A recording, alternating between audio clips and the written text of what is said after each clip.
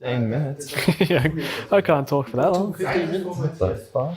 All right, here we are at IEM Chengdu, and we've got a couple of fellas to talk to, a couple of guys that are maybe not too far from home, at least in comparison to where you guys usually travel. It is, of course, Ins and Liaz from FlyQuest. So I guess we should get stuck into maybe an easy topic to start things off. Obviously, as mentioned, Chengdu, not too far to travel for you guys, so that must be feeling a little bit nicer than some of the usual suspects as far as locations are concerned. Yeah, I mean, it was like 10 hours compared to the usual like 25 to 30. So for us, it's good. And the time zone's not a big deal as well. It's only 3 hours behind. Yep. So it's good for us. Yep. Feeling happy? Yep. Yeah, I'm fucking wrecked, bro. Jet lagged. It's rough. So you flew overnight. You didn't fly overnight, did you, or did you? Yeah, I did. It was 11 tough hours. 11 tough hours. Yeah. No sleep at all on the plane? I slept the whole time. Oh. So how come you're jet lagged then? I don't know, bro. He's just a sook. Just tired. Yeah. All right. Look, I tell you what, the elephant in the room, obviously, we have to talk about is this whole FlyQuest situation, the Greyhound situation.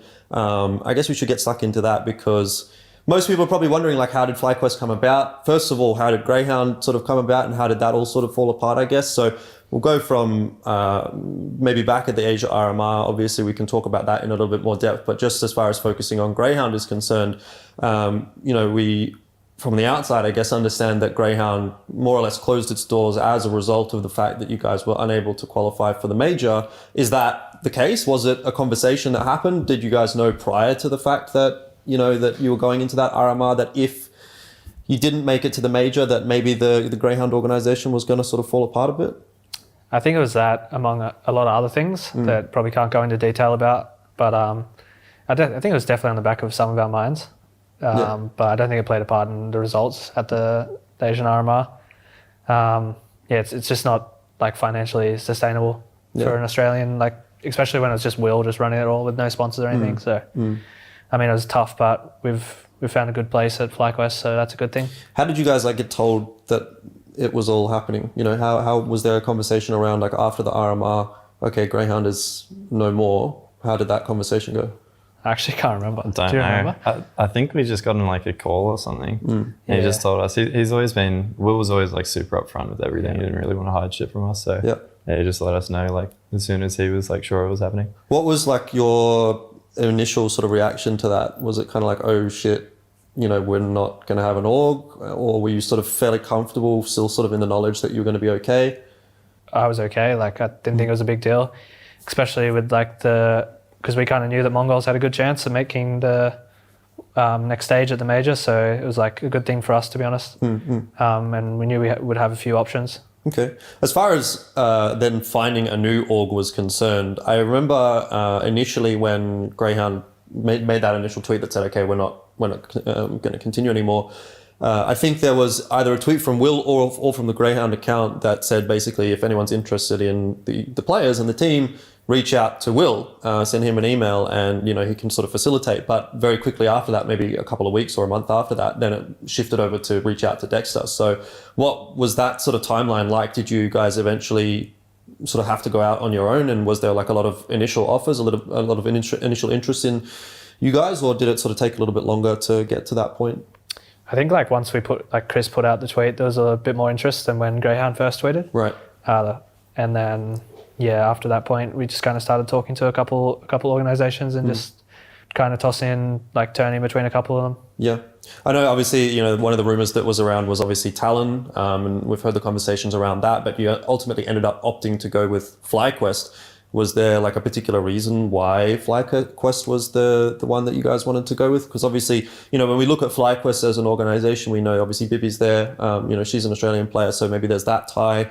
Papa Smithy, obviously an Australian as well. So was that like any sort of contributing factor as far as why FlyQuest was where you guys ended up, or did you guys just think that they were the best offer? All yours, mate. We obviously love both organizations very much, but I don't know now. When we talked to FlyQuest, I had a bit of a shoe-in with Papa Smithy because I was on 100 Thieves with him. Oh, yes. And so I think the convos just went better. It was smoother because, just Aussie bloke, and you're just shooting the shit like when we were having the talk as a team, and we just got along well. Everything sort of just fell into our lap with it. And, we definitely had to think about it, but, FlyQuest made a lot more sense for us, especially because, I think they have fighting game player Australians, and they got Bibian obviously, and so it's becoming a bit of an Aussie organisation. Are you a fan of the jersey?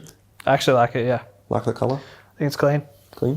All right. I know it's only still sort of early days with you guys and FlyQuest, but how has that been as far as an organisation is concerned? Are you happy with how things are sort of playing out? Because I've obviously. For context for everyone that's watching, I shared quite a long travel day with Alistair yesterday, and I was sort of talking to him about how things are going, and he was sort of indicating that, maybe you guys have a bit of a better opportunity for boot camps in the future and stuff like that. So has that been a conversation that you have been sort of having a bit of a look at? Are they amenable, I guess, to these sorts of things? Yeah, for sure. It's definitely there are a couple of options in the future before Dallas and before Pro League and stuff like that. We'll be trying to spend as much as we can overseas while also playing the Australian games, because we kind of have to. It's an exciting future for sure. Is there ever, because again, every time we talk about an Aussie team and how you guys can go further and how you guys can play better and this and that, there's obviously always that conversation around the Australian practice not being good enough, and there's not enough teams to scrim, and even if there are, they're just not at that level that they need to be. Is there any kind of thought at the moment with FlyQuest of potentially a move overseas, not necessarily near term, but long term? Not even from FlyQuest, but even from yourselves. Like, are you thinking about that in any way, shape or form? I think everyone is, but there is a lot of stuff like we have to consider, like going playing qualifiers and stuff from Australia is obviously a big advantage to us, like compared to playing them in Europe. So we want to continue doing that, and if we're playing the Asian RMRs and the qualifiers for them, then we have to be in Australia. So it's like not super feasible. It might be something in the future, like who knows, like you can't really say no to it, but I think like everyone individually wants to make that move. No one wants to continue playing in Australia, but it's just about doing like what makes the most sense. Yeah, I guess best case scenario would be, maybe multi-month boot camp type situations overseas. Yeah, exactly. Yeah, like 2 to 3 months at a time, but still it's so hard to find that time in the calendar. Yep, correct. Especially and even going into 2025, I think it might even be more difficult if you've seen it's going to be a packed year. Potential upcoming calendar there. So that's the factor as well. But I guess we should talk a bit about the RMR itself, because that's kind of what's led to where you guys are at now with FlyQuest, and obviously that's sort of the most recent result I think that people are going to have in their minds about how you guys are performing and how you're looking going into Chengdu and potentially Pro League and further on and stuff like that. So, look, I guess we can't necessarily sugarcoat it. It wasn't the result that you guys were looking for. And I think for you guys and even for the Australian fans, it might have been a bit of a rude awakening in a way, because I don't even remember the last time there wasn't an Australian team at a major.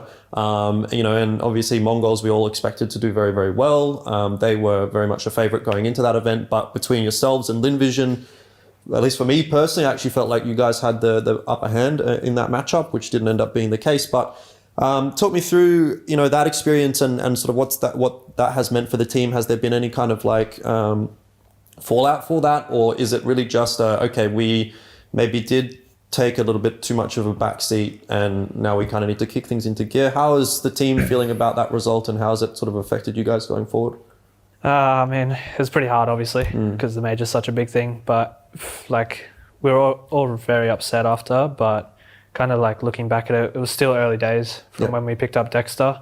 It's like a completely different system and everything, bringing a different IGL into the team and stuff like that. Honestly, against that Lynn Vision, like the grand final or whatever it was, the qualifying game, we just didn't play ourselves at all. It was like we just all went into a shell when we lost a couple of rounds. So honestly, probably could say we choked a little bit, but I think like since then we've improved a ton as well. Did you feel as though the quality of the Asia RMR was stronger than previously?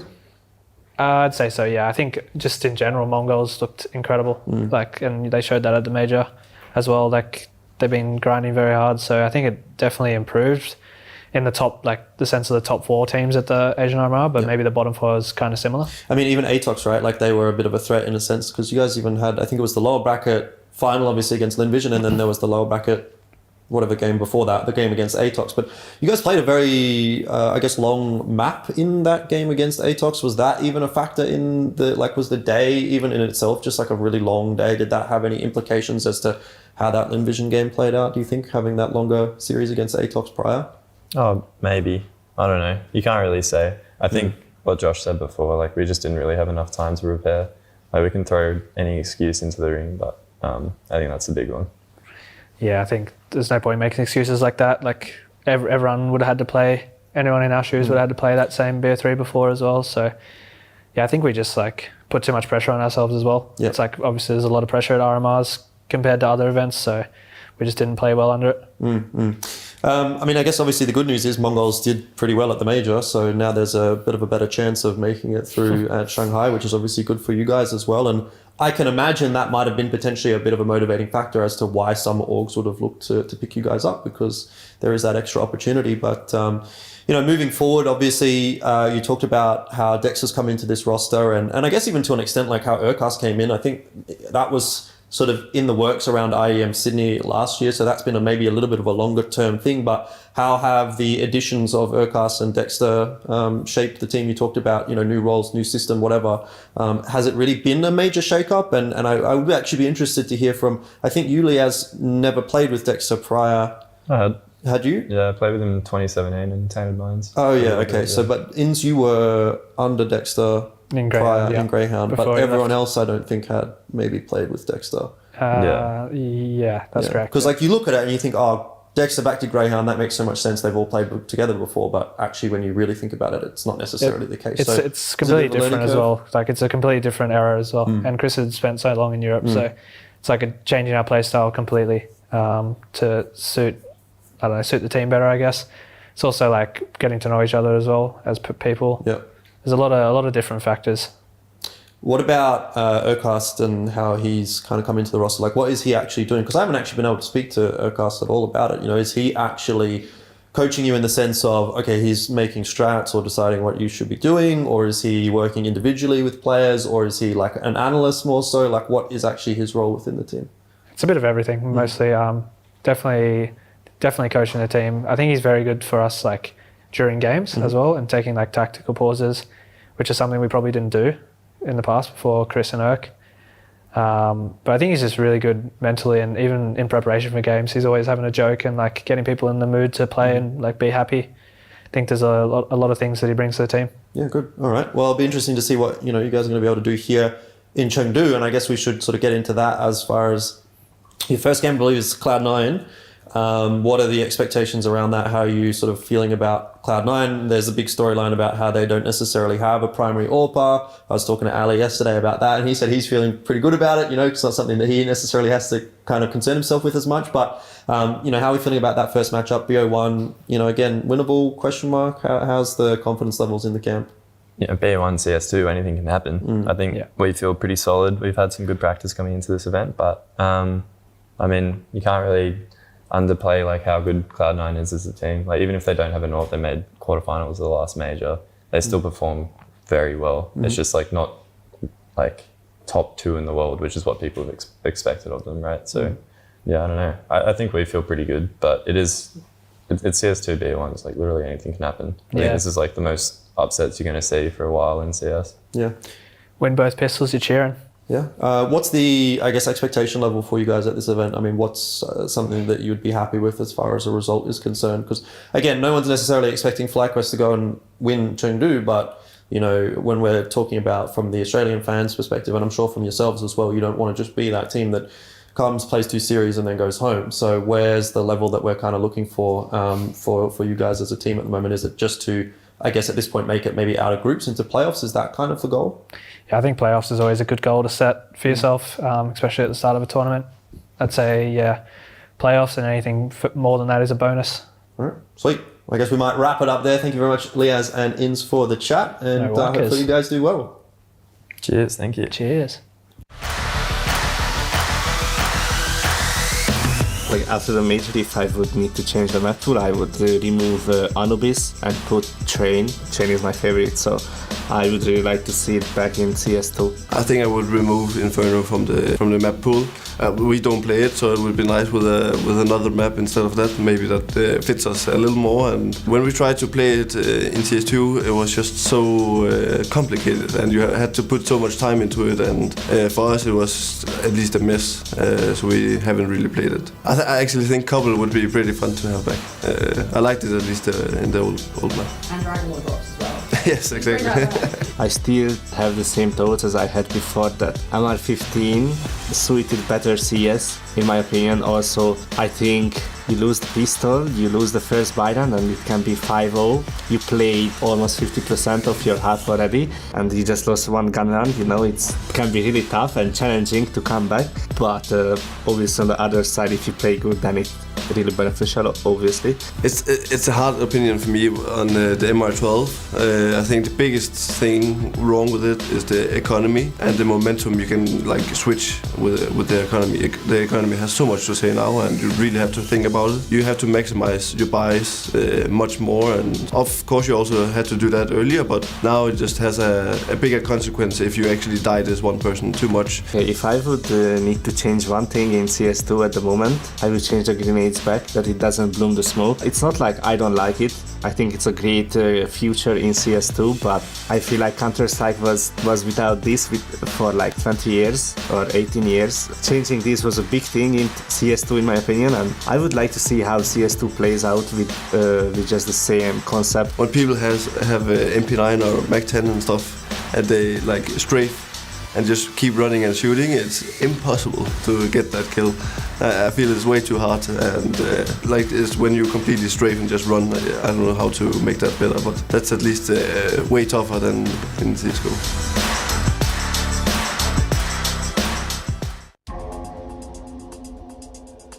我们的地图的话，我们现在基本上是7张地图都有在练，然后会根据对手来放掉某一张地图。我觉得变成13分挺好的，就是对他的精力消耗不会那么大，然后比赛可能会更紧张刺激吧，因为你可能拿几分，你就是基本上两边的就是分数就接近了。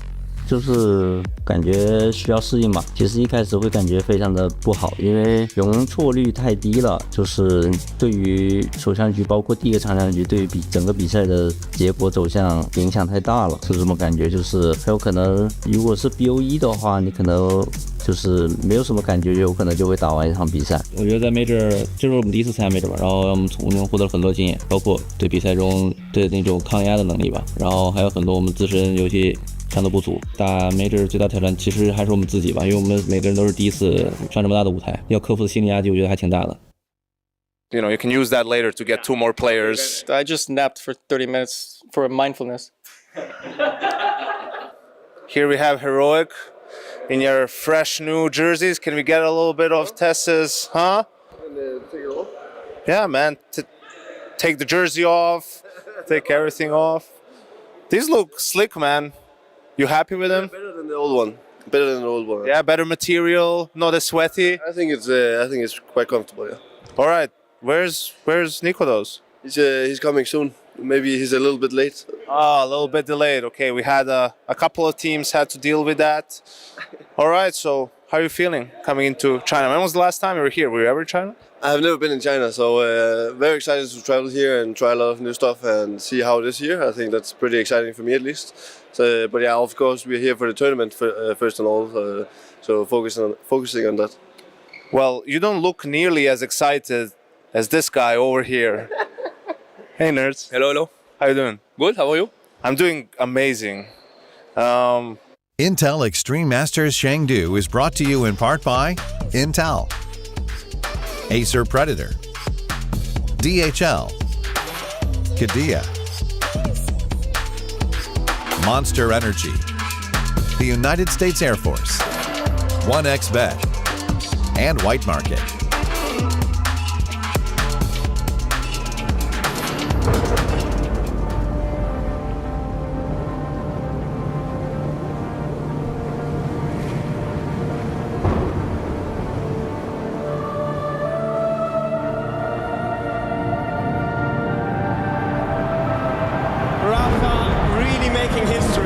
Absolutely phenomenal.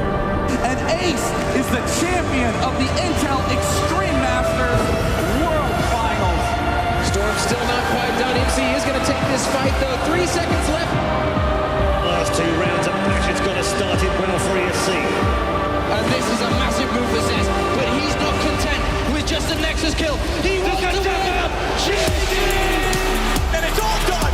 A flawless win. Unbelievable Rogue with a 4-0 victory over Classic. And they did it again in the grand finals. It's Chengdu! Give it up for your Intel Extreme Masters World Champion!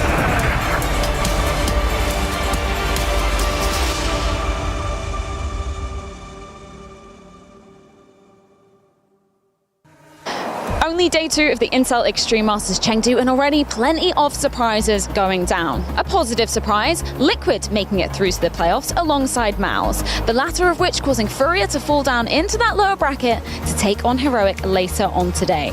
But 2019 fans rejoice because we get a rematch of what was the semi-final in Beijing 5 years ago, Astralis versus FaZe, albeit with quite the different face, which makes me think of a famous Chinese proverb. Water can wear away the hardest stone, not down to its strength, but its persistence, which makes me think of one team in particular. FlyQuest, Freya, the Australians have been marinating in their own region for years, but yesterday they showed that they are silent but deadly. When it comes to the Chinese Warriors, Tai Lu had to face Lynn Vision in the lower bracket. Lynn Vision ended up being victorious, which means Tai Lu is not gonna play on the big stage in their home city. Now, another thing that comes into my mind is another proverb. You can give a man an op and he'll eat for a day, or you can teach a man how to op and he'll eat for a lifetime. Maybe that's the lesson that Cloud9 will learn throughout this tournament, but in the case of G2, we can see that you can have one of the best fishermen in the world, but it will not be enough to feed a whole village. Everybody, welcome to Intel Extreme Masters Chengdu 2024.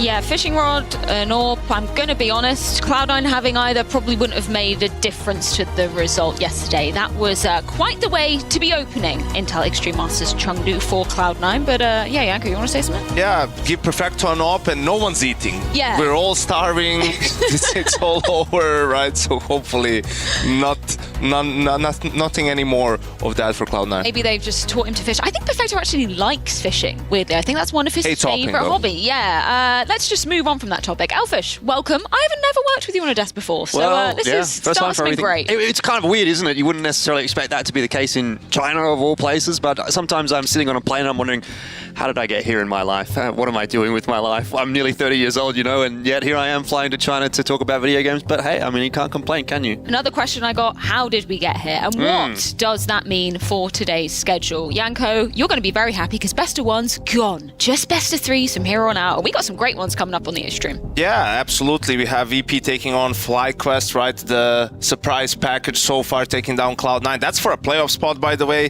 FaZe Astralis, same thing, for a spot in the playoffs in the arena. And then the last game of the day, it's the elimination game between Heroic and Furia. That's going to be tough. Furia so close to making the playoffs yesterday.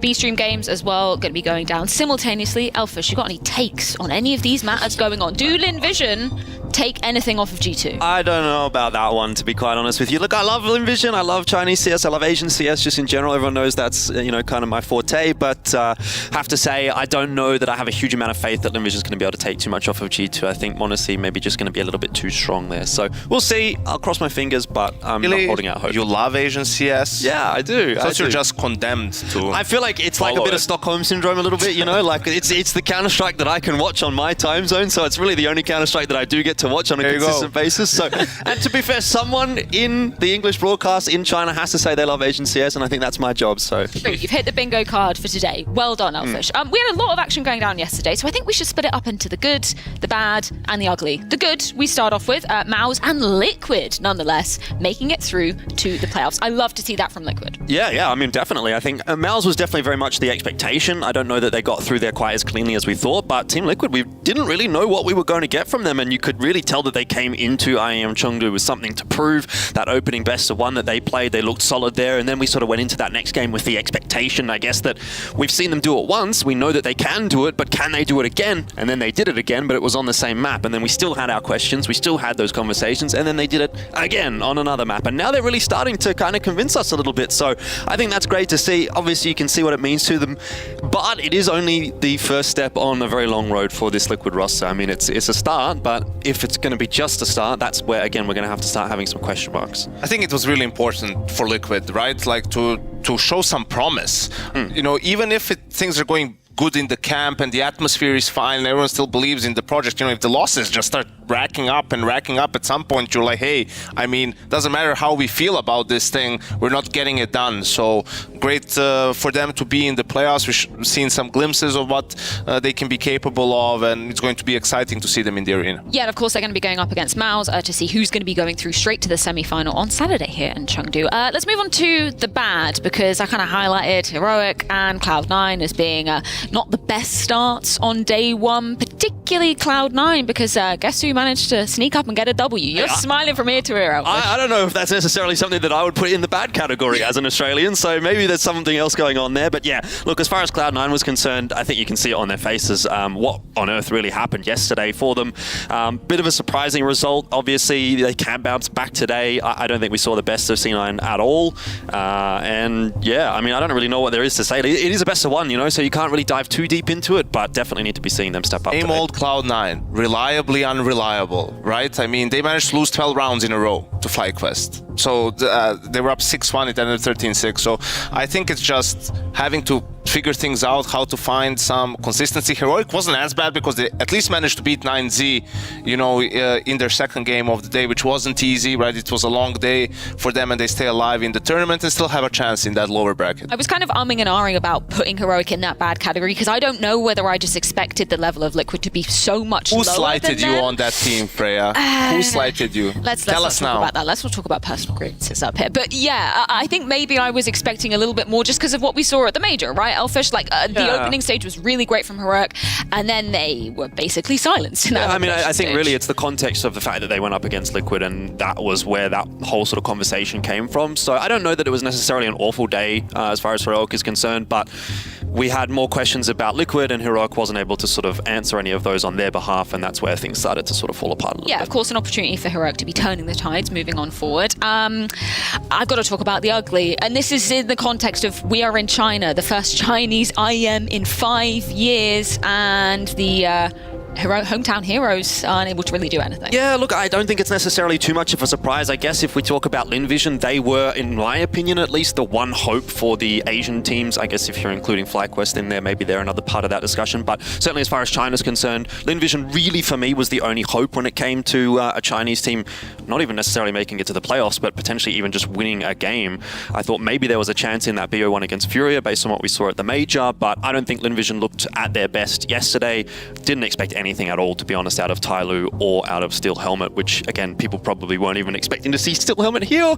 But yeah, for me, Lynn Vision getting drawn against G2 today, that's going to be a tough one to come back from. And yeah, it is what it is, but this is just what happens when you're from an underdeveloped region. What did we learn about the Tyloo 6-man roster project yesterday, if anything, Janko? It needs more time, Freya. You know, like they only started cooking. You need to stir the pot. You need to add different ingredients and spices, right? Maybe tweak with the temperature a little bit, or maybe just eventually admit it's a failed dish and move on. So we'll see. Still early days, but I think them and Steel Helmet are kind of level behind even the other Asian teams we have in the tournament. And yeah, Lynn Vision might have had a chance, but G2 feels like, you know, too big of an obstacle. But hey, let's wait and see. Now, speaking of ugly, Janko, not Thanks. you. Yeah, well, actually, ouch. it is you. What did I do? 2019. Do you want to talk about the ugliness that you experienced yes, of in course. 2019? That's actually more painful than you just personally insulting me. But yeah, why not? That was a fun time. Do you want to have the players talk about it instead? Coaching. Maybe we should check in with Nico and Ray to throw it back to 2019.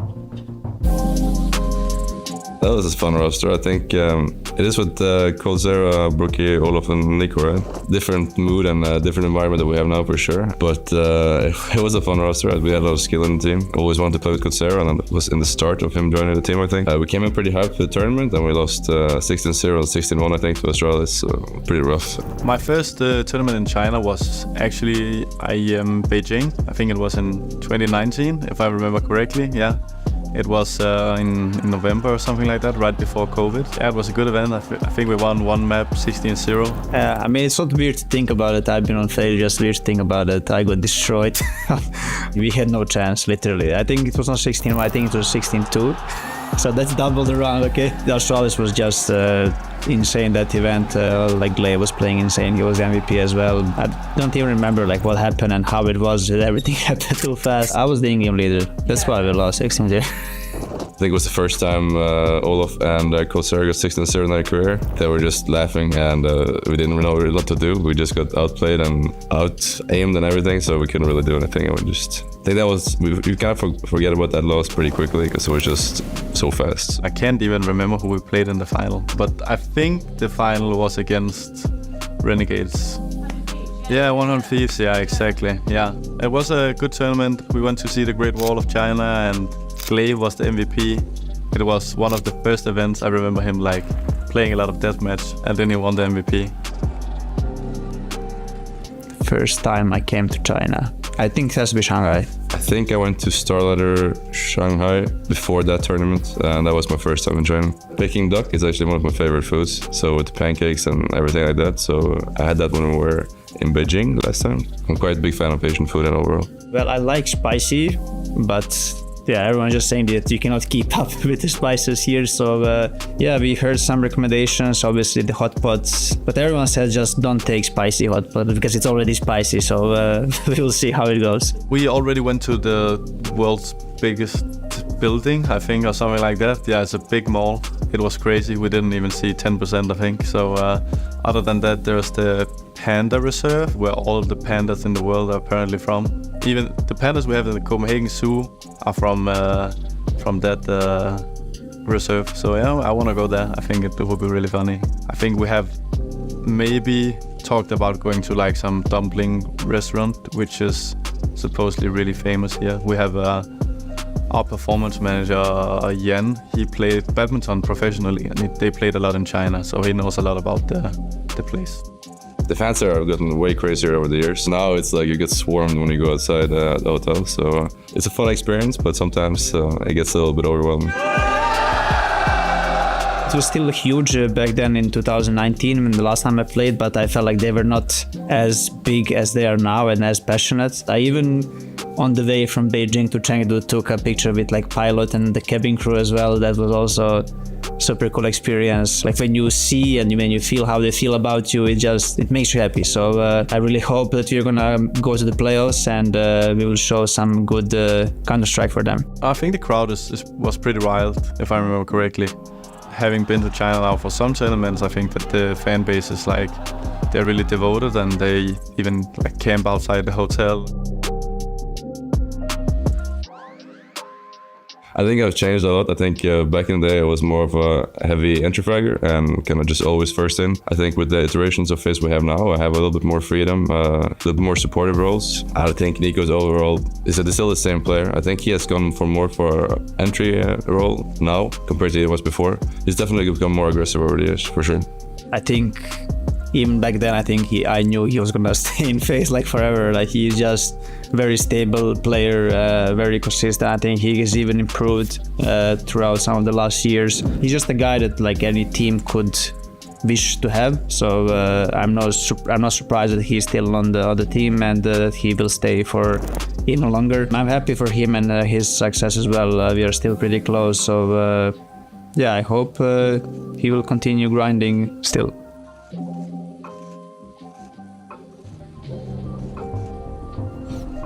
It is kind of wild to think about how many changes have gone down since then. Janko, you look like you've still got a bit of PTSD from reliving that moment. But I want to ask about that team, because it's just wild to think about Nico in-game leading, Olof cold on there, Rain in his early tenure of FaZe. What was it like actually standing behind them? Stressful, I think, but it was cool. Like we had our ups and downs. Unfortunately, I think we figured it out, and then COVID happened, and that just completely killed the team. When you have so many veterans and having to play online, Coldzera is living abroad, and then curfew and all of that stuff. But in that particular tournament, I mean, that was just Prime Astralis on steroids. Like there was nothing to be done. Like in that tournament, when you get crushed so high. I even remember after the first map, like we're going behind, it's like, it's fine guys, like going to the set, they just crushed us. It was just their map, like it can get better. And then we go to Nuke, and they even had like a counter to our smoke wall with a molly that they haven't used. Like they knew a counter to the smoke wall and they haven't used it for like 5 months. Like Magic just found it, they were waiting to like use it in an important game, like when they need to use it, and that it led to a 13-2 CT side for them. They won pistol, it was 16-2. Like I think it's probably one of the most one-sided playoff series in CSGO. Yeah, that's just Astralis things, right? They're always going to have those tricks up their sleeves. Well, they did. You know what, Janko? We'll move on from this. We're not going to talk about it anymore. Everyone's in a better place, Freya. Yep. Rain, Nico. Well, Devices in-game leading. Yeah, I guess exactly. That's coming up later, though. But before that, we have got another qualification series, FlyQuest versus VP, after this. It's time for the DHL Ultimate 10. Who takes the lead this late in the game? Fallen can't hold on. ESL Pro League title. It's Mouse.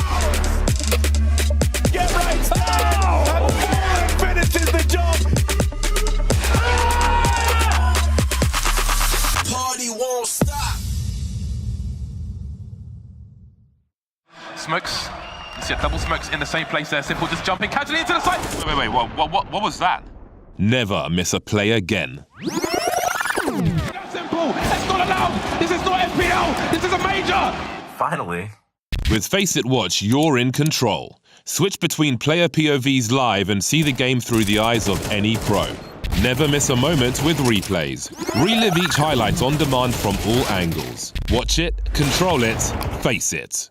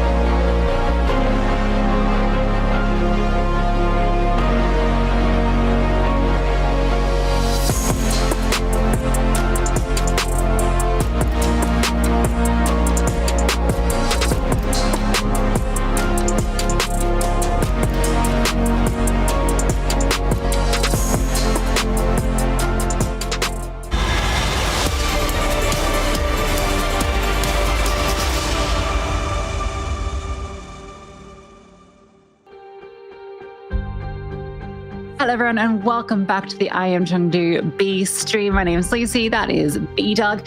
We're here to take you through a few more exciting games. We had all the best of ones taking place yesterday, as well as a couple of BO3s, so we've still got plenty more action to go, Brandon.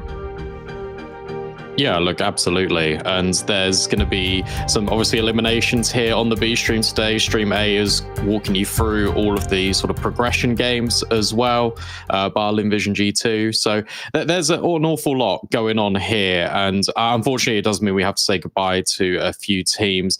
We saw the best of ones. Look, they kind of went mostly by the book, bar that FlyQuest Cloud9 game, which sees Cloud9 now coming up against. Yeah, I don't think anyone really expected this to be one of the elimination games so soon. Cloud9 are going to have to battle through the lower bracket. And I think when people looked at this group, they probably would have thought, yeah, Cloud9 is one of the favorite teams to come out on top. You know, it's probably the conversation around Cloud9, VP, and I guess FaZe obviously is the other team, with Astralis as being maybe a potential disruptor. So yeah, a little bit off the script, but Cloud9 still chances ahead. Yeah, you could even call it a little bit of a false start. We've got a graphic here to sort of talk you through that as well, because I mean, in that game against FlyQuest, it was pretty one-sided when FlyQuest went onto that T side. It was a number of rounds in a row for them. I think it was 12 rounds in a row in total for them to close things out. And it was the B bomb site on Ancient that was the significant weakness for Cloud9. FlyQuest did a really good job of being proactive and taking space beyond the bomb site. There was lots of flashbang plays sort of in towards CT. They didn't really give Cloud9 a second to breathe or even sort of get into the right mindset when attempting those retakes. And of course, you've got the narrative, right?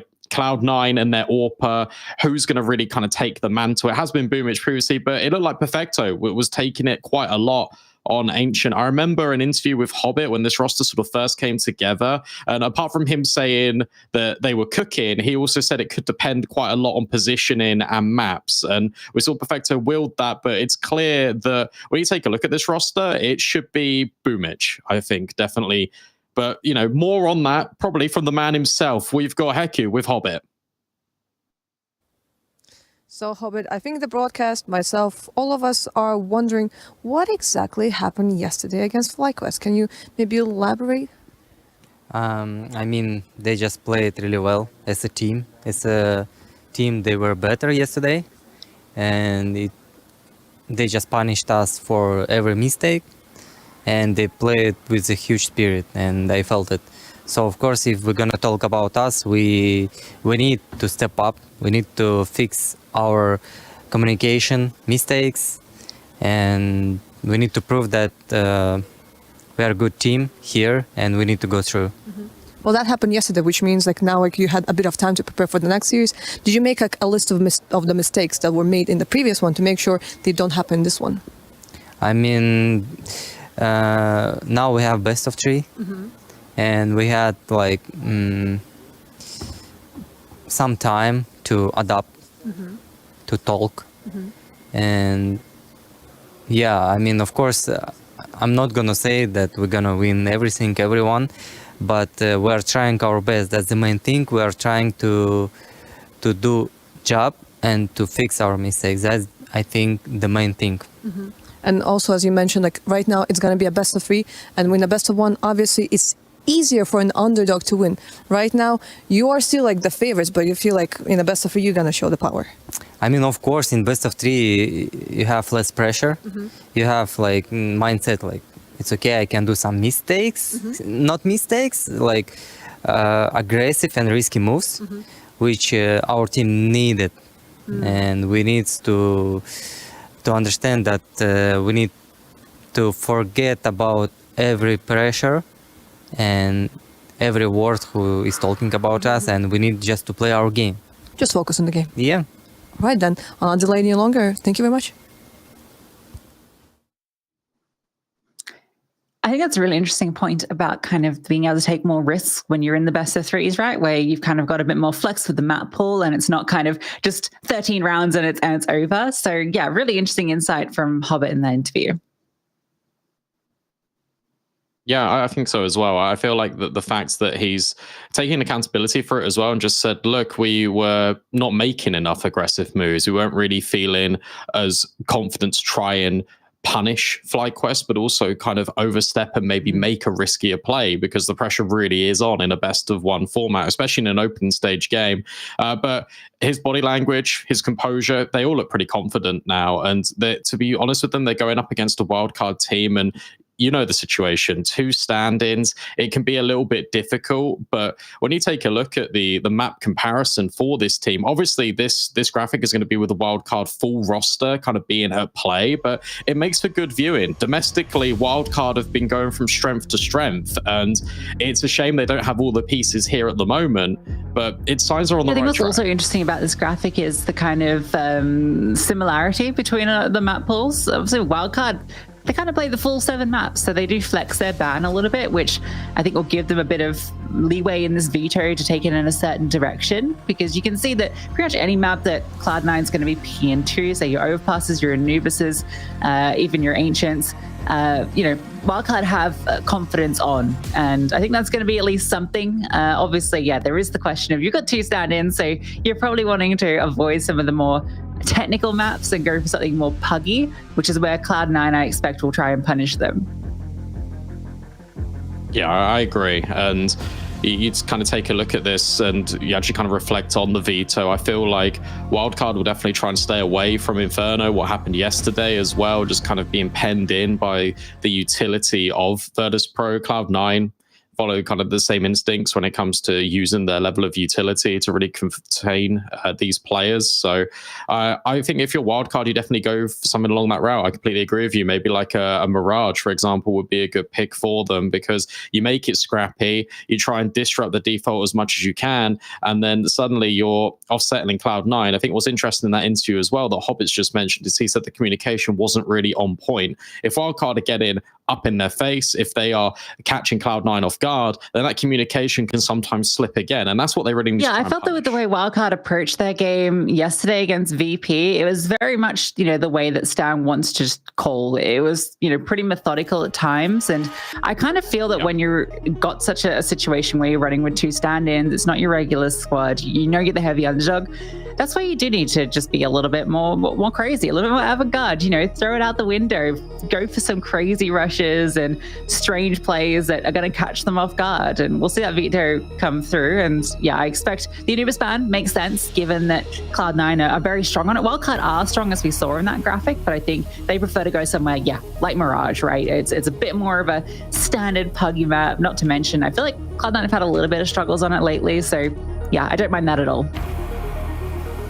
No, it does make a lot of sense. Cloud9 picking Overpass as well, I think, is a good look for them. Obviously, we'll touch on the AWPing thing just a little bit, but Boomich is really good on Overpass specifically. When he pulls out the AWP, takes a lot of fights, especially over towards Fountain and Long. And then for the decider, ban out of Nuke. Cloud9, I wonder if they're going to be sort of phased away from Ancient. No, they're not. Okay, they ban out Inferno and they play Ancient. I tell you what, if you take a look at this pound for pound, I don't think Wildcard would be too disheartened at the fact that they've got Ancient as that decider. That would rely heavily on them winning Mirage, but look, anything is possible, and say they are able to do it, it will be a very tall order, but if you've got Ancient waiting in the wings, Cloud9 fell on that yesterday. You know how to punish them. That's absolutely true.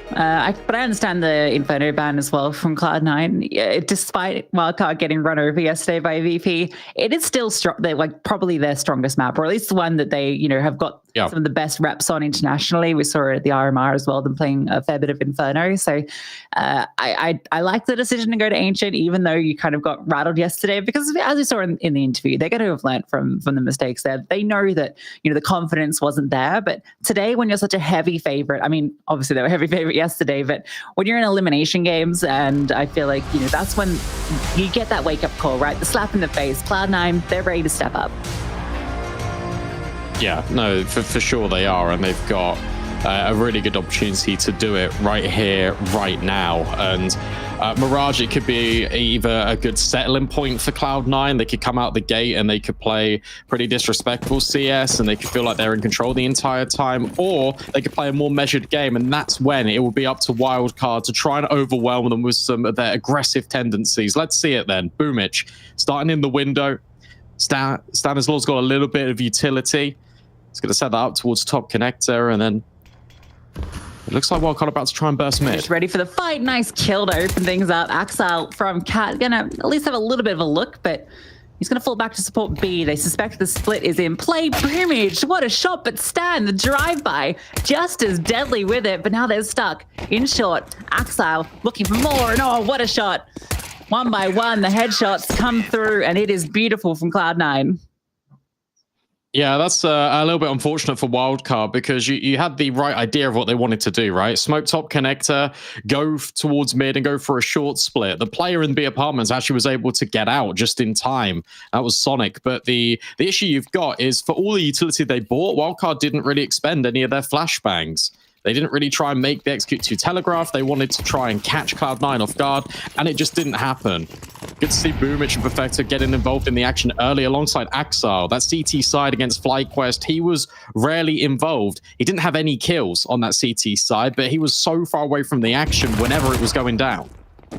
Could be bomb plant here. He's going to get aggressive. Maybe his position's going to make it a little difficult. Support comes through and the bomb plant goes in. So yeah, success. The Palace waterfall is going to flood the site, and Hobbit gets a trio of kills with his MP9, which is obviously a great boon for him, but Wildcard will be happy they at least got the bomb down. You see Hobbit's reaction on the camera. He's just laughing it off. Like, I cannot believe they've been able to plant there. Good priority from Slight, as we said, but this is very simple for Cloud9.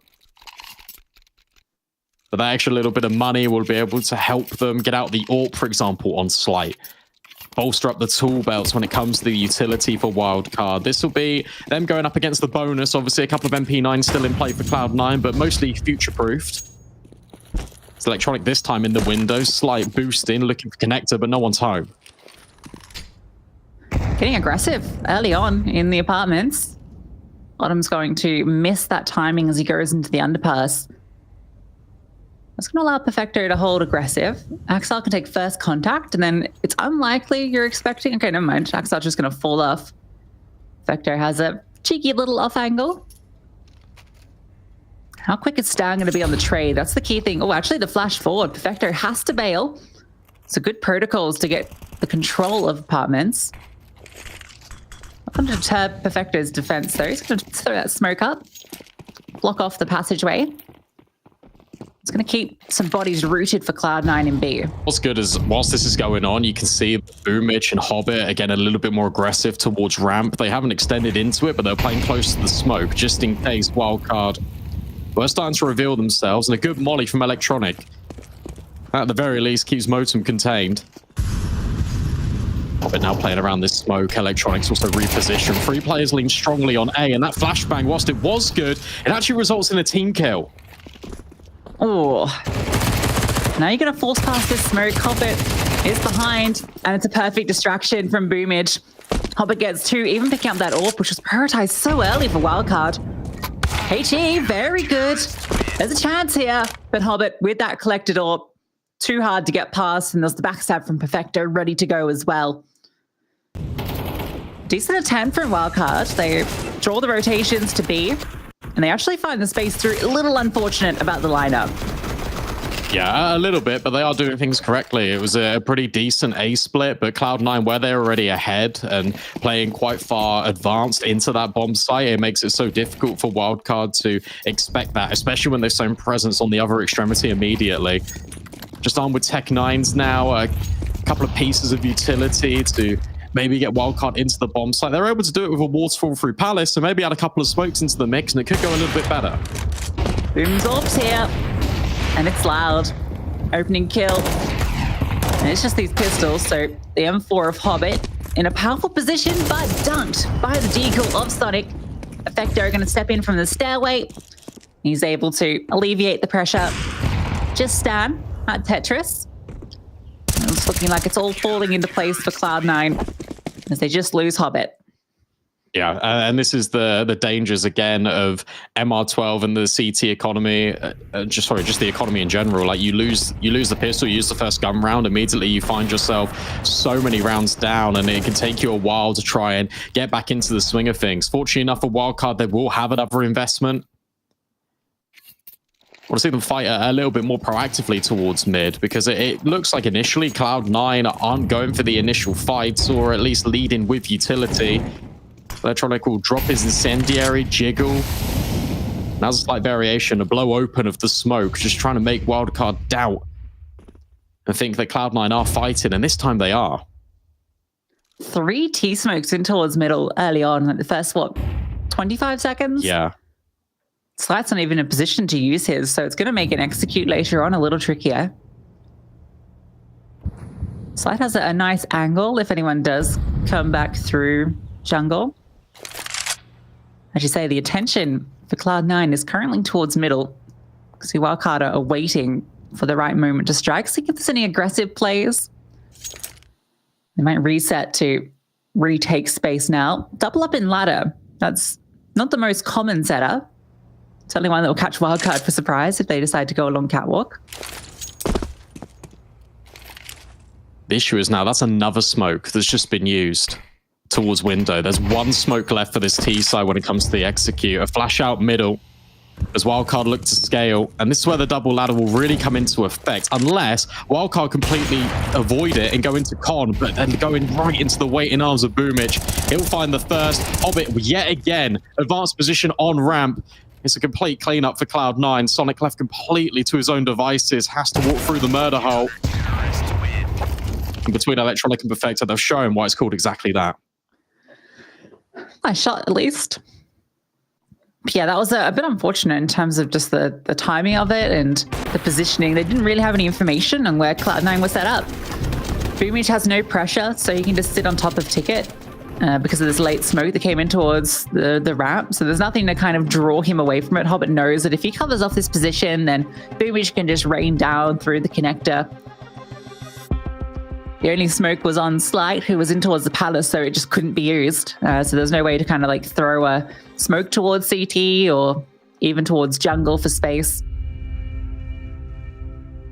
But, you know, I like the attempt from Wildcard. I like that they are bringing a bit more of the kind of, I guess, delayed hits with some synergist utility, because that can be a little tricky to just bring out at the table, you know, when you've got 2 players that aren't normally part of the squad. Yeah, obviously Horvath is going to know all the set plays that they do as coach, but it's still hard to implement that with 2 extra pieces. It's difficult for them to go for something a little bit early out the gate as well, because in 5 rounds of play, Cloud9 has shown a lot of variation. Whilst there has been Boomich mainly occupying ticket booth with the AWP, something we see South American teams do quite a lot. Cloud9 has shown aggression into the apartments. Hobbit's got close to the ramp smoke. That round they fought middle. Cloud9 are keeping it varied, and therefore it's hard to really get a hard grasp of what's going on. Back to the pistols yet again. Back to another A execute. Hobbit, this time once more playing forward, but tucked in towards Sandwich. This time not ready whatsoever yet again. Hobbit finding even more multi-kills. Something that Cloud9 can be quite dependent on the utility. Electronic for success. It just feels like a complete shutdown right now. Yeah, I wouldn't mind if they did that same round with rifles and maybe a bit more util, because it feels like if you just execute, maybe there is a chance that you can break through this. You can see Hobbit had no issues. There's no sort of Molotov until it's sandwiched or anyone kind of hard clearing it. I wonder if that's just because there's no palace presence, because they mollied under dark, so you feel like the logical pathing is to take a look in towards sandwich when you scale in. But I think with the lack of palace presence, they needed to check the top of Shadow.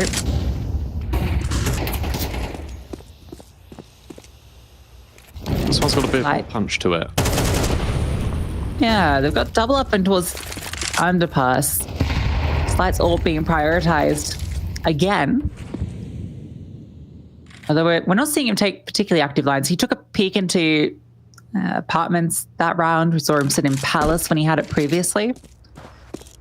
So hoping to see him take it towards mid, where he can maybe find one of these opening picks that they've been looking for. Yeah, again, Exile and Window. Hearing in it from ladder.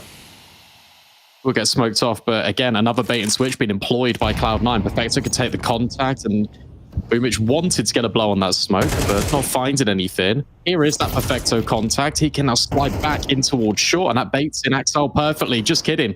Doesn't even need him right now. Still an unknown element in the ladder room. Perfecto finds another, and now Wildcard are contained to middle. Sonic's got the bomb. So they move towards this B bomb site, but with Horvey giving away audio that he's just stepped in connector, this one feels a little bit tough again. Yeah, he's the one that needs to make the play. With his position, not allowed to. Modem's going to be spotted by Axile, who's been jiggling that angle all throughout. And Sonic, with 15 seconds left, not too much he can do. Going to save the AK, or if he's allowed to. Makes the sound cue, so they know exactly where he is if they wish to hunt, but there's no impetus to do so. They do have the money. I think with the time, he should be okay. Cloud9, very happy with the 7-0 start. Not really having to flex too much of their muscles. Smiles on the dials. Vector, getting that double kill. The whole bait and switch. Never needed the switch. No, that's true. Axel will get his kill eventually, but Perfecto just feeling confident, more than happy to try and take these fights. You can see that Cloud9 are welcoming the engagements. Wildcard taking another timeout. To be fair to them, they've been getting a lot of good space in towards mid, and that's something that they should be considering for the rest of the half. But at the same time, to reflect on the point that you said, I agree with it. I feel like maybe they should go for some executes, just try and test the limits, because you kind of know what you're getting when you go into an execute play. You drop your smokes onto stairs, onto jungle, the flashes go high. As long as your entry path is good, then there's an argument where Wildcard can get the bomb down and can formulate around through this. I'm surprised we haven't seen more execute style plays. Yeah, I think especially with the prioritization of Slight with the AWP, if you can get that bomb down, he becomes so potent in the post plant as well. Speaking of AWPs, it's the big boom. Thought he might get aggressive towards top middle, instead he's going to play around this smoke. Has plenty of support with him. Electronic tapping to get the information, allowing Axel to swing, spray onto 2. Sonic does get that trade, but he cops a HE for his troubles, and that's the AK on him. There are just bodies from Cloud9 everywhere. Electronic repositions. And again, it's a similar bait and switch setup where if they want to push off Boomich's AWP shot, Electronic's there. Boomich has been given so much freedom to move about. Although, might be under threat, Stan is going to remove him with the Tech 9, picks up the AWP and escapes. They should probably reset into B. They've got good positioning in the apartments with that Tech 9 of Motum. Stan is now worried about Con and a missed shot. Now actually end the round for him. And now Sonic, with the only space they've got in towards B, Wildcard have to commit onto this. Currently, there's only one player here, but it's Perfecto, Immortal, yet to die on the server, and Hobbit, who's already pushing from the flank. Wildcard need to move now. Yeah, they're respecting this smoke, and I think that's going to be to their demise. Hobbit's going to be in the backlines before they even break out. Need to be a bit more decisive.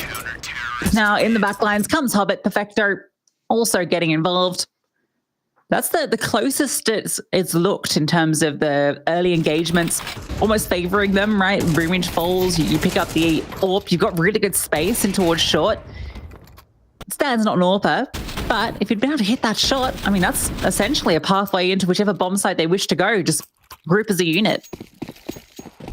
Yeah, if he's able to find the connector kill, then suddenly Perfecto's under threat at being sort of pincered from the apartments, and then the Tech 9 can be a little bit more mobile. Is that round though? We've got the group of 4 players towards A. Slides AWP as well. Stan's going to be the late element, although Electronic might not allow that. I think now just going to execute onto the site. Stan falls, and that's going to allow Cloud9 to focus their attention on this A hit. Flashbang forward is perfect. Fully blinded Hobbit gets all the time in the world to find that kill. Flames forward, splitting the defense, and Boomich, it doesn't even matter that his AWP isn't in his hands. His utility does the job for him. Well, that's not quite ideal for Hobbit, but he will get out of there just in time. Sonic and Slight trying to pick up the pieces yet again. It feels like these two left alone, trying to recover. First stage is potentially finding a kill towards Boomich over at Ticket. Electronic not peeking. Axel makes moves in mid just to make sure the wildcard haven't reset.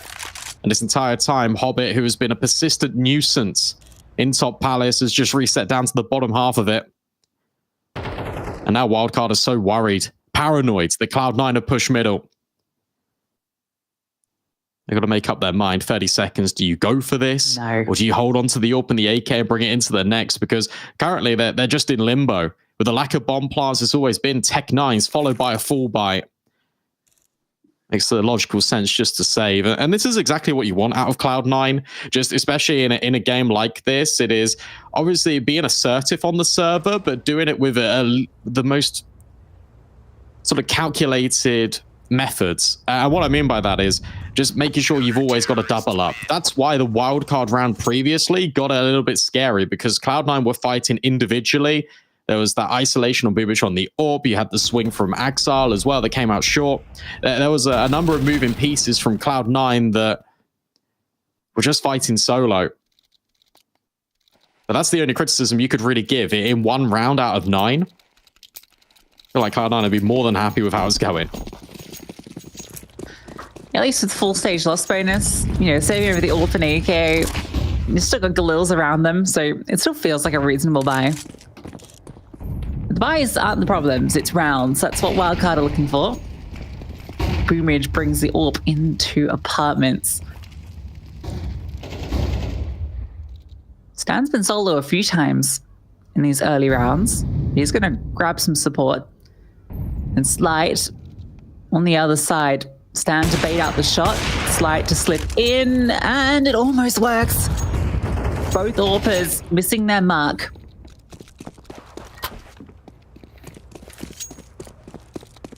Yeah, again, the difficulty of this for Wildcard is not only not finding that opening kill, but another smoke's just been used. They've only got 2 for the execute, 1 flashbang to get them into a site. They're reconvening towards A.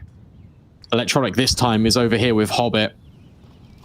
I wonder if he's going to go punish. The amount of times Cloud9 have played someone close to the ramp, finally, Wildcard get rewarded. Hobbit drops a smoke in the site to make it a little bit more disruptive. Rotations on the way. Boomich is here as well. Oh, not for long. Sonic spams him out.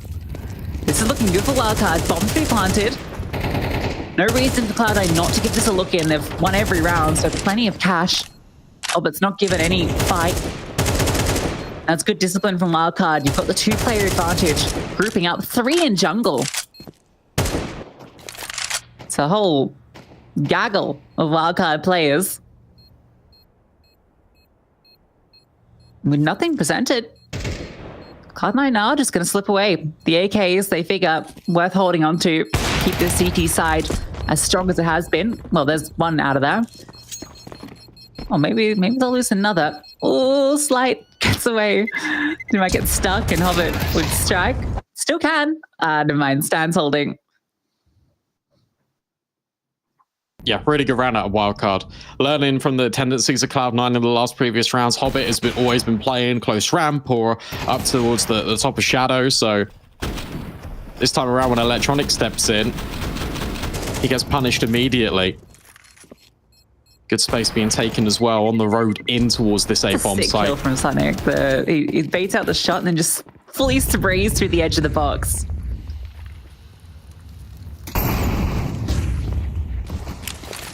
That's one. And that's a huge sigh of relief off the shoulders as well for Wildcard. Sometimes it's just the first one that can always be the most tricky, and then rounds can be soon to follow. Max they can grab in this half is free. But if they're able to get a few more to the tally, that'll bode well for the future. Trade of utility in towards mid, pushes Stan off the line, but they've still got this extra element in towards underpass. Boomage remaining proactive. The open rifle of Hobbit are going to move forward and take that control and ramp. They haven't got space elsewhere. So being proactive on A feels the play. That does leave space. Wildcard have slipped into it. Slight. Peers to Ticket. Doesn't see anybody. Worried about that smoke fading. And for good reason. Axile still floating around ladder. Position he's found himself in quite frequently on this map. Slight going to try clearing this again. Yeah, just to his detriment. But the hit comes through to B at the same time. Perfecto finally gets a chance to be tested as they execute onto his bomb site, and he falls after one. The support is here. Axile, orb that he's recovered from Slight, finds his shot. Not normally the player that picks up the sniper, but he still gets it done. And they only lose the one. Yeah, good round again out of wildcard, though, when it comes to the design of it. Getting space into mid frequently. The fact that Slight's alone is the only blemish there, because he can't be traded out immediately by a rifle who can swing onto Axile's position. I feel like as well, what was good to see, we're talking about the proactiveness of Cloud9. It's a perfect time, just sort of in a game like this, for Boomich to really just get a handle on his timings where it comes to Mirage. And he's been very proactive, as you mentioned, going in towards B. The last round he was on ramp. I haven't seen him take the mid fight all that often. But the mid fight is where, yet again, most of the action is going to come forward.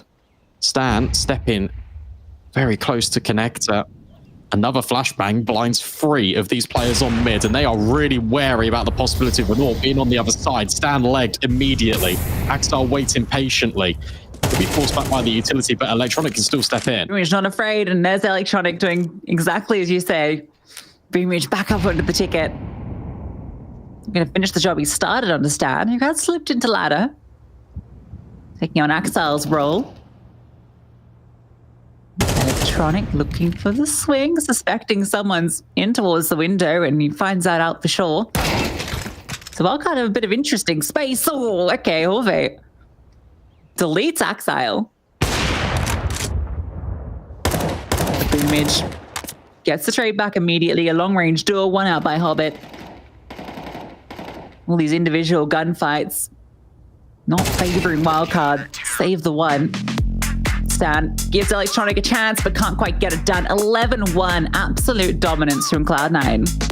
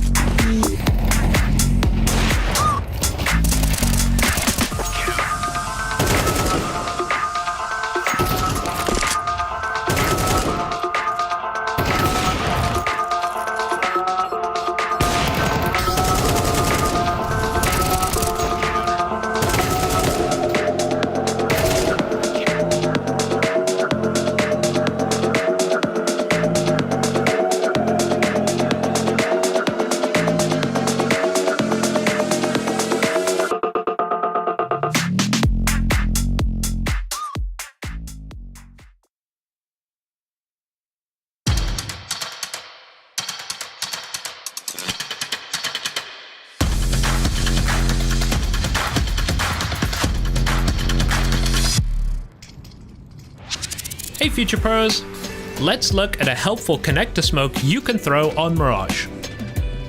To throw the smoke, get on top of the bin where you belong. Aim just to the right along this line of the rug, then W jump throw the smoke. Pretty simple and easy, and because it lands on the steps, it will completely cover off the connector vision to mid, making it great for a short rush.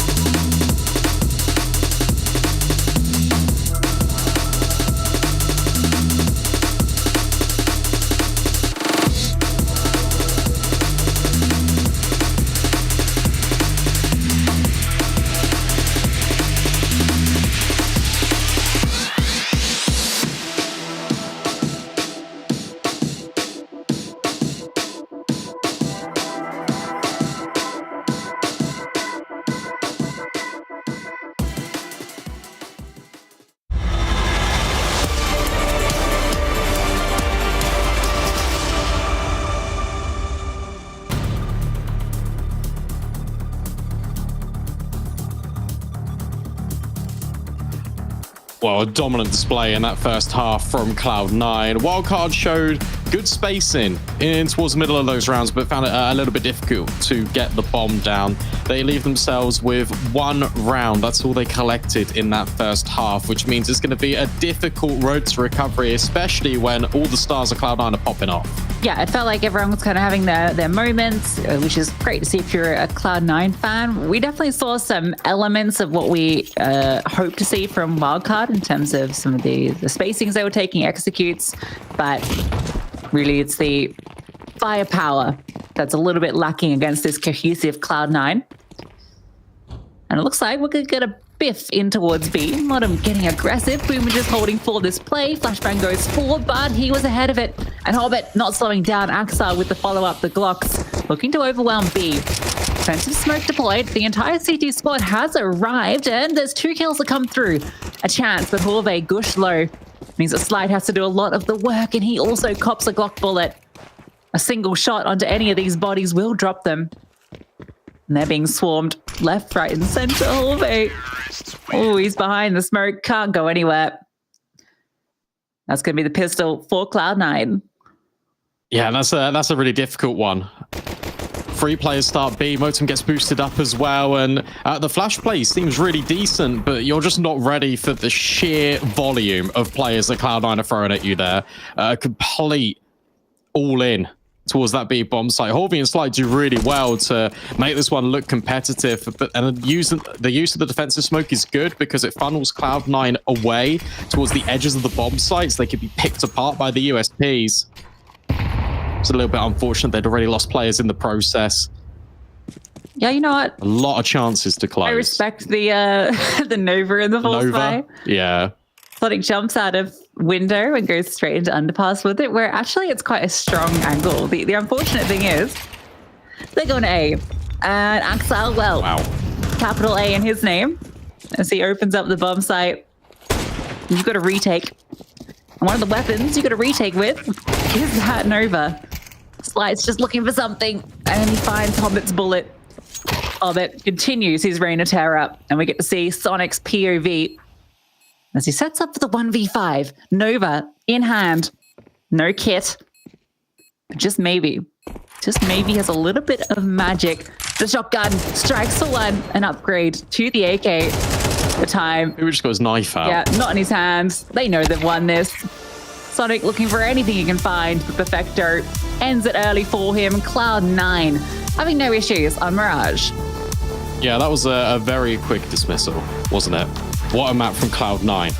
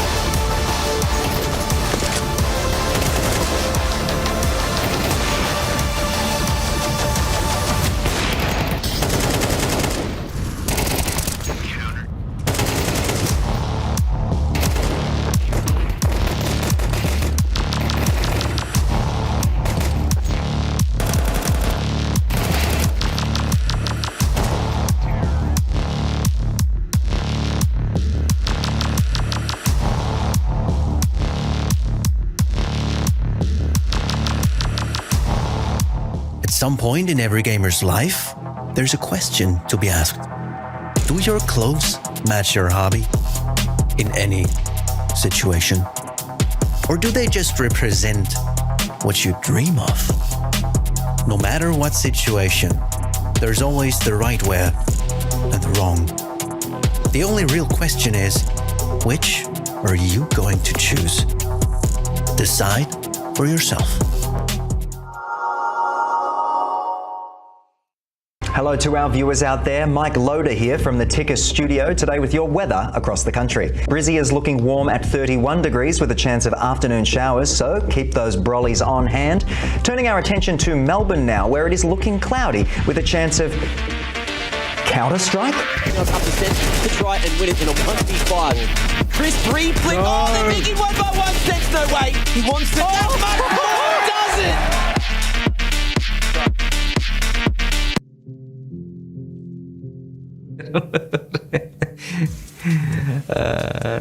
The video was making my brother. He liked to do some joke stuff with me. I remember we bought new devices. It was headphone, it was mouse, and we decided to explain people what is these devices and best players using it. It was interesting stuff. It was my second international one. It was in Moscow. One of the best tournament in my life. One of the best memories. And of course, one of the best teammates who I ever played with. It is a striker. He was very genius guy in part of tactics, professionalism, and creating new stuff. That was crazy. I was so nervous. It was, I think, one of the first my interview in my life. And I knew that it's gonna be on HLTV. I knew that it's gonna be like big interview for me. And I was so nervous. It was in my own language, but still, it was for me hard to find like best words. Yeah, I remember my first game with him. I was also so nervous. Doja was for me like idol. I don't know. I'm also like not the biggest guy. I'm small. He was big. I was sitting near to him, and I was like, okay, I'm not gonna do any mistakes. A lot of good memories. There is zero negative memories. One of the best guy who I ever played with, and very skilled, very calm, super professional, and he's truly like man. First time when I met Zeus, he came to the bootcamp with a lot of snacks. A lot, I mean, it was full package of snacks, and it was my first time when I saw so many snacks. And he said that you can eat it everything. There's so many sugar, you know. Oh my god. And his like energy is so positive, and you can feel it. You're from bad mood becoming to very positive mood very fast with him. I don't remember exactly what I said to him, but in total it was like, don't like everything good, don't be sad, you did great, something like that, but nothing special. And still he's like at that moment he was maybe the youngest Tier 1 AGL, and he super surprised everyone. The daughter is like the biggest motivation. And when I'm playing, she's always saying that, oh my god, father is working, do not disturb him. And like playing around, doing a lot of noisy stuff, but still saying, do not disturb my father. Sometimes when I'm going to eat, for example, or when I'm getting back to the PC, she's already sitting with headsets. I have some picture already, and she's saying, I'm working, do not disturb me.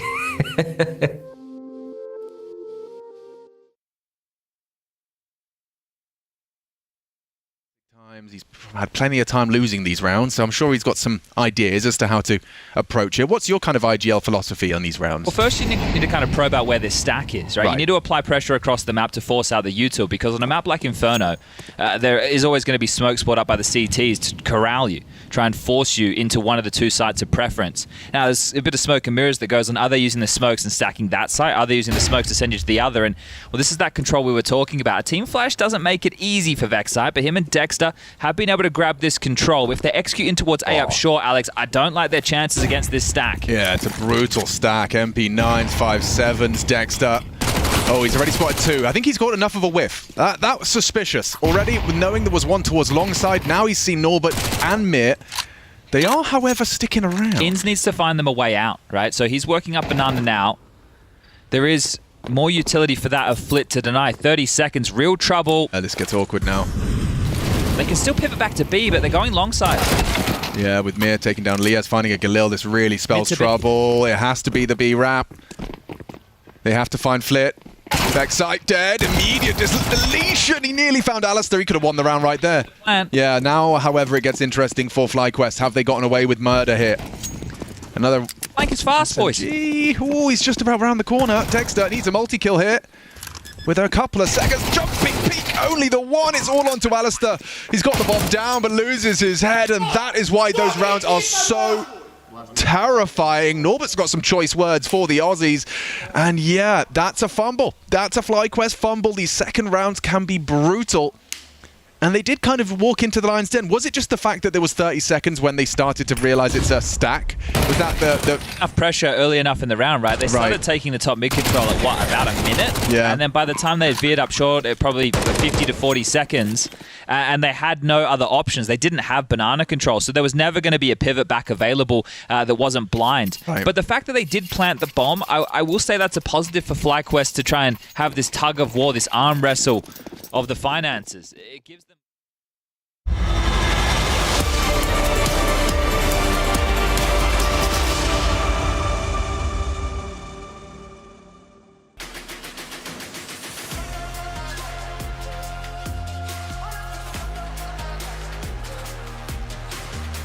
Yeah.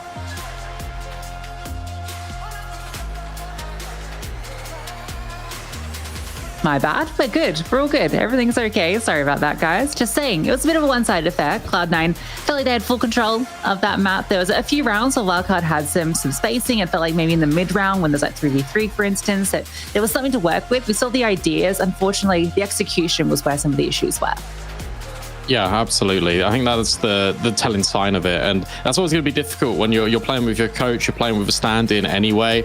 And I feel like mids are a really good example of what happens when you've got space in a map and you don't really know where to go with it off the back of it. And that's because Cloud9 was so good at disrupting that area of the map. They had full control of both bomb sites. They were multi-layered throughout. It felt like if you could get past Boom, which is AWP, suddenly you have to look back on your spawn because Hobbit is aggressed in towards ramp. And don't even try going towards B because you've got Axile and Ladder. You've got Perfecto who can take the first contact and just have all of these bait and switch plays. It just makes it so difficult for Wildcard to really crack open to any of these bomb sites. There's one player in particular as well that stood out amongst all the Cloud9 players, and that was Hobbit. He was fantastic in this map and really showed a very good display considering the amount of times he got aggressive but still found the success. He posted a 1.99 rating across that map. Definitely finding a lot of success on the A-holds early. We can take a look at the stats. 129 ADR, 15 for 5. Most of the team was actually not that far behind him in terms of the kills and the rest, but it felt like Hobbit was a big reason that Wildcard had to prioritize mid as kind of their main area of attack early on, because anytime they went towards A, Hobbit was always finding a multi-kill or at least being incredibly disruptive, and that's exactly what you want out of your anchor. Yeah, no, for sure. He was just being really intrusive, and it was really difficult for Wildcard to have any shot at getting onto the bomb site. The best they tried to muster was with the Tech 9s, where they were able to scale just to about triple box, and then they got overwhelmed by players already rotating forward. You already had Electronic that was always in the window. They were able to crack it open one round, but that was the highlight in otherwise what was a very dominant Cloud9 display. We head to Cloud9's map pick now of Overpass, so at least Wildcard will be starting on the CT side, and with a quick rotates, that'll give them something to work with and try and overwhelm Cloud9. But if Cloud9 are playing to this level, it's going to be difficult for Wildcard to try and manage this. Yeah, I think what I really liked about Cloud9's approach to this is because Hobbit was being so strong on the A-holes, they were able to really put a lot of emphasis towards middle. That was where they always had Axile in particular being quite proactive around Ladder and Cat, and then they had Boomage and Electronic who were fighting around Window and Connector, and these three pieces were just always there because they didn't have to worry about these palace pops, they didn't have to worry about the A ramp lurks because Hobbit was always locking it down. So it was a really nice way that Cloud9 were able to adapt to the way Wildcard were playing. And yeah, I imagine, obviously going to Overpass, as you mentioned,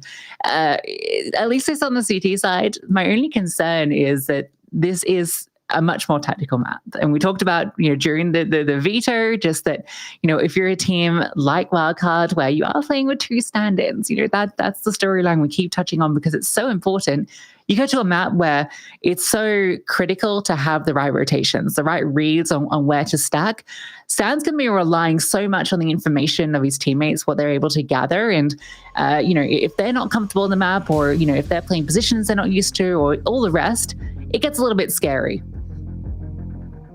And I think that's where you've got to rely on Slight a lot. And we've mentioned his name for multiple times throughout not only this series, but the one against Virtus Pro, for being that point man. Overpass gives him the room to be able to do that, in my opinion.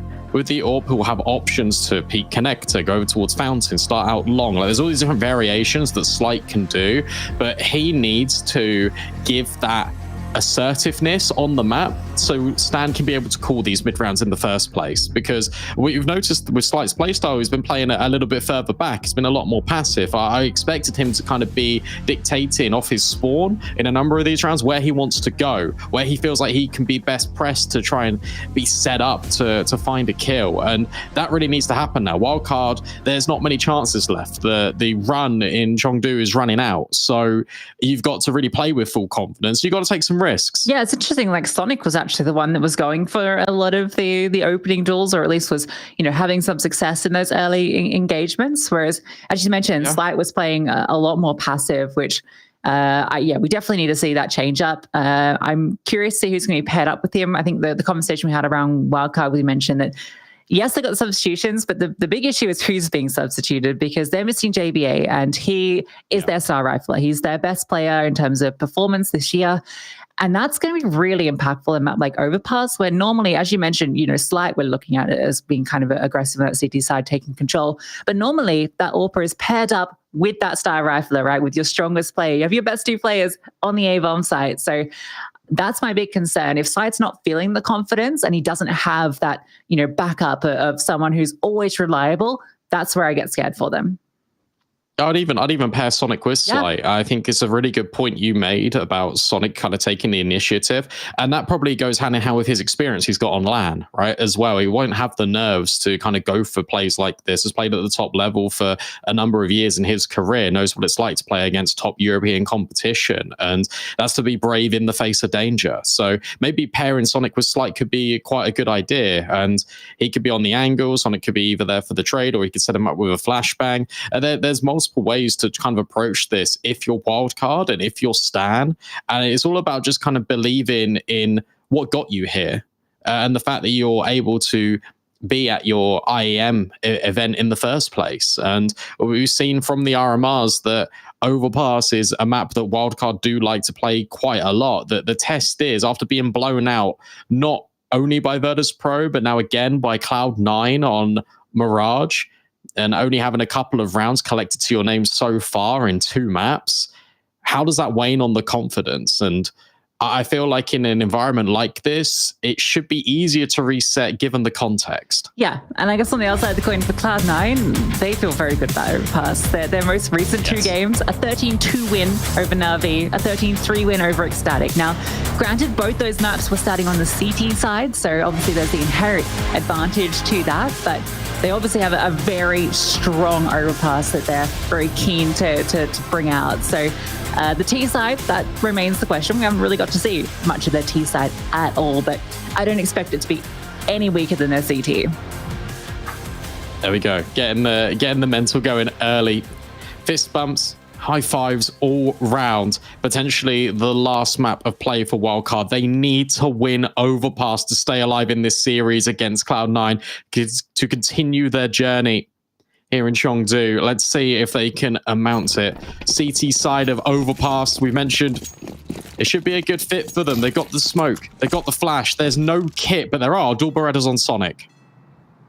It's a lot of players for Wildcard over at B. It's a very standard CT setup. 4 go B, 1 gets the information at A. Stand ready with that flash as soon as the hit comes through. The dual Berettas ready to swing. So it's a really strong defense. And if Cloud9 don't get the information, if Perfecto, just reports back, they doesn't see anything, but they still commit to B, that's where it gets scary. For Cloud9, they can take a pause, though. They've got plenty of time. Electronics actually super close. Might even get ahead of this. Flashbang. Is it going to be coming over the top? It does. They beat it out. Well played from Cloud9. Just a little poke and prod. Now Wildcard needs to go searching for info. Sonic pushing in towards water, but at the same time, look, Hobbit's got all of Connector. The bomb's now regrouped with Perfecto, who took that space, and Electronic confirms that Wildcard have gone looking. It's a force to play up towards A, and Electronic just keeps on going, takes down the Wildcard coach. That's a huge kill. That's going to keep Wildcard rooted at B. While the actual hit's coming to A, they're going to start to scramble, but Slight has to fall back. Electronic is going to be in the back lines. And they're not even going to be aware of it, but Slight has hit the shot onto Axile. Oh, now they're going backwards again. And all the pressure is on Wadham. Inshore looking for this one player, gets the first. Boobage tries to get past him. Hobbit, a very quick trade. Electronics already in your backlines. Gets his kill before he's traded out. And now it's Perfecto flanking, and Hobbit needs to run up. Has it got time to do this? I think so, maybe? It's close. 4, 5, 4, just enough time. Wow. Half a second. But the bomb gets planted. It's a lot of indecision from Cloud9. And now Sonic needs to clutch up. It's going to be really difficult to try and dislodge these members now they're set up into a crossfire. No utility, so he's just going to have to fight completely raw. Up the top of bank. No kit.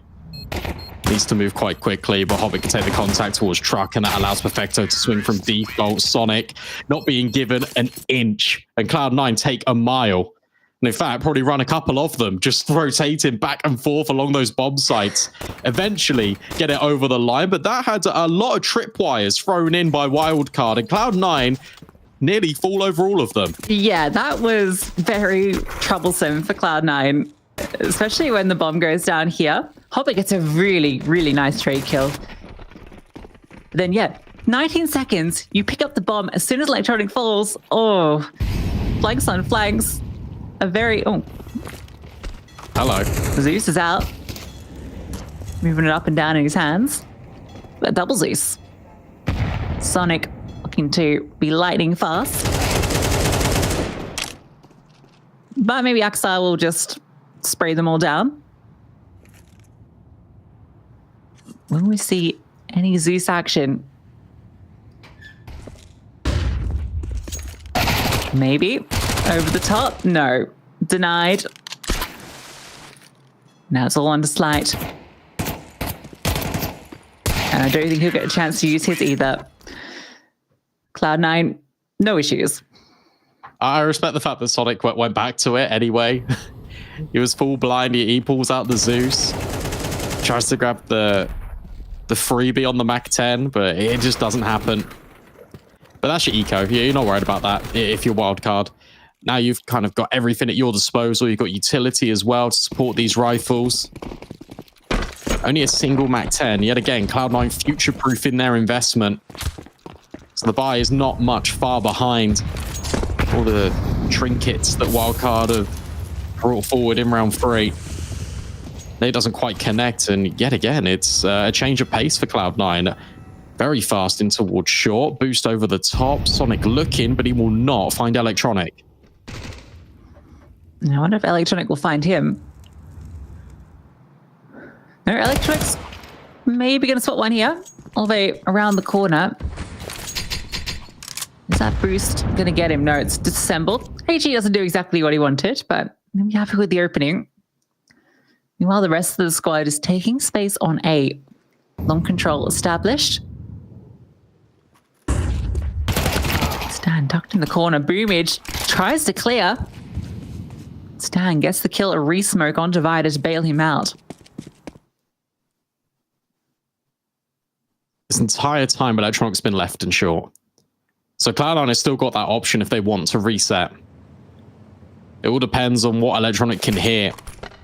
As Wildcard try and reset themselves, a flash out in towards short allows him to scale connector. It's going to be this A commitment. And Wildcard are onto this. They know exactly what's going on. Difficulty you've got for the defense is there's only a couple of flashes to hold Cloud9 back. Smoke smollies, brain into the site.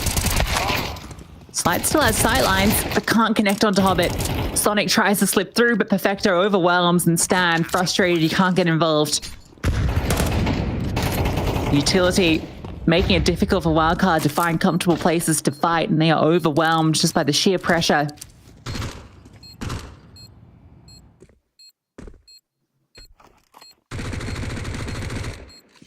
They've got to fall back, haven't they? They've got to save and bring forward the Galil, bring forward the A1S, but it looks like Electronic isn't really having any of that already. Out Monster, Motum blindsided. Suddenly Stan is already feeling the resistance from Cloud9. Spray through short. That's been communicated. Electronic and Axile now know exactly where Stan is. He's trapped in the corner. You don't want to be in that position with Electronic. No guns saved. A very clean round from Cloud9. Making the most of punishing the aggression that Wildcard set forward. And it felt like they were in the right position, Wildcard. They just didn't have the utility to stave off the pressure. Cloud9 are leaving these rounds really late. If they hold a couple of pieces of utility extra, that could go a long way.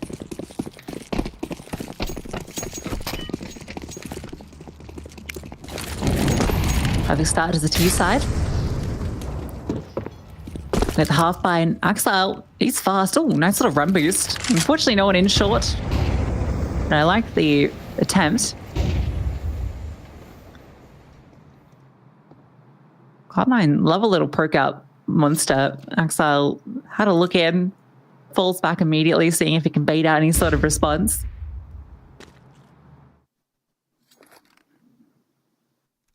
Wildcard have some control with this double short play. Cloud9 don't really know what the setup is. They're just going to slowly take this control. Stan is stuck in the connector and dealt with.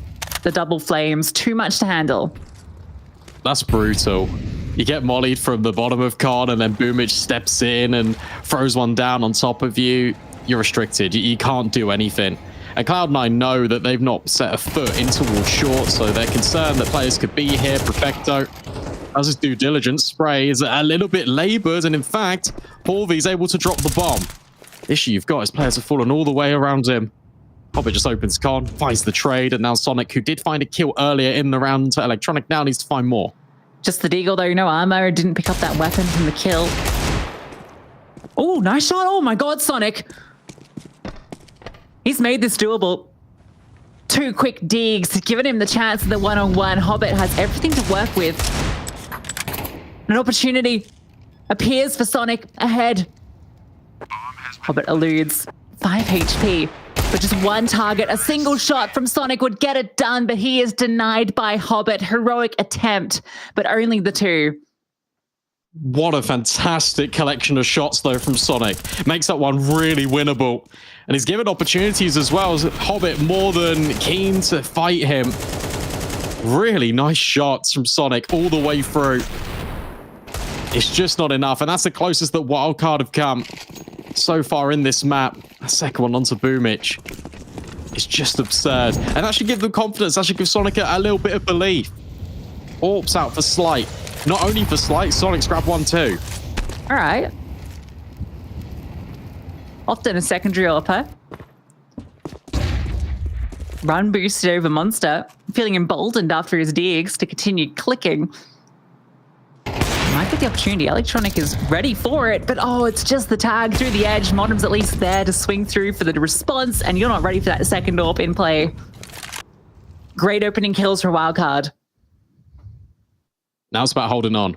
You can see that Slight's immediately retreated because Motum's got all the space out Monster. If he keeps pushing, he's going to find the bomb. Standing towards toilets. This is the next one. He needs to be really careful, not aware that Perfecto's just behind the tree. But Motum has got full control of this round, surely. Stan swings perfectly set up by the flashbang as well. Axile left out long. They know exactly where he is, Wildcard. Yeah, this is looking like the first for Wildcard. Axile, even if he can get past this first player, has to get the bomb and then get to a bomb site. So I think he knows it's not happening. Hold to see if they push. Maybe save the AWP at the end. That's probably worthwhile. They've not got any loss bonus, so him saving with that is definitely worth it. That's a great round from Wildcard. They realize that the way Cloud9 are approaching this T side, it's very contact heavy. This has always been a criticism of this team is, oh, hold up. Yeah, it's very common that they'll just go for the kind of contact plays. And that's been punished here. Immediately the run boost over. Bottom's there for the trade, so Electronic can't get away. And then they go for another contact play out towards long. Sonic not flashed off. Slight not flashed off. He can just hit his shot. Wildcard, get on the board. And it's also just about the element of calculated risk from Wildcard. Something that they have to do in this map. The fact that Motum pushes. And it is still mitigated by the fact that when Stan feels the pressure, he gets flashed over at long. Doing things assertively are Wildcard in this round. They just need to be able to make it consistent, string some of them together. They're feeling the pressure. And Cloud9, they're not going to respect the utility. They're through Monster immediately. Flashbangs rain over the top. Orvi can't see a thing, and he's still able to take one to the grave with him. Motum now steps up at short. Ahead of this barrel's molly, but the audio gives it away on the jump. Has to be very wary, but Axel can't find him. And Slight also steps in from CT. Everyone is covering from Wildcard, and they're able just to shut down B. That's great defense. Just the layering of the various pieces. The fact that they had just always had that covering fire, despite Modem getting a little bit caught out there. He makes a sound cue and he can't escape. Wins his fight and just tucks down because he's got the support. It's insane that Jorge gets that first kill, by the way. I think the flashbang was fantastic to set him up because half the team was blinded around him. And Slight with the double. Again, that rotation there to support Wildcard with 2 consecutive have broken Cloud9. This is what we wanted to see. Much better. Oh.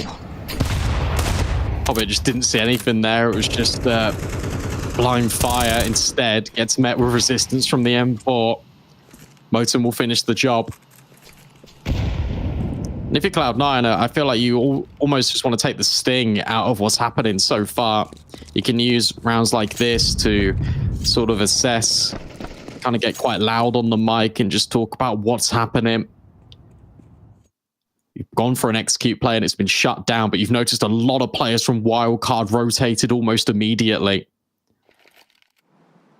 Wonder if it's time to sort of change the way you're approaching. You did mention the contact play. If they add a sprinkling of utility suddenly, Wildcard might not feel so comfortable in the positions they occupy themselves in. Slight and Stan are in such a powerful position right now. AK takes contact, and in fact, AK potentially just takes the whole lot. Slight not even needed. Perfecto, last player standing.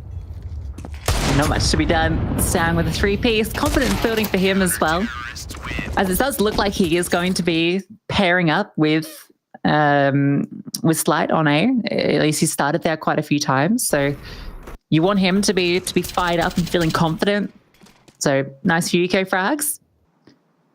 Wildcard not fumbling against the pistols. Gonna bring this within 1. Already the best performance from Wildcard on any of their maps here in Chengdu. I think that's going to light that fire, which is what they've been needing. Yeah, just a little spark. Let's get the gears turning and the ball rolling. Slight not going for anything aggressive, just drops a molly in connector, but that allows and facilitates Motum to slide in towards short tunnel.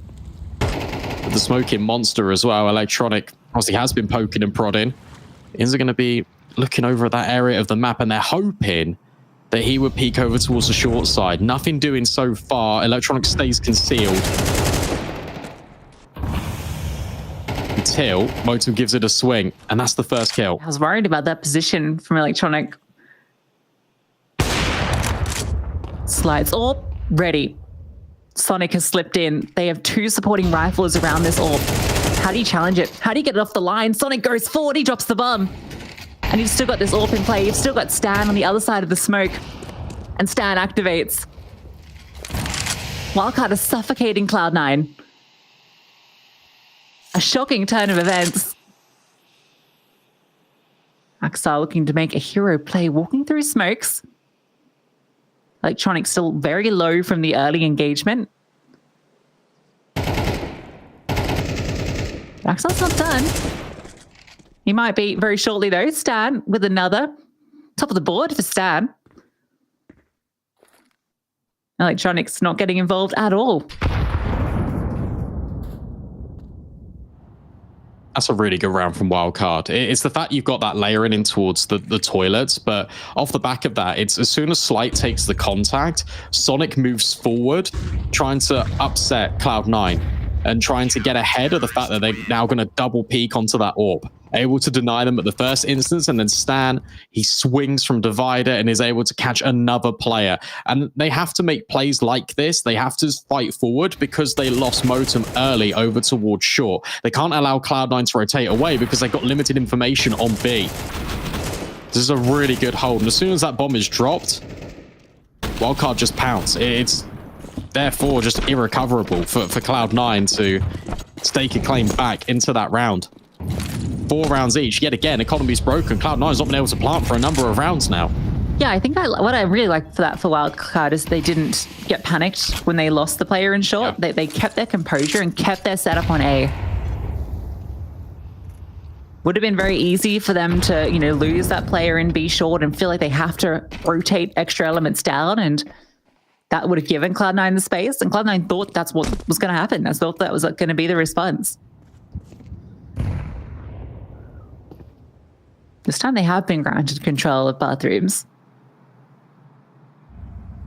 Side boost for Stan. Not going to spot anybody. Slides up. There is a world where you can get overwhelmed by the pistols. There's a fair bit of utility for Cloud9 to set up a pounce onto the A-bomb site. Is Hobbit up close? He's on the left-hand side of Slight, and Slight's only going to be jiggling the right side. He needs to go wide to clear it. So now whilst the pressure is moving forward, that's where Hobbit can slip in, exactly like that. And Electronic with the AK deals with Sonic. That's the bomb site open. Very difficult to retake with the recovered AWP. With Electronic's rifle as well in play. The flanks being held. Hobbit's taking a very aggressive line with this AWP. Which doesn't mean if a wide swing comes through, he can't get away. That's not even a wide swing. It's just maybe a bit of angle mismanagement. Gives it a 3-on-3. And with that, Wildcard are definitely interested. Stan looked like he was backing off, but now he can start to flank. Perfecto on track. Ready for them to fight into him. There's a lack of utility. That's the big issue. With Electronic dropping Horbay and the double up on a Modem, Stan's flank might come through, but he can't win the round. And the pistols overwhelm.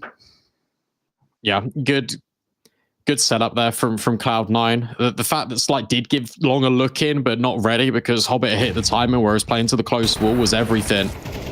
And even though the bomb goes first, it doesn't matter because you're creating the scaling both up long and toilets.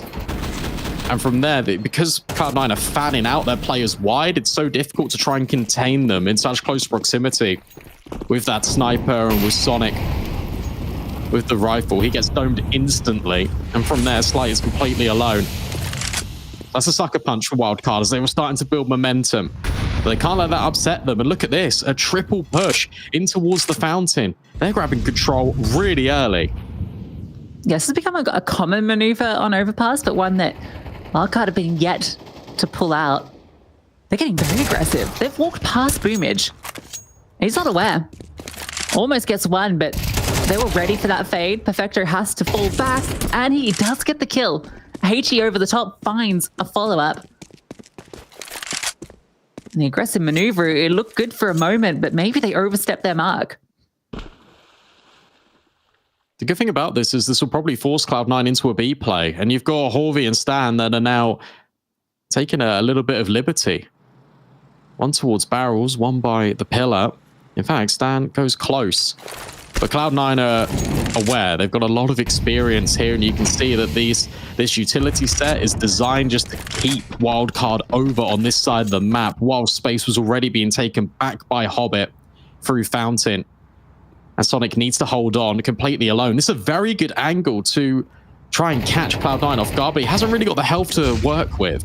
Even spamming it. I think they're expecting potentially Presence. Still gets his first kill, but the follow-up flash is perfect. And even if it hadn't been, there was Hobbit coming through long, which would have been able to deal with him.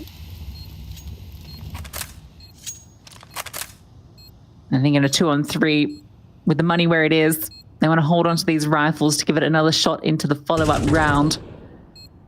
Cloud9 will get their 6 on the board. But I do really like the way Wildcard approached the round. It was just the extra step. Perfecto slipping through, and I'm not sure where the HE kill came in, but that was also a bit unfortunate. I'm not sure if we can get the replay back on that because we were focused on Perfecto at the time. I'd be very curious where that kill came in from. I think it was over towards Monster, just looking at the X's on the minimap. But I feel like Wildcard made the play perfectly, and then it's just a case of overstaying your welcome a little bit. Yeah, it looked like, because it was slight falling. Oh, yeah. So yeah, I think it was at Monster.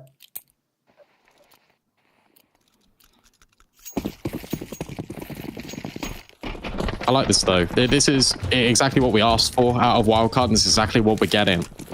Hobbit has not gone for an AK, instead he's gone for a Mag-10. This is really indicative of a faster play. It's yet again Cloud9 trying to test this B defense. Fully blind is everyone on this site. Hobbit spraying wildly, but it's Slight to open up first. And then 2 players in water. It's something that Cloud9 didn't account for. Sonic doing everything to keep Wildcard afloat in this B bomb site. Will finally fall at the hands of Perfecto.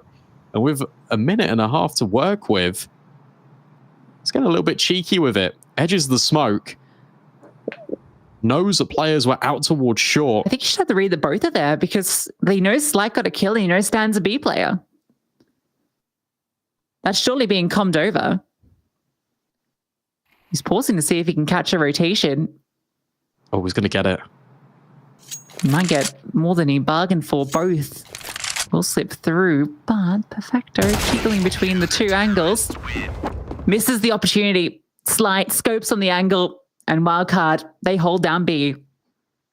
Yeah, really good hold as well. The double up in towards water. And I think what's really good about this play is that Horvey understands that Sonic is going to be the MVP. He's the one that strafes out wide, allows Sonic to tuck in, get the reload off. And from there, he's able to reposition. They double down in towards water, and they double up when it comes to the kill count. They're keeping this really competitive here, Wildcard. This is a much better showing for them on this CT half. Stan is limited with utility, but that won't be the end of the world. They've got all the rifles in place. Slight now taking the peek. Doesn't see anything at the moment, but Boomich has already slipped the net. He's through playground, and he might have a peek at party. Yeah, I think with the information, surely... Oh, Hobbit with an opener. That's going to give Electronic the impetus to continue. Hallway, locks from barrels, good flashbang. Flames come forward, he's burning. The smoke doesn't extinguish, he gets away with 1 HP. Hang on. This is interesting. Oh, Boomich has seen Stan. And he collects. Slight really wants to trade, but he can't manage it. That will force him off the line. Hobbit can't pick up the pieces. So Slight's been given another opportunity. And he will collect on Hobbit as well. It has to be Slight. Look at the health points of his 2 teammates. There's 3 HP between them. Slight has to do everything. Drops the defensive smoke. Moves to bank. And he feels that maybe he can set up his teammate with a flash or a peek for info. But he has to get on the line. He can't allow them into the bomb site. Once they're in, there's really no way for him to fight forward. There's no utility, no kit. He knows that he has to stop them before they get to the target. And he is going to be ahead of it.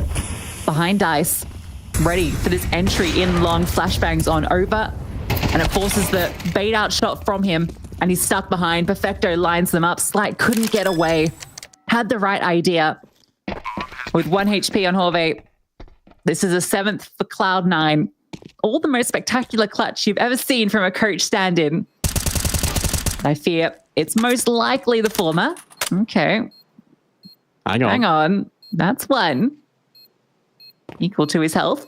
But they're not going to be giving him any easy fights.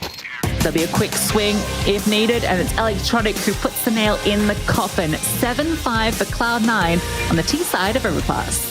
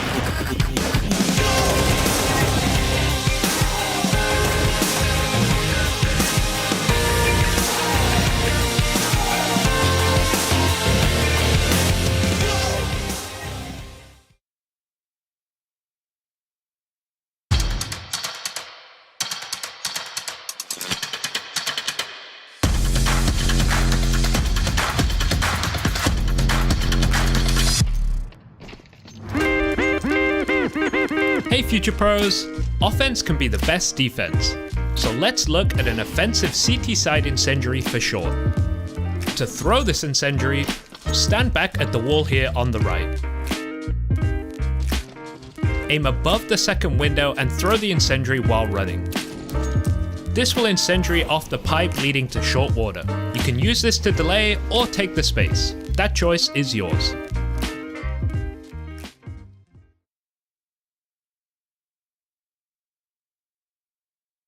His troubles.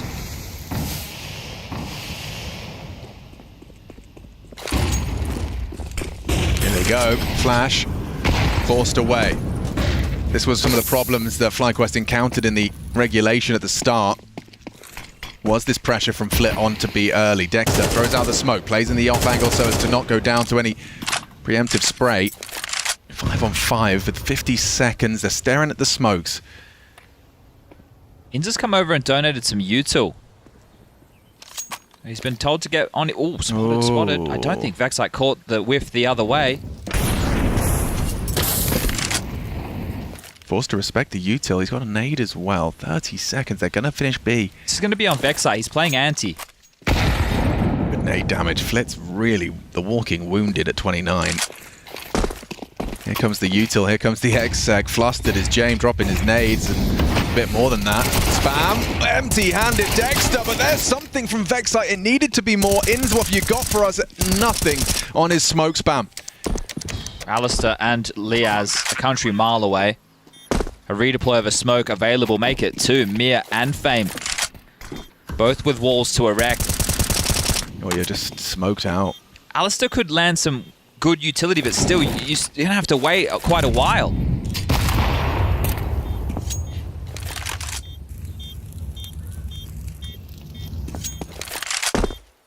They're sticking around.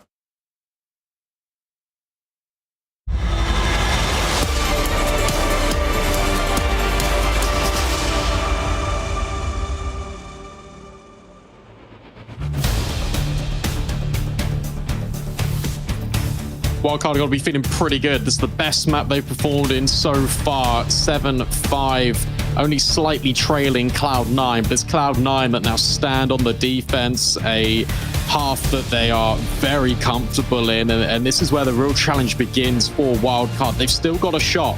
They've been taking risks. It's been looking and feeling a lot better from the boys in black and red. Get a pistol. Suddenly, momentum swings your way, and that's what they need to thrive off. Yeah, we definitely saw some of the best stuff out of Wildcard so far in Chengdu on this map. So I'm not going to ride them off yet, and they can get the pistol going. The economy management, that's going to be key on this T side, keeping Cloud9 humble. Got a set of util for an execute wherever they wish to go. And it's a 4-player lean to B for C9 with Axile on spotter duty. You've seen a couple of players. He backs off just a little bit and needs the support of Boom. And he will get it. Wildcard took space initially over towards Long, and in fact, they're just going to keep committing off the back of it. This is going to be a very fast execute on towards A. Image and Axile going to be needed. A smoke forward is actually kind of devastating, although Glocks can very easily run through if they wish, especially off the reload. Axile blinded, forced and flustered, but it doesn't matter. Boomer just found the double. Hobbit rotates very quickly, and it's onto Sonic, who's been a god with the pistols. He's been given some space, but only for a moment. A reaggress, but he moves into bank. This is where he could get tricky with it. Cloud9 double up, making sure that even if Sonic finds that first kill, that a trade can be immediate. Sonic's paused, and if you're Cloud9, you know there's two places he could have gone. Bank or Long. The longer he pauses, the more of a question mark that poses. Difficulty is, how does he get out of bank? Now he's spotted. His options become more limited. Time worn down. Pathing through. And there's Hobbit holding if he did want to bail to B. Which technically he could. He tries to fake it out. He's getting tricky with it, but Cloud9 are falling for none of his ruses. Can't pull the wall over their eyes. And eventually, time will be an issue. Oh, this is brutal. That is so brutal. He dies after time. $400 to his name. That's salt in the wound, but that is expertly played by Cloud9. The fact that they both fall away from the smokes initially over towards Dumpster and reset themselves whilst Electronic is working his way on the flank. Electronic's also quiet, so you can hear audio just in case Sonic has run away. So they have to be really loud about his retreat. So that gives them the idea that he's probably locked in towards that bank side, and from there they're able to establish that crossfire. The cherry on top is just denying Sonic money. He was still invested. We'll get a couple of flashbangs to help the gang out as they make their move in towards Connector. But with Axel and Boomage just elevated in towards the top of Connector, sends Wildcard scampering down towards the bottom. There are so many MP9s in play to farm cash here. Yeah, the double flashbang makes sense. You know, you'd like a flashbang just to set up some sort of play, and given that, you know, he's going to be the one that's already super hurt, may as well be him that cops the blow here so everyone else gets a bit better buy into the next round. I guess the main reason it hurts is that Sonic has been such a solid contributor, but I guess with the Deagle in the next round, wouldn't count him out. He's hit some absolute slammers with the hand cannon. Very delayed on this hit. Perfecto might get ahead of it. The thing is better. Doesn't want to walk into a crossfire, which there is set up with the Glocks. And now the flash play. It's a short pop. Electronic looking to be overwhelmed. Perfecto deals with his target. And Electronic without head armor. Does drop. So it's 2 kills, but no chance for the bomb plant. And that's nice as well. Hobbit just throws back the M4 up heaven, so one MP9 can be upgraded into another rifle, so that they only lose MP9s off the back of that for Cloud9, which is best case scenario. Important that Hobbit gets these 2 kills here because it sets Electronic up to be able to only be delegating one angle from him rather than also looking at Monster. Otherwise, the timing of that rotation could have got a little bit spoiled for Cloud9. But not to be the case. They take 30 seconds to breathe. They know this is the investment from Wildcard, and they don't want any funny business here. Groove telling his players, look, we don't want to give Wildcard any opportunities to try and build back into this game. Sure, they've looked good on the CT side, but if you're Cloud9, you just kind of want this game to be over and done with. You do not want to give chances. You do not want to give opportunities to this team. A stark difference on the other side where I guess you can really notice the lack of coach, right? The reason Wildcard don't need to pause so much is because the coach is already sat with them. It's that last second substitute. Yeah, he's given some reassurance to the team. Bit of motivation as they get underway. The MP9 still in play. It's the bonus for Cloud9. AKs, and there's that Deagle for Sonic. I feel like if you're Cloud9, you're also just saying in that 30 seconds, the likelihood of Slight having an AWP is incredibly minimal. Axel remains on the SMG, just post out towards long toilets. A lot of smokes being used from Wildcard to cover off toilets. It's a little bit of a miscom, but it's fine. I want to fight out towards long instead. This will leave them pretty hard pressed when they go for an execute. Yeah, it's going to have to be contact on this kill. Axile. Oh, the flashbang from Boomage was perfect. Almost a double. How did Sonic live that and Motum didn't? Yeah. That's brutal. That happens I feel like that happens all the time when you're playing. It's always you're the one behind and you're the one that dies. But with that kill out towards long and the information, Wildcard can rotate and it's going to keep this 2-2 split in play. I wonder when Cloud9 will go search for information. It will probably happen in the next couple of seconds or so. And in fact, Perfecto's rotated away. He's gone up towards A. So Cloud9, it's just so they can throw a flash. So Boomich goes back and he clears Divider. Doesn't catch a whiff, but they're remaining there for the time being. Hobbit will reposition. 20 seconds left. Electronic is left alone here with an MP9. A Wildcard are coming out Monster. Hobbit from the top doing a lot of damage, but he's deleted. And Electronic can't get it done. Stan has breached the bomb site. Perfecto required to step up. Bomb to be planted. Sonic is still low, but has a headshot angle. Boomage rotating through short. Has the kit. There's a lack of utility. They'd love a HE or a Molotov. Either would be Sonic's undoing, but instead, they just have to fight forward. And they have done so into the first. Sonic peeks up, and Slight can't get it done. Boomage brute forcing his way into B. And the retake will be successful for Cloud9. Yeah, that's a little bit unfortunate there for Wildcard, because Stan, his position, he feels like he's trapped. Because the initial spray from Heaven and the swing from Perfecto out towards CT, it's really difficult to kind of relocate. He felt very committed, and as soon as he loses that aim fight with Boomage, it feels like one of Sonic or Slight should be swinging to try and guarantee the trade. The issue you've got is that they both swing on different players at the same time, so you're giving over these one-on-one fights. Cloud9 being now offered up double the score lead of Wildcard. Volleys go forward, economy finally broken for this T side, and nades are doing a lot of damage. It's a familiar sinking feeling as to yesterday for Wildcard. The difference is you lose this one, it's all over. Elimination series between these two teams. Hope's not done for Wildcard. Certainly gets a little bit more dire, especially with 3 players brought so low with these pistols. You kind of wanted just to brute force into B, but the sprays can be too easy. They're so low, Perfecto doesn't even need to see them. There's no issues against the Tech Nines. Yeah, this is Cloud9 now entering flow state. They've overcome some difficult rounds. They were able to win out that retake in the previous, and from there, this B defense, it's very simple. Perfecto just standing ahead of the flashbangs, and then his spray just connects onto 3 of them. Electronic in close proximity just to close onto the short plate.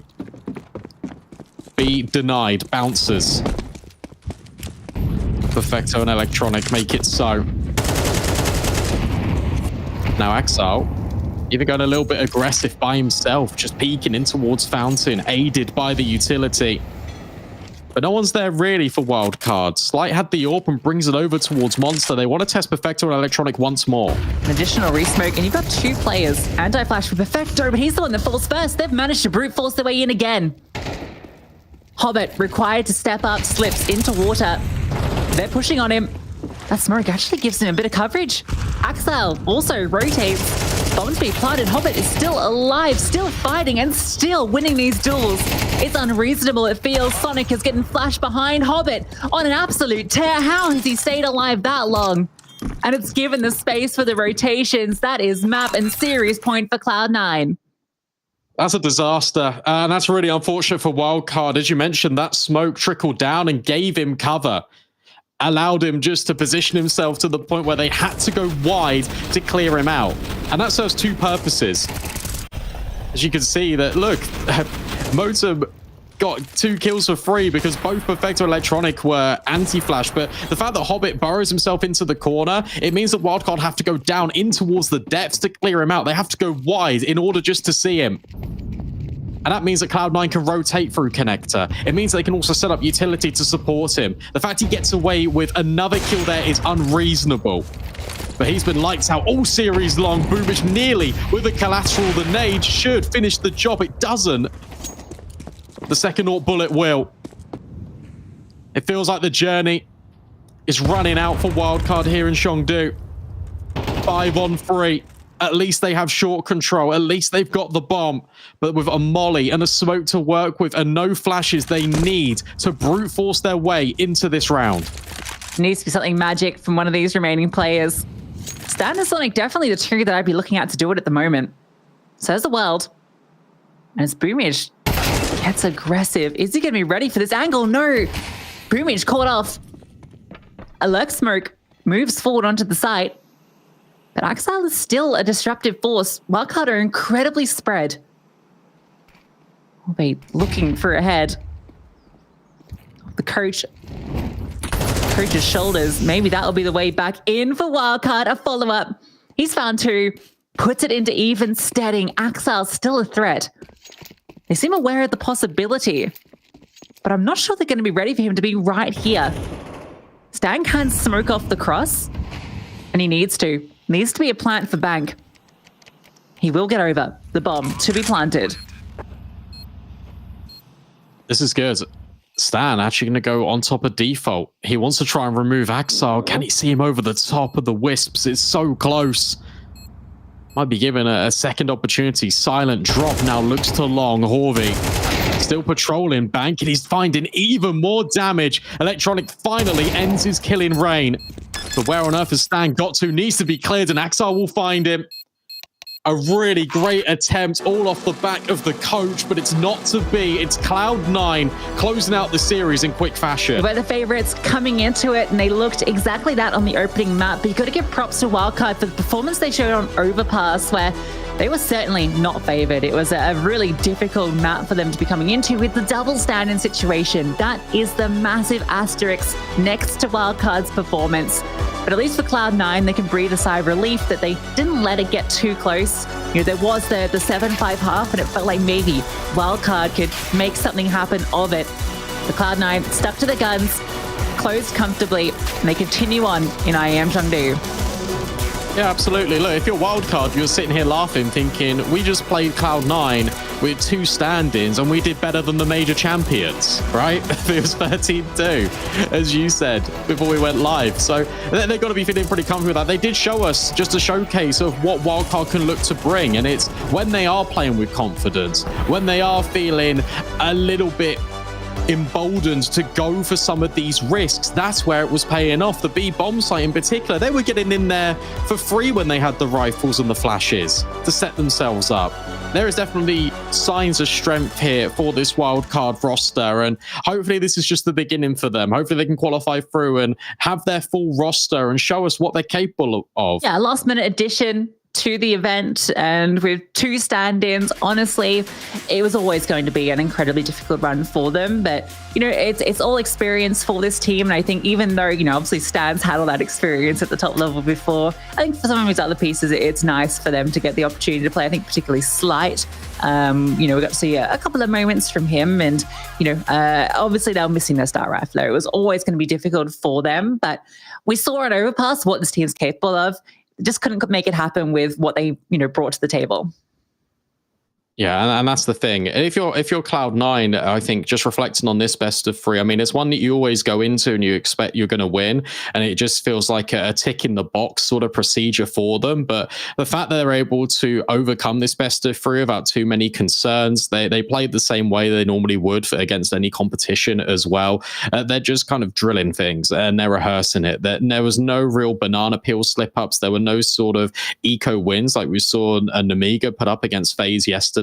So I feel like they'd be pretty happy with that, and kind of it all went by the book, it all went to plan, and Cloud9 continued their journey in a lower bracket run that them themselves probably didn't expect to be at in the first place. Yeah, and honestly, it needed to be clean because it doesn't get any easier for them. Their next matchup is against the loser of FaZe and Astralis, right? And that could be scary. Astralis looked really good out the gate, and there's a potential they could even upset FaZe. And then, yeah, Cloud9, they have a very difficult run through to the playoffs. So keeping it clean here, building confidence after the upset that FlyQuest delivered, absolutely critical for this team who, you know, there's been a lot of question marks about with the lack of AWPA, but there's one player that we wanted to highlight because, well, we already mentioned him once because he's been fantastic across this entire series, and that had to be Hobbit for our Aim High MVP.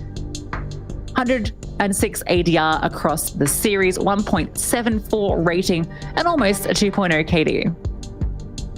It's ridiculous. It feels like we're seeing Hobbit everywhere in this series. In the interview with Heku, we picked him for the first map. We now picked him for the second map. He was even in the B-roll in the break. He is inevitable, and I feel like that is a very good thing for Cloud9 to have. And Cloud9 do their best work when Hobbit is online and kind of fully engaged. And we saw that a lot with their deep runs in recent tournaments. It was Hobbit really creating a lot of space for the riflers to shine. And whilst we will see the highlight reel of Hobbit, I want to praise Axile as well, not just for this event, but in recent form. It feels like he is starting to find his way back into sort of the spotlight, as it were, as being one of the better riflers that we've had. And the fact that it's taken him a little bit of time to adjust to CS2, but he is here and he's firing on all cylinders, and that is imperative for a deep run for Cloud9. Yeah, I feel like Hobbit has been a reliable piece for this Cloud9 roster pretty much since it became how it is. It feels like in CS2, and I think in 2024 in particular, he has been their most consistent player. Obviously, Electronic's been the star of the show in a lot of their maps, but Hobbit is always not that far behind him. You know, it used to be Perfecto as the kind of secondary player that was always performing, but it feels like Hobbit is now that always reliable, consistent player, which is what you want because, you know, not only is he a solid player, but he brings a lot of experience, right? This is a guy that's been around the block. He's a major winner. He knows what's going on, and it's good to have him alongside Electronic because always firing up on this team. Yeah, for sure. And look, that's one best of 3 wrapped up here on the B stream. A bit of an extended break before the next one, but coming up next, it's still Helmet taking on Namiga. Another team says their goodbyes here in Chengdu. Who will it be? We'll find out just after this. The party won't stop. It's time for the DHL Ultimate 10. Who takes the lead this late in the game? Fallen can't hold on. DSL Pro League title. It's now. Get right now. And Fallen finishes the job. Party won't stop.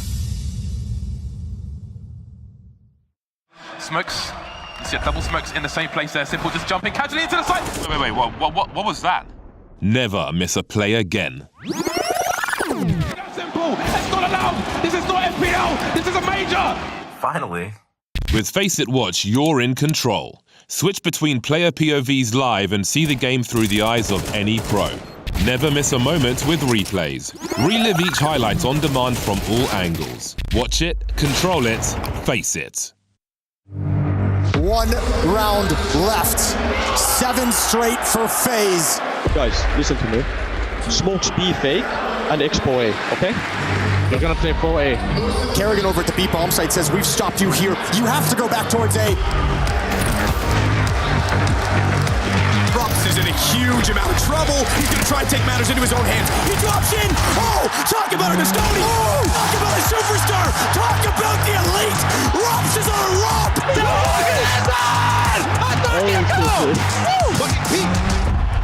What a stunning performance from FaZe. G2, they better find a way to reset, and it's gonna be the hardest reset of their careers.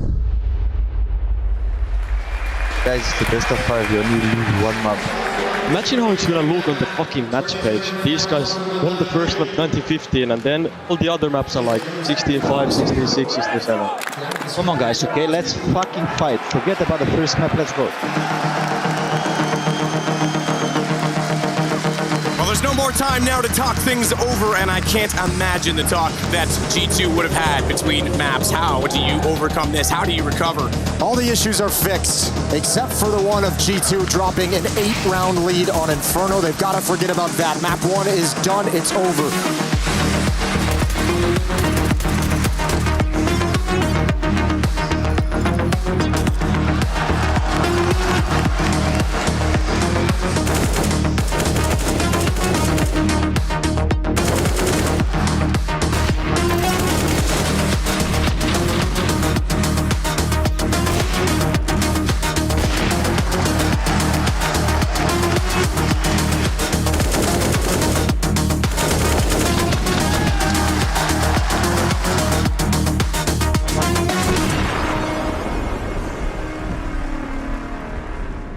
We've got the exact same scoreline we did on Inferno, but this time it's FaZe well in the lead. Can G2 pull off the same comeback? Forget about these team sizes. If we want to win this fucking trophy in front of us, we need to change mindset. Trust me, we just need to take our chances and build together, okay? G2, they're doing it. They're coming back 4 rounds straight. Ooh, let's fucking go. Let's go, please. They are recon maybe confirmation. Oh, that's a confirmation. Okay, listen, Justin and Russell walk top middle window, okay?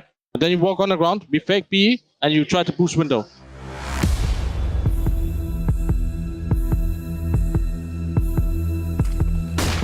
Oh, it's getting dicey. Alexi B starting off. They have the opening kill in this round as well. He's no splash, he knows fake. Wasting on it now. Twist taken out by Monacy. Upping jungle. Out short. Better now. Next shadow or something. JKS undetected. Uh-oh. Should be able to change the fortune of the rounds. That might. Nico, the swing for information, he's got it. He can't hit the shot, but at least he's got intel. Oh, he misses another one. That's not great. That's not great either. And look at JKS. Remember, they forgot this position. They forgot that he was here. Jax is looking for it. When does JKS peak? Oh, there it is. Triple kill for JKS. Oh my goodness. Talk about a stand that has stood up in these situations. Nico's lost. He's Nightmare is back. Nice fucking shot! Just okay. This is the time. How did he go jungle?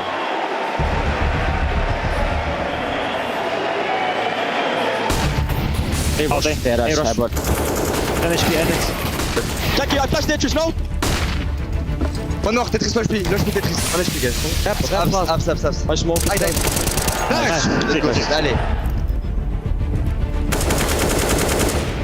Oh, this is disaster written all over it. Kerrigan cannot connect the shots.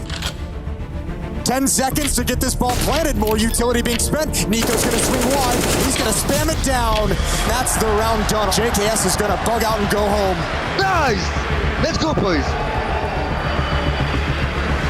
Okay, smoke. Jungle. Demoli short. Now the split A. One more. The split gotcha. Nice, Apps. I'll be behind. Tetris and left.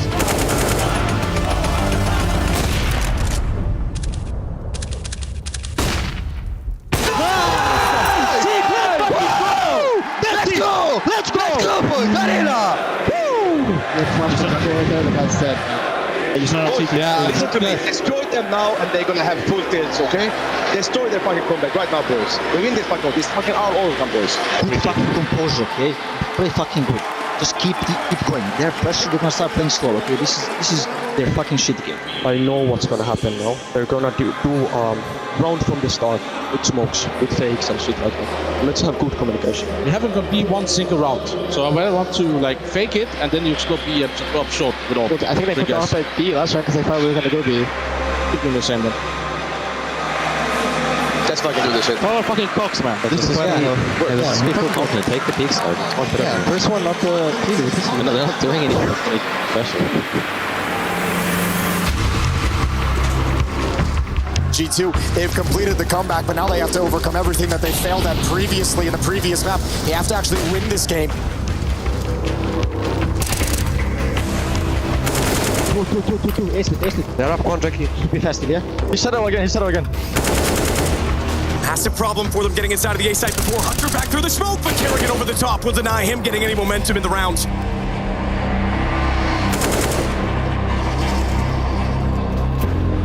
Monacy, AK this time, starts it off by taking out Brokey. Incendiary to the firebox, lights it aflame to try and clear off one further angle by use of utility rather than weapon, and he'll head toward the site, knowing Kerrigan was out toward A main. Has he retreated? Has he gone all the way down Tetris? Tetris. He has the information for the last player, but Kerrigan has the shot instead. Monacy back over toward B, this time up on top of the van. He'll hold with the AWP. Now, but remember, he's made this peak safely a number of times, not this one. Alexi B, all the pressure's on you. Where are you going to go? At the outpost, they are out fully. Let's see if they give us some stupid facts. Close kitchen, Roger. Close kitchen. Guys, please, I'm behind market, okay?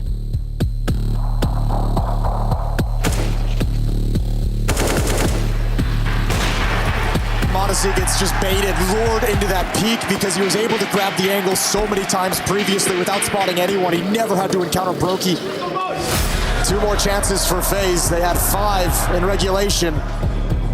Hunter's delivered so much for G2 in this game. He's been, at times, the one shining beacon of hope. Oh, and he's got it again. The rest of G2 is going to start to stream up, but great defensive utility to hold him off a little bit longer. Nico's switched over to the Krieg, another change in weaponry. Can't find anything with that. Again, Monacy is going to have to deliver something. Alexi B on 28. He's got Robs. They have no idea where Kerrigan's going to come from, where that rotation is. They know they have to find JKS inside of this bomb site. 15 seconds of the clock. The play has to be now. There's the smoke. There's the smoke. Monacy. Oh, he takes him out. He's got another. 10 seconds. Bomb being planted, but look at the plant catwalk. Kerrigan has one chance. One chance only. Oh, the bomb's down. Just barely got the plant. Kerrigan nearly shut that down despite it being inside of the smoke. And now he has to clutch this back, and Alexi B has the information. Kerrigan on the AWP will switch to the pistol. Do they know he's wounded? Do they know he's weak? Does Kerrigan know a pistol will do it? He's going to spot him, but Alexi B slides out and gets the headshot, and we're not done yet. Oh, it's okay. I'm lucky I don't kill him all time. Play short. Let's go for Furiana. I will help Jackie. Jackie, run cat and kill. You go too slow. Ilya can be alone apps or something, okay? I run cat to catwalk. Yeah, you run catwalk and kill this fucking and one. to leader also. One firebox. I'm leader, guys. And the stairless. Nice. Firebox, firebox! Short bit. Nice. One more cone. Firebox. One more cone and maybe window. Jungle. They get that 20. I try to go weak, can you go? Yeah, leave. I left. I will smoke for you to plant and I will stay back. Smoke is going to plume, and it's actually going to give a little bit of cover over to FaZe to be able to cross over. Oh, Kerrigan, Alexi can't connect the shots. Both of them trying. Finally, Kerrigan gets it. It's just down to Hunter. One is 1 HP, okay? That's nice HP.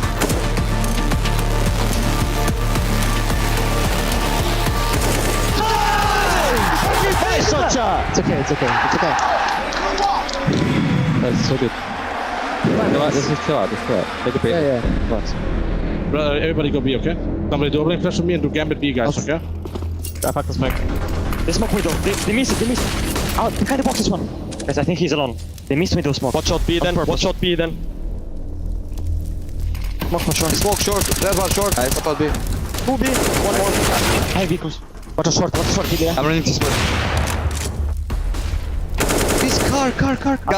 Karen, where? No. Jax is in behind them, though. This is definitely going to be G2 stealing this one away. They should get their first map point right now because there's no chance. Surely they look that way in the right time.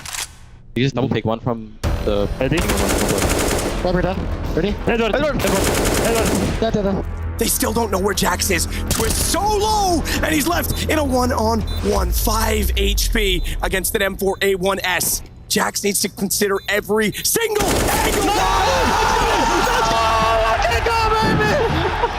Retake cross, motherfuckers! Okay, focus. Let's take the last. Another chance for FaZe to take a 2-0 lead in this series. G2 looking to force a third overtime. They're going to work their way in from Tetris. Jax in a different position. They think he's underneath in shadow, but he doesn't know there's two. He's looking for the response above, and that's how Rops will strike back. Rops now inside of the A bomb site, but G2 still has no idea. Bonacy's being cautious with the off, but Nico's not. Nico recovers, and Hunter is now in a solid position.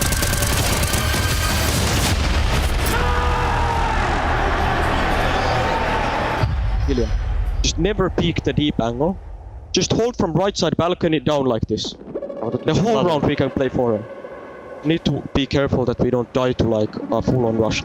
I mean, Vitality slope rush or B rush. I will try to start Edward so I hear them before they come, okay? I win these rounds really easily by making like little tiny mistakes each round. It's always super close. Dude, I still think Consplit's like the best. Jax guy is the fucking worst A player I've ever seen. It's been closer to time. Yeah, the worst A player. We are doing 3 smokes on A plus a Molotov Shadow. The good fake, okay? Yeah. So the con guy has to move. Hunter at 43 kills. Nico with the up is going to find Brokey. Slides in towards Palace. It's a double up setup for the defense. You can still do it. Con's weak right now. You can still Molotov Shadow, right? Yeah, I can. Wrong top con now. Push ramp that. He stepped. Tetris. Nico's going to try and step up to the plate next. He's going to step in front of the Molotov as well. Ooh, it ticks him. I don't know if Rob's heard that. I think he's inside ramp, guys. He burned, Finn. That's the guy from that. They need to find these kills concisely. Shadow shows missed shot of the AWP, and he nearly gets a second crack at it. That's him for short. One last course. Twist is going to grab the bomb. He does. Oh, he doesn't. No. Started. He was just outside. Nice! Let's go.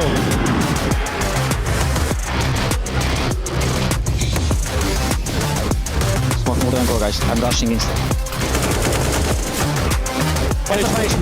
Where? Dead. Kitchen. 2 kitchen. Go there. I plant short. Can you flash long someone? Under kitchen. In the side. Dead. Kitchen 1 HP. I'm in bench. 1 HP. Kitchen 1. What? 1 HP. 1 HP last. Nice! Sick checkpoint. Guys, so good. It's okay. So win this. Damage, Tetris. Go, Jackie. I can smoke one. Stairs 1 HP. I smoked up one. I flashed ticket Alex. Let's go see. Smoke again. Close. Play safe. Play safe. They need to get this bomb planted. The reinforcements are arriving. Odyssey. Oh, you have no idea what's coming. Oh, perhaps I'll kill him. One the ninja. I have him. He can't get out ninja. I'm always stairs. I'm pushing out now. I'm defusing. Tetris. I'm defusing. Not planning for him. Nice fucking round, guys. Good shit. Next faster take CT. Brocky. We killed JKS. Brocky with op in connector. Let's go. Let's get faster take CT next. Allez.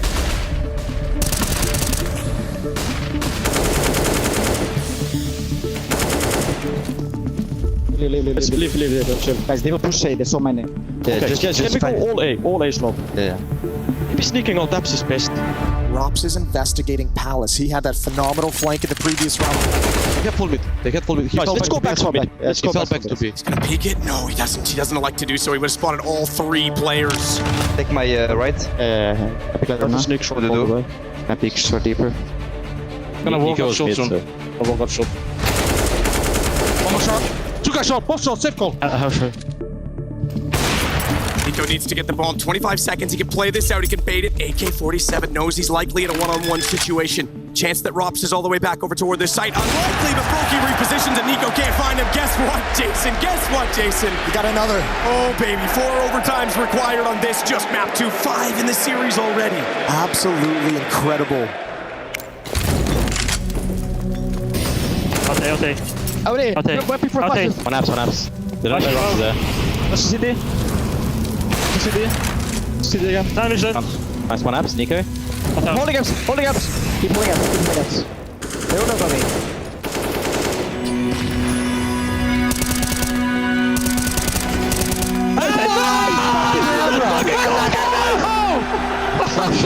Fucking good.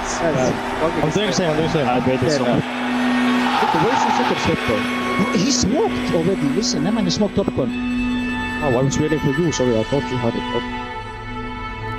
Hunter and Monacy in position, in the correct position. It's them against the world. Not fast enough this time for Monacy, but Hunter flashes in his favor. He got 3. Oh my, as he sneaks back out, he is absolutely hunting all the prey today. And it rocks. The only one left gets shut out by Monacy in the end. Enter. Deep angle would be fantastic if he can pick one off. But they're going to be in hot pursuit. Kerrigan, here comes the swing. Oh, the jiggle peek. Molly's guys. I'm flashing. 2 more ups. One shadow, 1 deep over all. Look at LXCP. Already up the Piatal apartments right now. He's closing the map in so effectively. I can flash you out A if you want to take it. Monacy got away. They were ready for the position, and now he goes aggressive again as Rops downed immediately at the arch. Push me, he's stuck. I can't go back to it. 1 T base, he saw me. They go short. Watch at B. Yeah.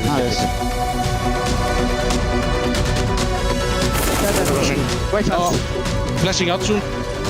Flashing out B now. Hey, flash room. Flashing about. I'm more long soon. Super. Yeah, I did. I'm landing. In this one. Okay.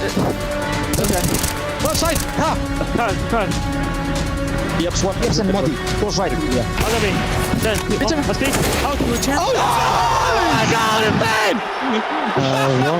What the fuck, bro? What is this game, man? Talk, guys, talk. I don't know. Guys, it's okay, guys. It's fucking okay. Big landing. Easy. Landing now. Landing. The apps last, I think. I'm not sure. Maybe out. Nice nade touchdown. Puts him on 47. Not willing to go much beyond this position. Has to get off as he's flashed away. And Alexi B crosses in. Rookie's got him immediately down below. Molotov on the spawn as well. That should pretty much do it. Monasty's going to try and get up and take him down. And he's ready for it. Great headshot.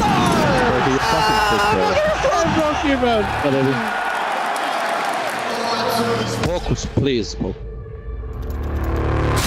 Go free guys up. No smokes. Drop a smoke for me. Smoke top mid now. Go apps. Oh, you're in there. That's fine. I'm gonna do one left of stairs, guys, and one above apps, okay? You go on first boom. Guys ready? Flashing now. I think they're close jump. Second boom. Let's go. Let's go. I'm on jungle. Show that. Actually, He's jungle. I'm second jungle. Never mind, he's What a well-crafted round in the 5th overtime. They do sweep the T-side 30-27.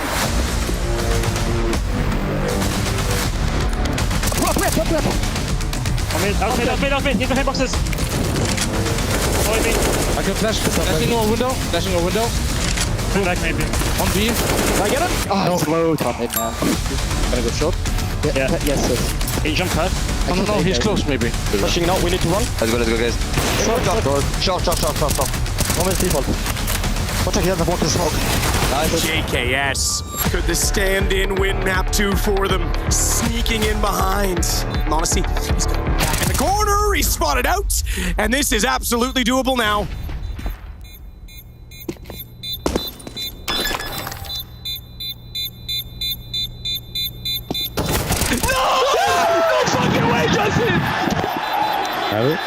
Yeah.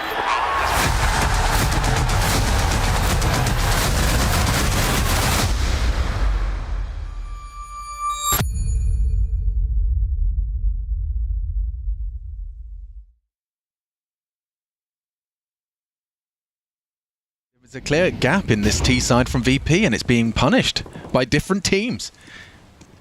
Oh, Alistair, this is a brazen overextension. He'll take the frag. Lucky to get one, doesn't he? Oh, and there's a double from Mir. That could change the tides of battle. Look at this. They're not shy, Chad. They're not shy at all. They know VP's game. They just got all this uncertainty gone. Liaz knows they're not committing mid. His team can now, I assume, take some sort of gamble. Dexter's there now in mid, so he can back up Liaz quickly. It needs to group up and clear something out or gamble stack a site. Because I don't think Vexite can push A. He's just going to have to hunker down towards Sandbag. That Liaz smoke? I think he's thrown that himself. Yeah. Gives him different angles to work with. Fame. Oh, nearly gets them both. He'll surely go down. No! Liaz stands his ground. 2 rotation coming, but it's miles away. Has to delay. Throws out the incendiary, repositioning, trying to play the fade as well. This is good counter-strike from Liaz. This B anchor continues to be a problem. Plant default, can't really stop it. Jame will get it down. Liaz pushing. Flick can't really cover. Ooh, hit one on the wire out. James trying to slip away. Ooh, close, but no cigar. Can Liaz and Vexite piece together the 2v2? There's with 7 bullets. Needs to play first. White box, double up. PP. Holding both of the options here. It's good from Vexite. Not going to overlook Flit. Oh, they are. 1v1. Liaz walking in. Dink. Now the time against him. He has to run him down. Flit tries to hide out. I think he's done enough. And a 9th round for FlyQuest. I think they've done enough. It was close.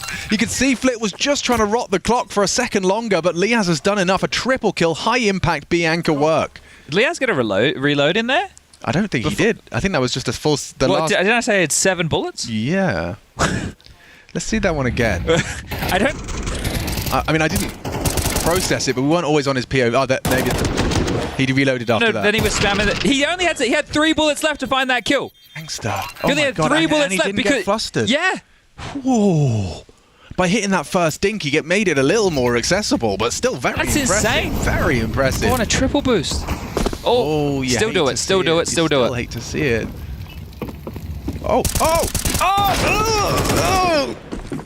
Sorry, just making sound effects for that one. You got the picture. You saw what I saw. This is a lot more control early for VP. Oh, turning the flash, eats another. Team flash, I think. 1.5. Alistair standing his ground. It's Vexite activating, just flips around through the smoke, takes down Mir and Jame in a clutch. Hang on, Ali's not ready for this. Jame in a 1v3 situation. Gonna slink away, disappear off into the night. Because they can just clear together. That's the plan. If they stick together, they just clear out this ramp. It's okay if Jame returns to B. Now they're acknowledging the potential gaps. Leah's very noisy on this. I think Jame will have noted a couple of steps as he's gone up the ladder. Looking to pip the gap through middle. Oof. Crouch jumps problematic. Good timing on the peak from Vexite. Jame averts his gaze. Down he goes. 10 on the board. Well, they may have flubbed the triple boost, but they stuck the landing. They had so many bodies there to deal with that. VP tried to take it. Once that triple boost is in play, you know 3 players are stuck towards that short position. So you want to try and box them in. And they fought their way out. Vexite with a magnificent double, finding Mir through the smoke. And then they just had to put the cherry on top with the final find onto Jame. This is going to be another damning result to the VP Vertigo. Yeah, it is a pretty miserable map for the VP lads. And they've got a different permaban, so they're in a bit of a pickle now. This is going to become problematic for VP's campaign. That's nice from Jame. Oh, commits to the spray. It's going to be punished. Second on the half. It will have to do.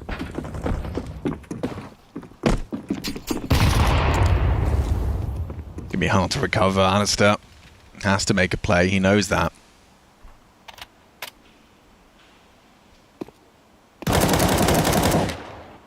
Ins to draw fire. Alistair. Oh, he can catch him and does. Mir down on the mantle. Inst on the spam. They've managed to make it a 3v3. Fame's got the bomb. He's playing a dangerous game as Flit. Excuse me, Fame.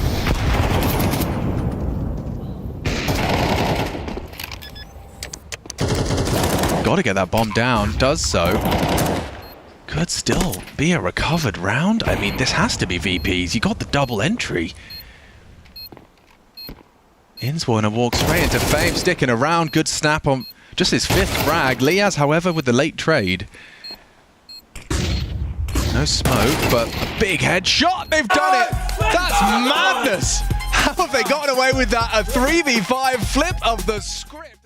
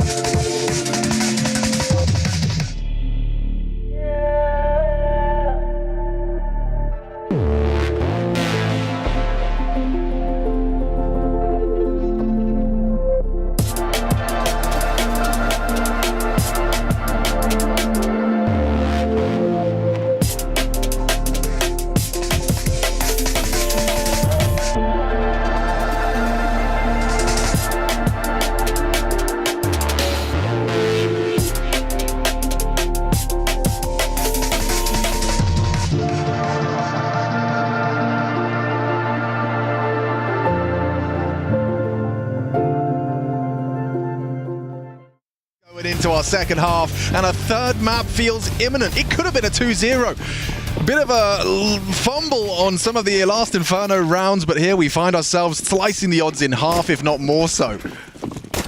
The counter-strike they've delivered, it's surpassing all of our expectations. That's a big aggress. Beautiful start to VP, trying to claw themselves back into contention with a very convincing pistol. Is it spotless? Yes, it is. 5 alive, VP.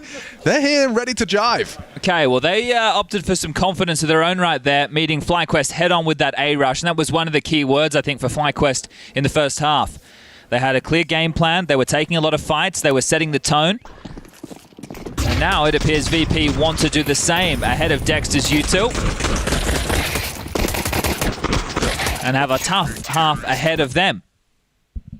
It is going to be the full eco from FlyQuest. No plant, no chance. I just learned a nifty new util set. We'll see if they can implement that into their play. I reckon that was from Yimpat. Yimmy. I reckon that was a Yimpat nade set. Rush can confirm or deny. But I just saw him throw that molly the other day, so I now have decided. Ooh, was that a shake of the head? It was a shake. I think. Oh, so yeah. Okay. So what happened is I should know where all of them are from because. Should I expose Rush? Are you going to expose him? Yeah, I'm going to expose him. But no, right he's now. a. I'm going to expose him. Okay. So for the pro tips, The which sausage is made. Okay. I love the reskin. It looks of great, The pro huh? tips, really nice. But Rush has all these type of rounds that he wants to make the pro tips of. Yeah. But to collect the data, he comes to one man. Ah, okay. I see. So he goes to J-Raz. He comes to me. Oh. And he said, Chad, I need you to find these, because I'm his. That's a lot of he work. calls me his minion. You are his minion. Yeah, so I have to do work for Ashley. So that's a lot of it. That's a lot of I work. should have known. Do you know? I don't know. Oh. No. But you have to do all of that legwork for Rushley, and he gets to get all the credit. Yeah, I get none of the glory. Wow. Well, I liked that, and well done, Chad, for finding it. Thank you. Let's get into our first gun round, shall we? Let's see how much of a half VP are going to make out of this. Now, sure, there may be some gaps in their T side, but CT side typically where VP can really lock things down. Flash in, Dexter out, and yeah, already pressure applied. Ah, that's a very cheeky re-peek from Norbert. Yeah, but Norbert's been confident as well. Was loving his performance. Ooh, on Inferno. Yeah, Flit's got a good angle for this though. You go hunt for Jame, and now you get the second Vex site. Comes alive into the A site. Mechanically gifted. Definitely. And they're going to hit pause, I would imagine. No, they're going to start throwing nades. Here we go. Bring out short. Miz, ready for this. Swinging through. Oh, didn't spot him. Just the tip of his head. It's Alistair good to make him dead. 3v2, lots of damage. Norbert, though, needs to stop that plant. The molly would do just that. Alistair. Perfect angle. Norbert quick to adjust, but there's a punish. Fame's gone down on Heaven, and it's only Norbert.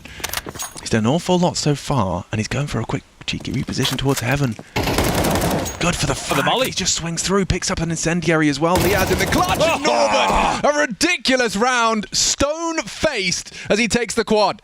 4 in the round. Norbert has been a bit of a monster today. Woke up at the right side of the bed. China agrees with him. This is some great Counter-Strike. His impact being felt immediately. Gun round number 1. Dexter, you was talking about gaps on the T side. Well, trying to find one in middle for Dexter not to be the case. And Norbert. Just wide swing king. Wide swing king. Feeling sharp. That is a great clutch. Well, we are going to see a partial investment from FlyQuest, and James with the AWP strikes out. Double naded it straight off the rip. It's a good find. Dexter's got so much room. Oh, hard range for the Tech 9. Oh, he has been unable to convert that. That was a window of opportunity now slammed shut, and they're going to be all over him. All stacking into the right spot. Liaz, however, has got himself the AK-47. There's grounds for a little bit of excitement if...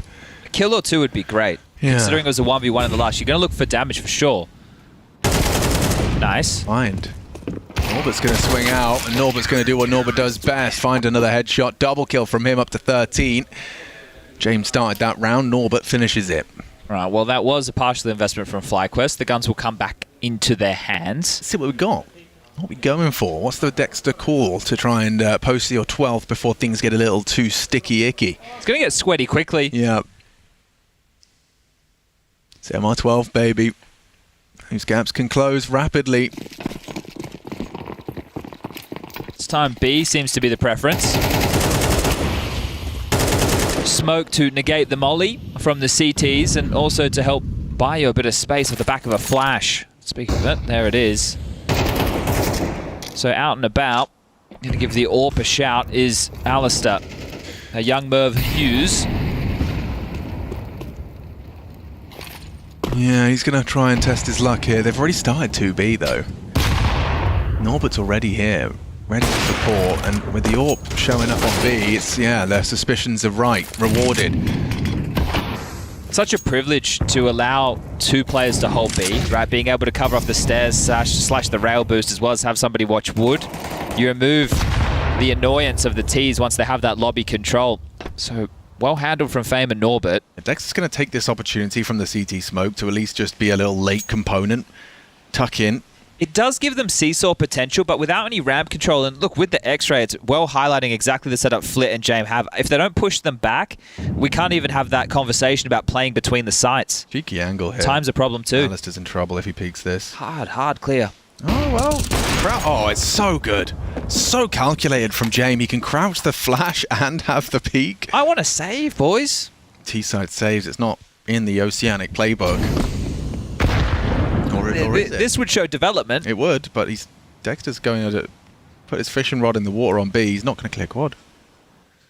He's not going to. He is. He takes him down. Okay, they're in. He's got a smoke. B is open, and he's going to go and make a play. Oh, Fame. Dead. Dexter has saved them. He's pulled this round out of his... Lab, thank you. Okay. How's he done this? James clears him out. Hang on a second. He has a Vexite to try and close what he started, and it's fallen apart. It's Vexite, though. We know how sharp he's been. He's worried about a non-existent flank. They're all coming in from the front.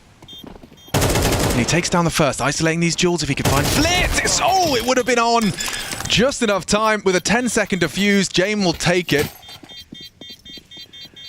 Valid attempt. You know, you can't fault that one instead of the save, but Dexter made that happen out of nowhere. Yeah, taking a few more of these in-game leader play liberties is Dexter. Very fortunate that he went for that late quad clear. This was the opener. And then there was the James denial of ramp space. So sick. Well ducked. Dexter overstaying his welcome. They could have reset, but wanting to try and finish it right there and then. First timeout for FlyQuest. That pressure mounting. Oh, yeah. And I mean, especially when Dexter catches Fame, I think at that point he's like, okay, I've done enough. We'll close this. And it just didn't quite manifest. So timeout called. If anything, just to cool off a little bit, not let emotions run high, just kind of reset, return to a baseline. It's a streak of 5. Yeah. But again, the finances have been kept brittle. So that's what I'd be discussing in the timeout. Boys, close. Yeah. One more of those and we can break through and win this map.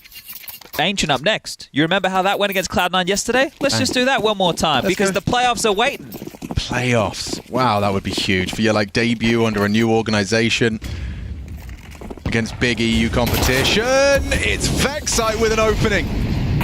James overstepping.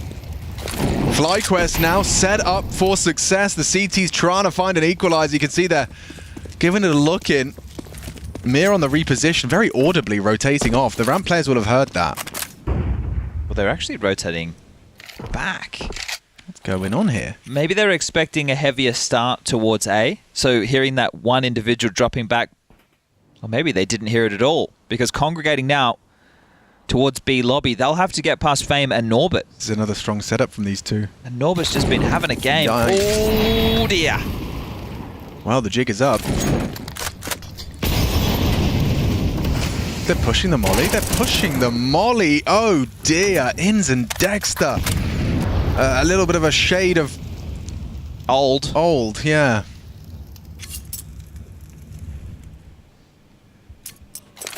Could have been comms going on as that rotation from Mir above them. a lot of factors that play into these matches, but still, just to see them, they rotated back and instantly went for a full execute, but you have to stick the landing, and they missed some basic util that definitely flustered things. Yeah, and look at Fame! That is absurd. He knows what's up, and he's not even slowing down. He's being loud about this. He's like, yo, what's up? He's taking him down! Oh dear, Liaz and Vexite with 18 seconds. Go into the side. He's daring you at this point. Yeah, go on, Vexite. What have you got for us? Needs to be some crazy headshots. They're all here. Ducks his head. Oh my god, he's taking him down. It's a 1v1. It's winnable. It was winnable, but Flit too strong. VP find their 7th. My god, they managed to make something out of that, didn't they? Vexite absolutely snappy with it. Damn. Close again. Yeah. Bit of a rope-a-dope now. I can't quite, but remember how that round just went? That's the same round where this molly was missed, and they ran through a molly to try and get through. Look how comfortable this was for Fame. It's just, oh, I've got a double kill. The thing is that they didn't have to go, right? You never have to do anything, but the reason that they had the full commit is because that was all their util on their execute. Right. So it's like, we've committed to this. We're hoping we've forced the rotation, which was the complete opposite. VP, they've got those rotations tight, and now they're going to try a bit more pace. Flit's got the molly to stop him. James, oof, nade on his face. They'll keep replacing that, replenishing that Molotov nade combo. Dexter flashed. Nice work from James. He's setting his team up for success here from the sandbag position. Vexite immediately takes this place. Yeah, not relinquishing, and this is huge. No, not for James. He's ready. He receives. Oh my god. What is he cooking? He's cooking. They're not ready for this at all. James, insane. Pushes for the double. Triple in total. Madness from James. Loving that. With 25 HP. Never see James doing that. No, that's so out of character, but also so gangster. You get the AWP kill. I'll tell you what you're not expecting is him to drop his AWP, pick up an AK, and push a smoke. I don't think the VP liked how confident FlyQuest were in the first half. They're giving them a taste of their own medicine here. Let me see this again. This is unbelievably anti-James. And it's so cool to watch. I almost wish he got the 3rd on the spray just for the extra gangster points, but wow. We're talking 7 consecutive rounds for VP. Yeah, not a single round just yet on the T side for FlyQuest. And sure, there have been some moments, but if they end up losing this map, imagine how hollow they'll be feeling. They lost that clutch to Norbert. That's what's running through their heads right now, is they're playing not to lose. Well, the quality to close... Yeah. It doesn't come easy. No, that's an extra something. That's something VP have got in buckets and spades. The theory doesn't help you get across the line as far as that's concerned. Players need to step up. Yeah, Mark, Dexter did. Norbert always seems to be stepping up when it matters most. He's gone and found a nice multi-kill there. And it's a clean sheet, folks. 5 alive. VP be cooking. How quick this went from 11-1 to 11-9, a 2-round game. Yeah, dude. It's almost like the, was it Pain?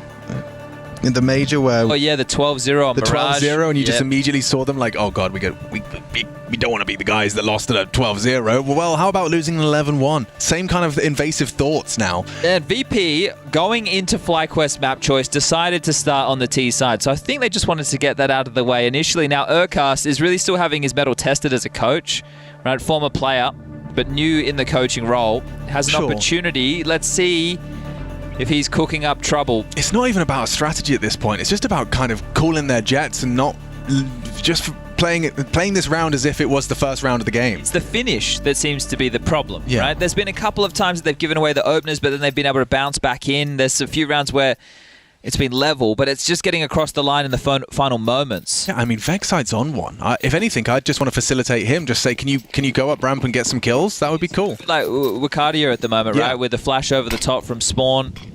This time, not going to use pace as the answer. And that might be exactly what VP were hoping for. They've taken the wind out of your sails.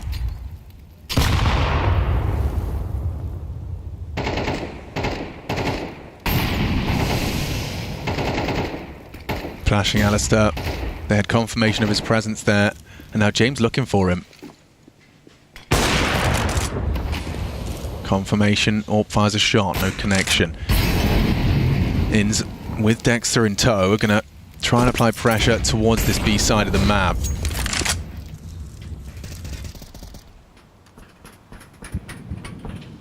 VP are already planning for the A hit. Right, they're setting up util. In case of that worst case scenario, you can see HE's left either for Jame or Flit to deny the plant.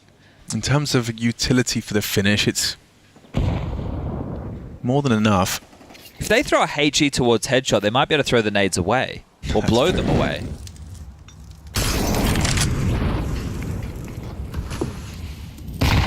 Oh, they use that nade very well, just chunking them. That's brutal. Double nade from Flit. A third on top. The Grenadier. Yeah.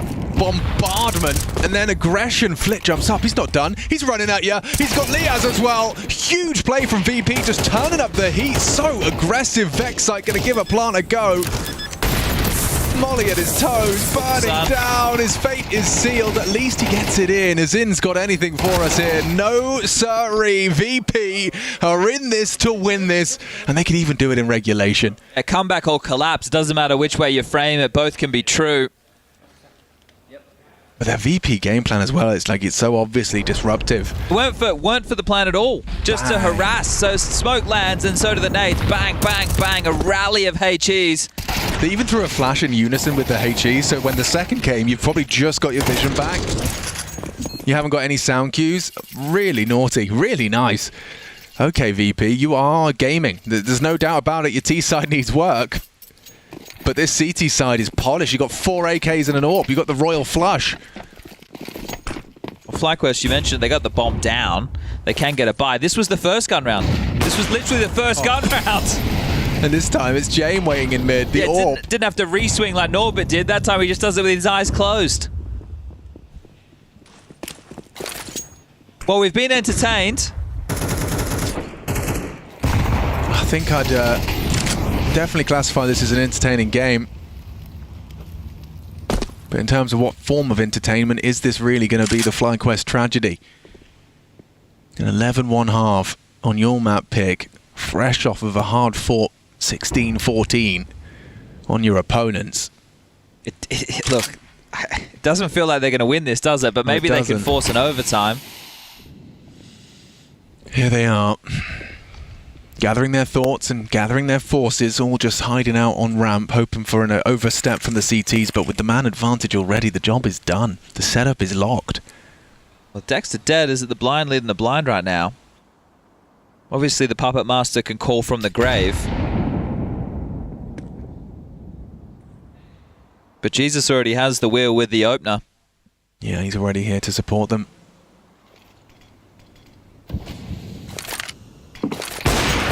Oh, he's got another one. Jame. He's not done. It's a good one from Liaz, but hiding in plain sight was Flit. Gets just the one before Liaz gets to him. Need another plant. Nade. Oh, he gets away with just 8 HP. He's got the bomb down. Gonna burn. Crouch Crab walks into the flames. Ali's been quiet, only 9 in this map. Yeah, but he has got a clutch available to him. 7 bullets though, Alex. Not 7 again. It was enough for Liaz, but not against 3. Jame trying to jump for the info, didn't spot him out. Smoke for the bomb. Impossible. Yeah, absolutely. Forced to reload and hunted. Norbert will close. VP, they've tied up the game, folks, from 11-1. They come into the CT side with 10 on the trot. Just as easy as that. Everybody fragging up. There is no weak link here for VP. The same first gun round. Astute observation. A nasty death for Liaz. There's no denying that. Just moonwalking into the Molotov. And yeah, face palm from Dexter. Norbert might need a raise after that clutch he won earlier. Yeah, right. That could have been 12 for FlyQuest early on in this half. They're just going to go for something a bit more brazen up B, and Fame doesn't have his support system yet. Doesn't matter if he can just catch ins alone. Now the flashes come in. Now he's hitting his scroll wheel jump. He's surely going to go down. Oh, hang on, Norbert. What have you got for us? A fumbled nade. He's flustered. He's getting swung on. He's down as well. A 2v4. FlyQuest can secure OT at a minimum, and they've done so with just a brute force B hit. Sometimes the simplest option is the best. They've charged into B. They weren't prepared for it. VP will have to take it to OT. We've got the bonus round secure. And VP, the same to be said as far as a bye to fight for their honor. To bring the game back all this way. They won't know he's here. Well, no, actually, he made a jump noise as the AWP falls 51 floors. Dead. Whoa. Well, Leo should have had the jump on him there. James just seeing what damage he can do. Trying to force them to hang around towards the bomb. Vexat coming back to consider this late defuse. Isn't the case, but there's 12. Finally. Their first round on the T side of Vertigo. Sounds crazy, doesn't it? Cut round 23.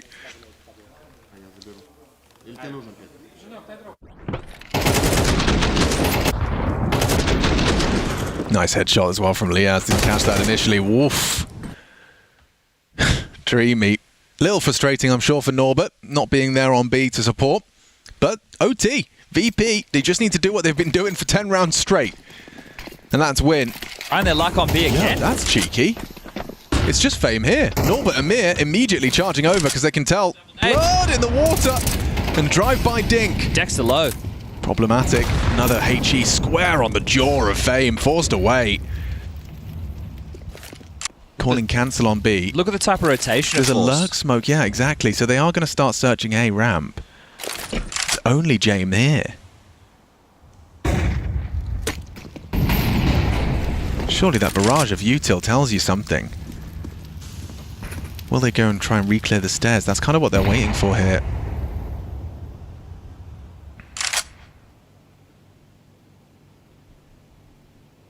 The CTs now, this cut of noise has got them a little concerned. They're actually rotating off, so this is actually working out in the favour of FlyQuest just by cutting noise. They're going to go for that B execute they tried earlier, where they flubbed some of the util. Let's see if they can stick the landing this time round. Well, this time it's only Norbert.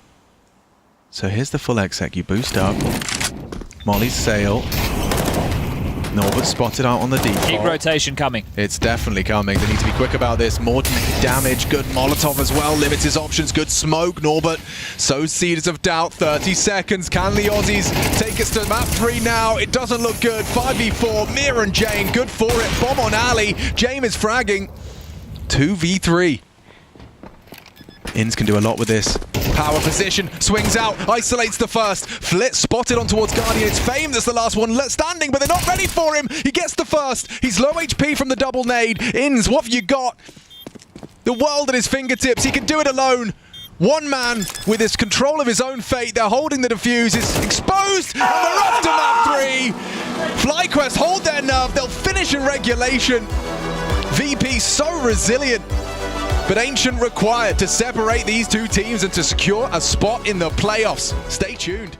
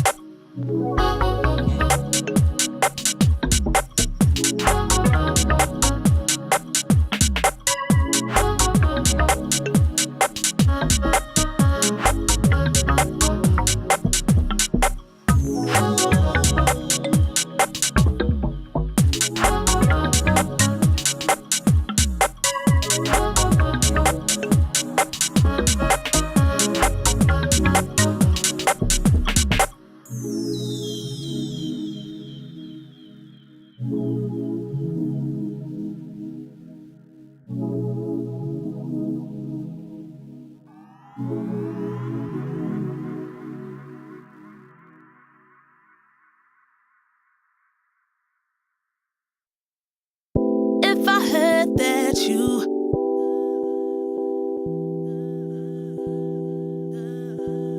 If I heard that you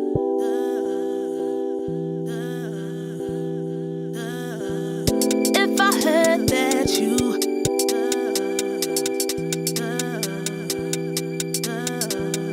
If I heard that you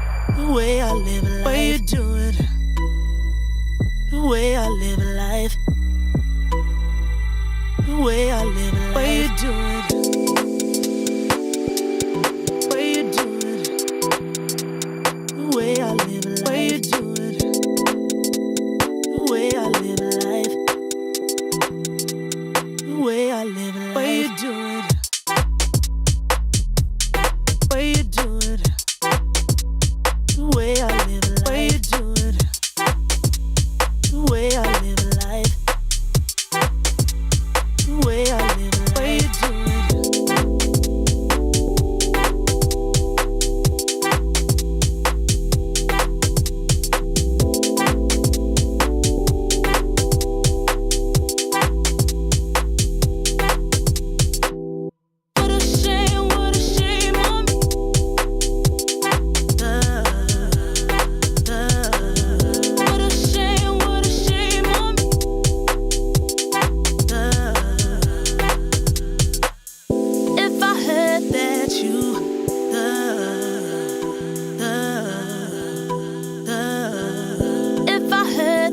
you.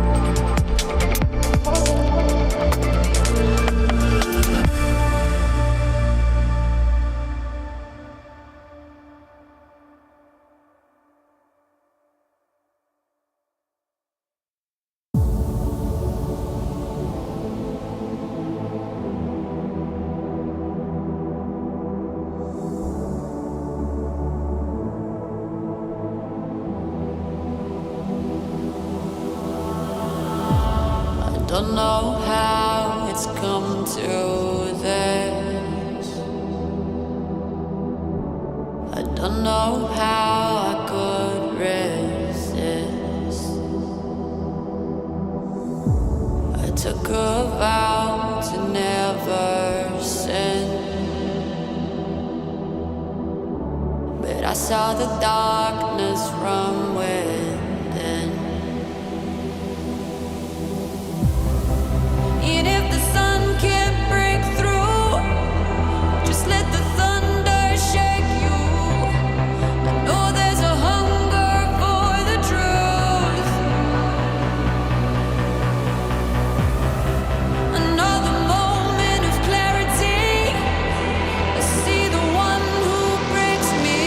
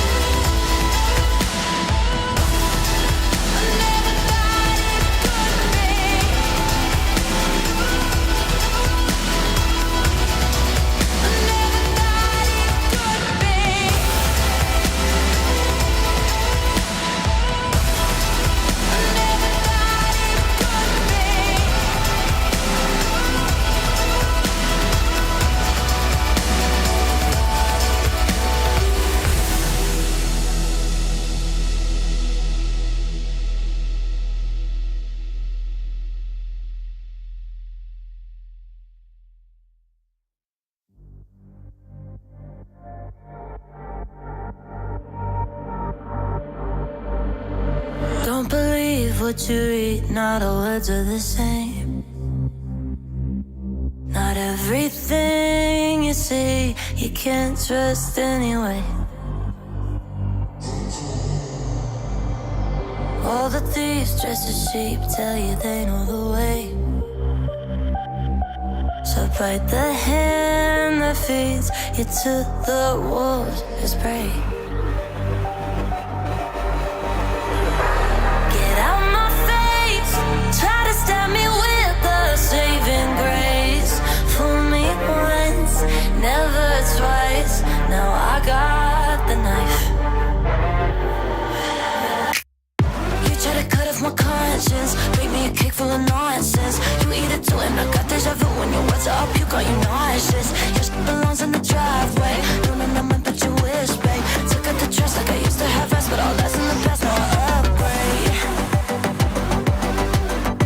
Upgrade. Shit in the past like I used to have. Snap the C on the pictures, they flash on the page. Now they're pleading on the fifth and last mistake.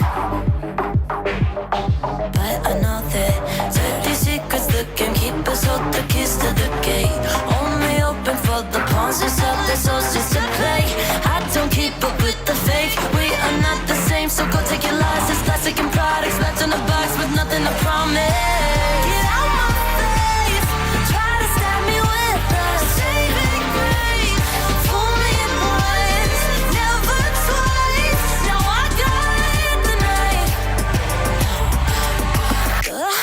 You try to cut off my conscience, bake me a cake full of nonsense. You eat it too and I got deja vu when your words are up, you got you nauseous. Your shit belongs in the driveway, don't know but you wish, babe. Took out the trash like I used to have rest, but all that's in the past, now I upgrade. Upgrade. Shit in the past like I used to upgrade. Upgrade. Shit in the past like I used to have. Get out my face. Passing, you're making me nauseous. Get out my face. Shit in the past, and you're making me nauseous. If I'm being honest, now I got the knife.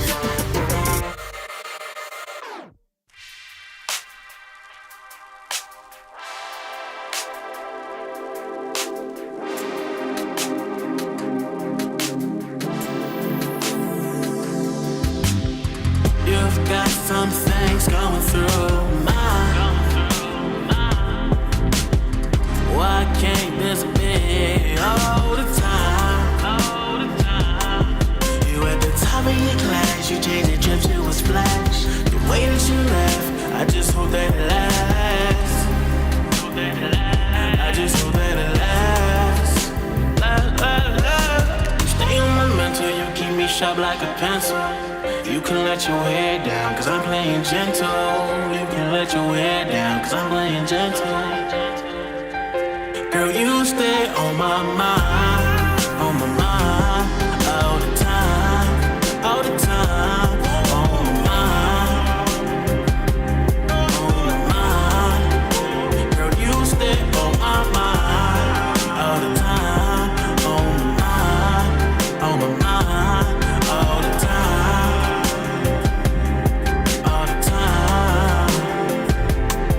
If I come meet you, baby, I can teach you how to let your head down and be a freak, singing like a meter. Sweet love, have you thinking about a preacher?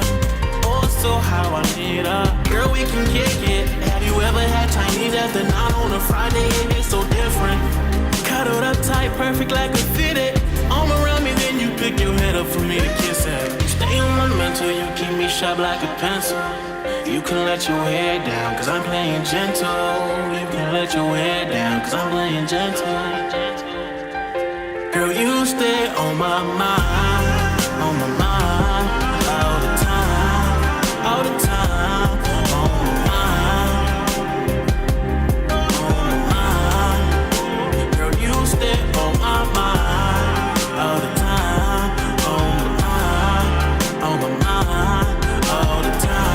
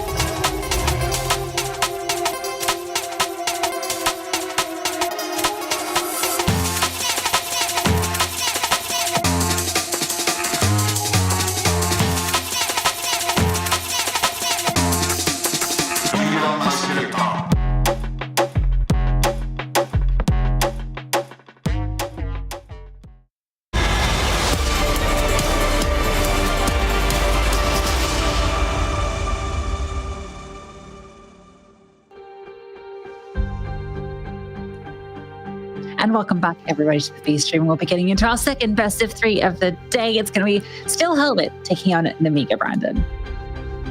Yeah, look, an exciting one, right? Especially for Steel Helmet, who weren't supposed to be here in the first place, had to fill in for Monte due to visa issues. So they're here, they're just enjoying the moment. And I tell you what, a run in this bracket, if they're able to take down Namiga and potentially sort of fight for playoffs, that would be a really cool storyline for the likes of these guys who have been in the scene domestically for so long. Obviously, the dream for them would be to play on the stage in front of thousands of Chinese fans, but whether that would be the case, look, it's going to be a really tough test for them. Astralis was too much to handle yesterday. They go up against the likes of Namiga, and speaking of Namiga, we've got an interview with Flamus with Heku. I have Flamus here by my side. Flamus, we don't see your team that often on lands. How much experience do you actually guys have? Actually, not a lot. Personally, I was only on 2 LAN tournaments. It was a LAN tournament with like top 50, top 100 HLTV teams, and that was my only LAN HLTV experience. And none of us, except for our coach, have LAN experience at all. Mm-hmm. And do you feel like it has some sort of like influence on your in-game performance? To be honest, yesterday against FaZe, yes, but we already lost 1 game. We got nothing to lose. We're believing in ourselves. After a game with FaZe, we are now know that we felt the blood, in our mouths, and right now we're ready to win, and we will. I hope we will. Run fast on the lower bracket to back to playoffs. Go to the playoffs, go to the arena. I mean, when it comes to FaZe, they just recently played in the grand finals of Major, and you guys did not get destroyed, so that's like a really good showing. But right now, you're playing against a team that was just recently added. Like, how do you even prepare against that?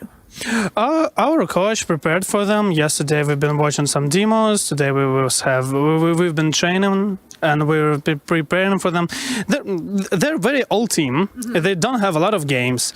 There was not a lot of demos, so it was pretty easy to prepare. And I think actually that they will win this match with 2-0 score. All right, then let's see it. Thank you. Thank you very much.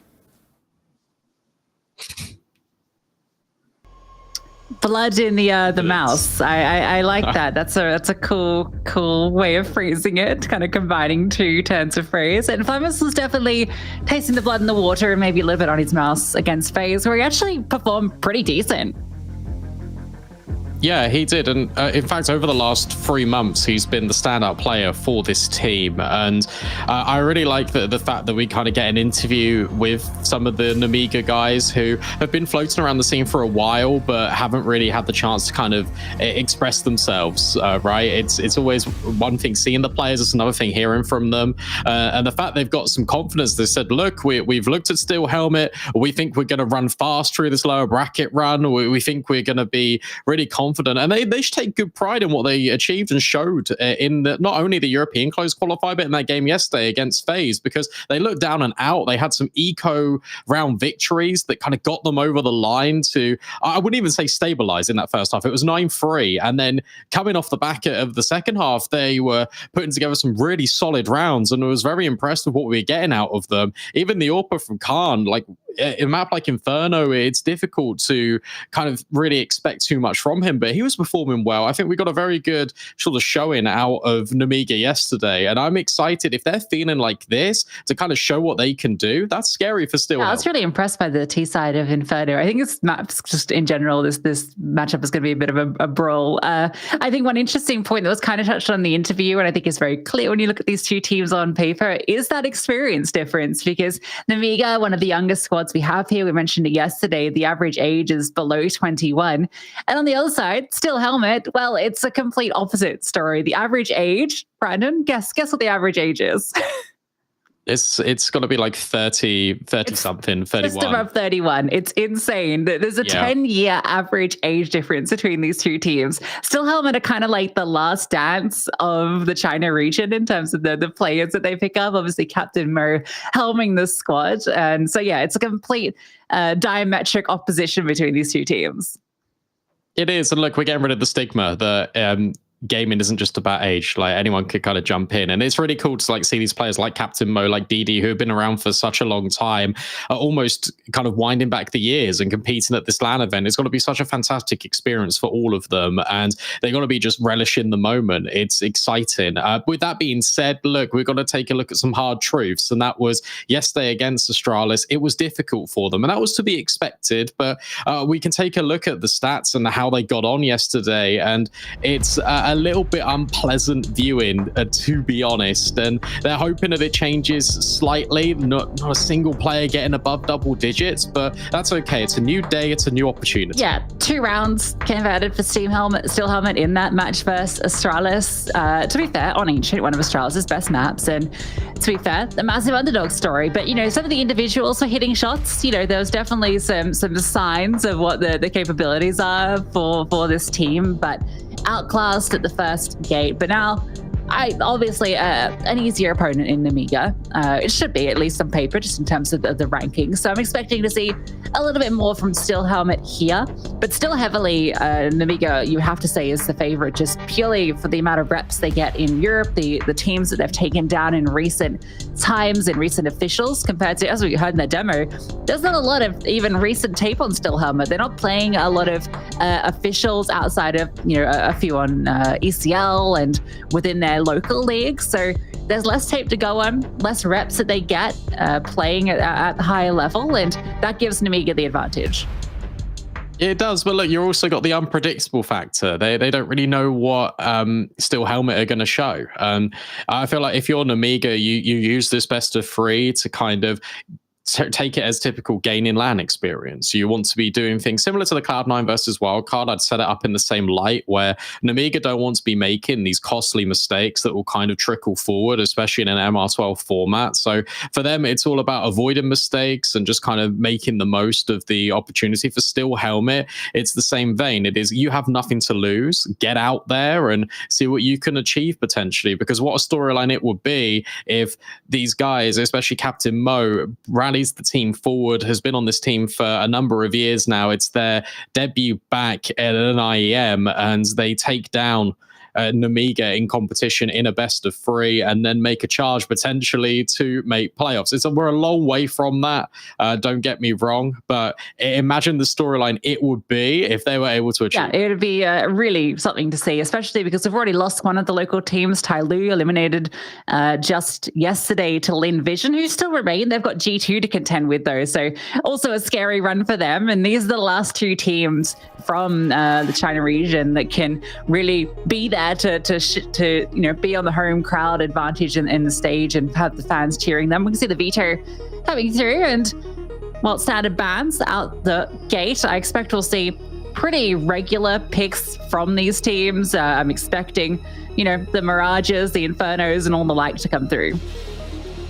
Yeah, there you are. Steel Helmet pick Mirage, and again, that one's going to be quite back and forth. Namiga picking Ancient, that's going to be a bit of a punish, because obviously they would have seen Steel Helmet yesterday, and Namiga are very good on this map. Khan in particular on Ancient, I think, is a very big threat, and as it goes to the decider, I think you're right. I feel like we are leaning quite heavily towards an Inferno. It's probably going to be that. Let's lock it in. There it is. Nuke going to be banned by Namiga. They want to play Inferno. Makes a lot of sense. I'll tell you what, though, if you're looking at this from a Steel Helmet point of view, this is probably like the best 3 maps you could have hoped for. These are all ones that you're comfortable on. These are all ones, though, that you've got reps on and have shown, and based on that interview, probably have been prepped by bots. Yeah, I guess the surprise for me is going towards Inferno over Nuke, because Nuke is one that I think Namiga have got a fair few reps on themselves, and certainly more so than Steel Helmet. You feel like that's the sort of map where you can really press your advantage, where you're not giving as many opportunities just to kind of frag out in the server. But I think you might be right, where it's more targeting the anti-strats and the weaknesses of Steel Helmet versus your own strengths. So I guess that's why they've lent towards Inferno, where they've seen the tape and they feel there's something to exploit. And that'll be the difference maker as well, is it'll be, are Namiga going to actually actively punish the weaknesses of Steel Helmet from what they've learned on review, or are they just going to play their own game and stick to what they know? And the argument would be, is probably a combination of both, but at the same time, I don't want Nemiga to almost lose their identity and kind of rely too much on the prep work, because that can get your mind a little bit muddled, especially in an environment like this. It's really easy to get lost in all the preparation rather than just playing in the moment. Yeah, absolutely. I suspect, based on what we saw versus FaZe, that now that they've, got that first game out of the way, they're going to play with a little less pressure on their shoulders. And I'm expecting the individuals, the young guns, the guys like Flamus, the guys like Khan, who were really stepping up and actually taking a lot of space in that opening best of one to really step that up a gear in this best of three. Don't give Still Helmet the space to work with. They're a team that have the experience and they will exploit you. Yeah, let's see it then. Is Captain Mo going to be able to drive the forces through Nemiga, or will it be a nice, comfortable day in the office for Nemiga as they start on the CT side? Immediately out the gate, Still Helmet, they want to head towards A. It's going to be a quick execute off the bat. There's only one flashbang to get them forward, but they've got a molly. Here he's going forward, and he meets his death. Flamus steps in for one, but DD with the bullets through the head. Khan, what a tap. Keeps it equal. He's going to fall back with DD. A double up from him has given space for the bomb plant. It's fought. It's a difficult retake. Dual Berettas and a USP. There was no kit. They just have to find the kills. And this angle from Jalsagi is powerful. Xanta with his dual Berettas, even downgrading to the USP for the long-range engagement. Still Helmet. They're looking to get this pistol with a fury. In a second. Feels there like it they is. will. Yeah. Just about. Jalsagi locking it in. What a round out of them as well. It's very simple. Straight out the gate, you see Attacker is coaching this lineup as well. A lot of old guard from Tyloo, and they made waves in the European region for their Mirage, and it was quite famously coating the A bomb site completely in smokes and just creating absolute pandemonium on that bomb site. This one's a lot more simple, but it's DD. That's the player you've really got to keep an eye on, because he was the player that was pushing, taking all of the space and not allowing Nemiga a chance to fight their way back onto the bomb site. It was a really difficult retake for them, and as soon as the bomb was down, it felt like they were shut out. And, for I don't want to say it, but for Jalsagi, he only got one kill in that opening game. He just got 3 in the first round. So, immediately he's bouncing back. You're living good. This one shouldn't be too much of a dilemma. They're heading B, no one's home. Nemiga, they stacked, but they've guessed incorrectly. So the bomb can go down. Or the only guess, little danger in this round is just making sure that Jalsagi doesn't drop his AK towards the back of mid, but that's why 18YM, or as Alex affectionately referred him to as 18-year-old male, has stepped in at short. And Captain Mo is finding freebies and farming cash. A lot of money being collected. A very good round indeed for Still Helmet. Yeah, that was an interesting one. That was After something. Effects as well for AE. We'll do our best to keep it serious. We're in elimination games, and it is serious. As we see, Mr. 18YM, who is nowhere near 18. No, he's 29. 29-year-old, 18-year-old male. And execute straight out the gate onto A by the SLHT boys. Flamus with the flames, ready to drop a can. Decides, can keep the gun out. Oh no, indecision. And it's when DD strikes, the flames go forward. He is on fire. DD with the opening kill. Risky Bob still sitting at the back. Not cleared yet. He might have an opportunity to strike. Maybe catch a kill in the back lines, but that smoke's giving coverage. He spotted heads, found the first kill. Now he's known. That's given space for Leah to come over the top. Risky Bob gets a second. And it's a tricky post plant. Both the T's stuck. And they know exactly where they are. Jalsagi looking for this fight on the Risky Bob, who smokes himself off. Oh, the bomb's not even down, so that makes it even harder to post plant. Although, that's a kill.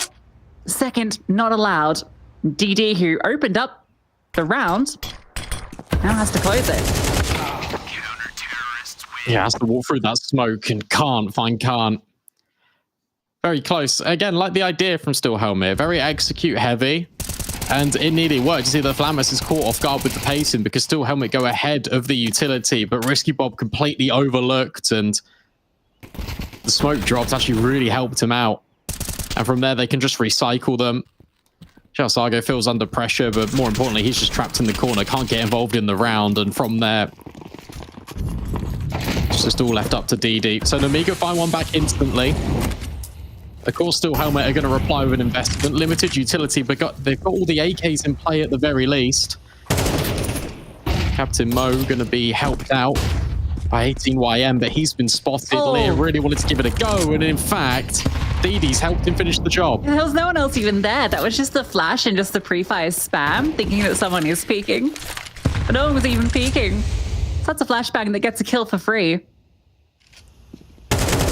Unlucky. The spam damage. Leah over the top of the smoke, can't convert the kill onto AE. Khan spots Captain Mo trying to sneak through smokes. DD's still sticking around, as they will be looking to split onto A. One player in Palace, one coming up the ramp with the bomb. DD trying to catch this timing, and he might find it. Oh, might find it. There it is. Flavis back turned, not ready for DD to have crossed through that smoke. Low HP on the other two players, so this round really relies on DD, helping them control this space. Even getting the bomb down is going to be tricky. If AE goes for the plant, there's a chance Risky Bob could just spam.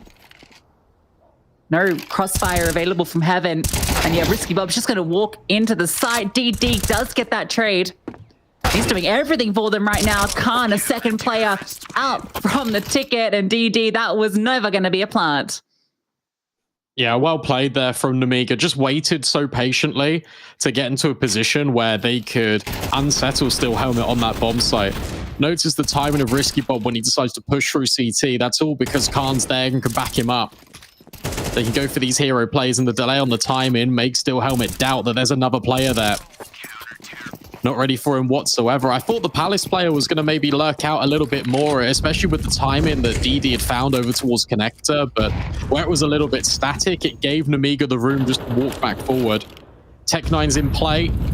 This time it's not the A bomb site that's the final destination. It's going to be B. They're going to be going up against the whole house of Namiga where it comes to the utility and the weaponry, and they think better of it. They see one smoke, one incendiary, and they relocate.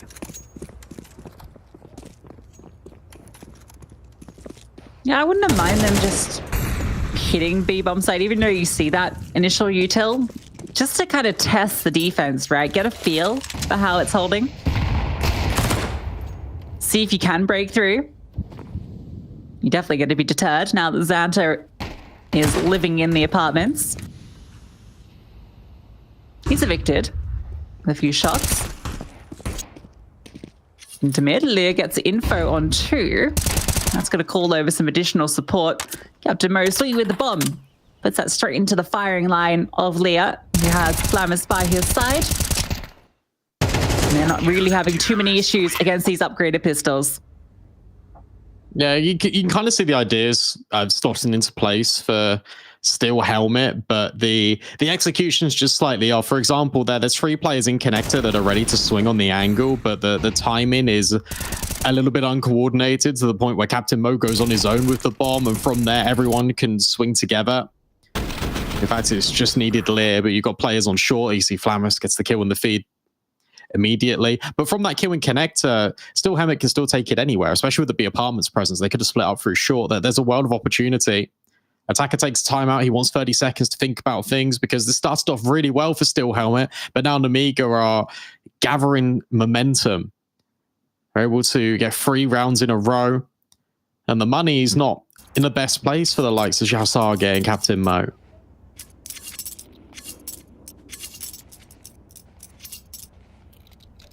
Yeah, they really do just have to cop it again with the pistols. GD gets the hero Galil. And again, I kind of wouldn't mind just hitting B. Yeah, I agree.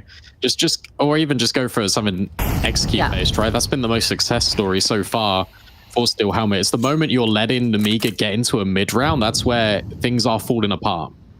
And you can afford to do it on rounds like this, as you said, because the money's not in the best state of affairs. You haven't got the most amount of utility, but you are limit testing. Yeah, it's the key thing. That said, without the util, they can hunt with the deagles. Maybe there's a chance, you find one, cause an Amiga to get flustered.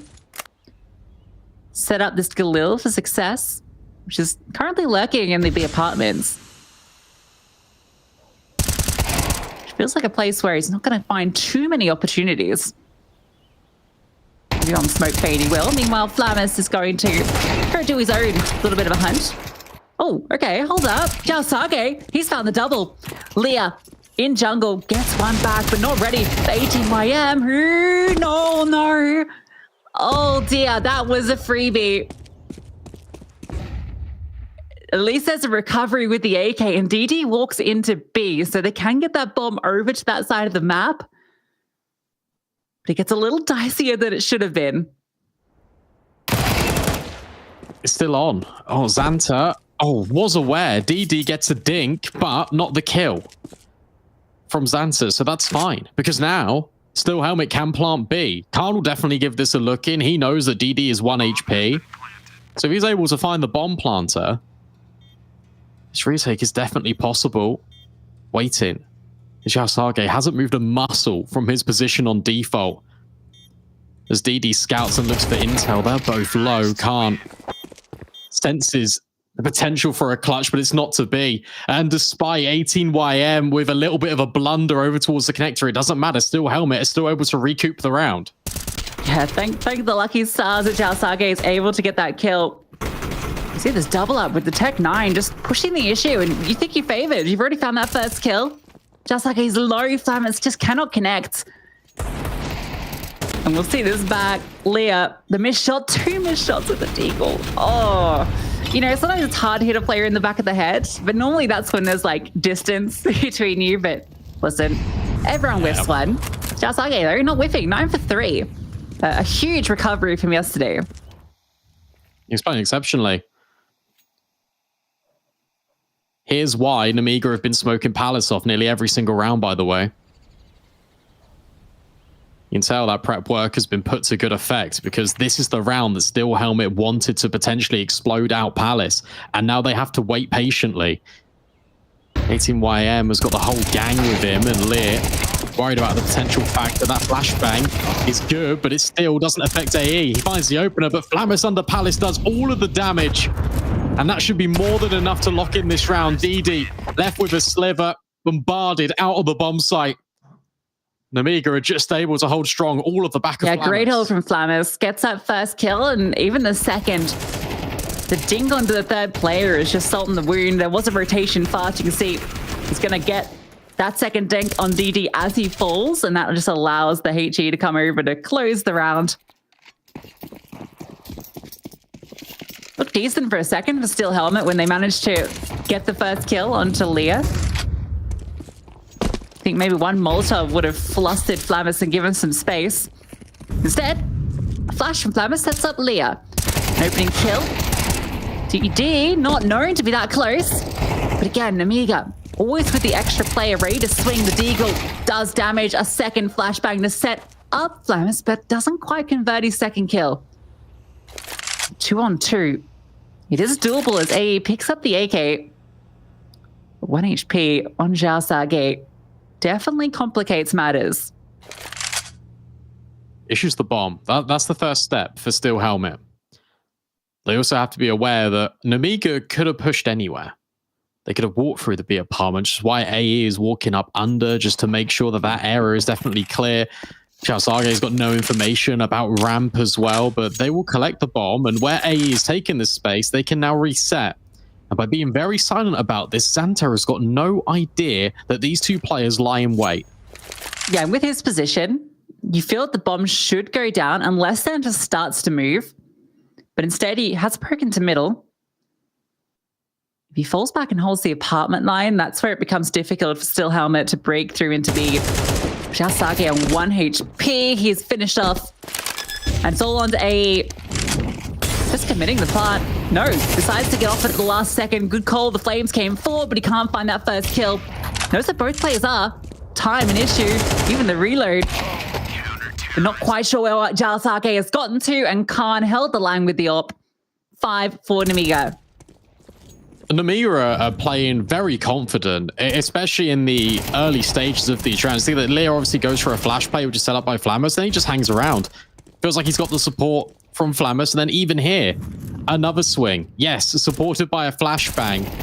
But these are very individual gunfights. You can see the way that Steel Helmet, they've got the numbers there just to be able to trade, and that's what makes it a 2 versus 2 in the first place. Some really nice shots coming out of the Deagle. Of course, it's Xiao Sage that is still delivering knocks to Namiga. But a good close right at the very end. Another breather for Steel Helmet. They are making these rounds very competitive indeed, and Namiga have got to be a little bit careful. You can see that reflected in the cash that they have to spare. Chance if Steel Helmet can break through one of these rounds, it will put Namiga down into the dumps.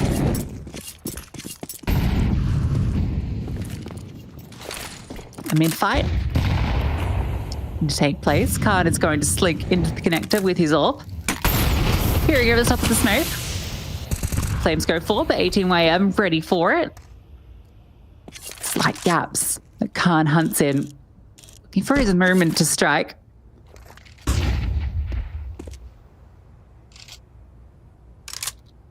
And it's interesting, Namika lent a third player over to be early as a deep lurk smoke thrown onto the B apartments, and it's kept their interest there. Still haven't made a maneuver based off that yet. And they're taking their time.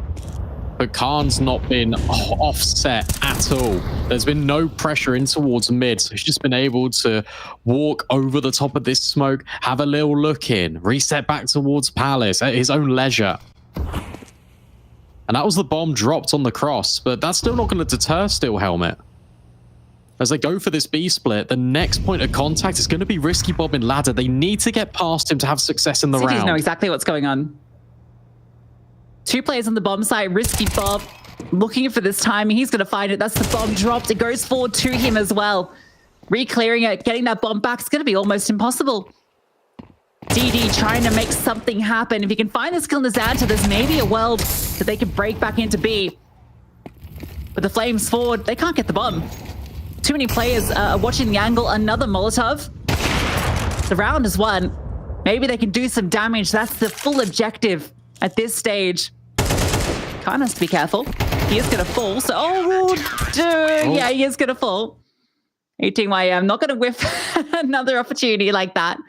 But the round will go the way of Namiga. He thought about the knife. He did think about it. This is just really good from Namiga. As soon as they see the bomb in towards top middle, they rotate another player back towards B.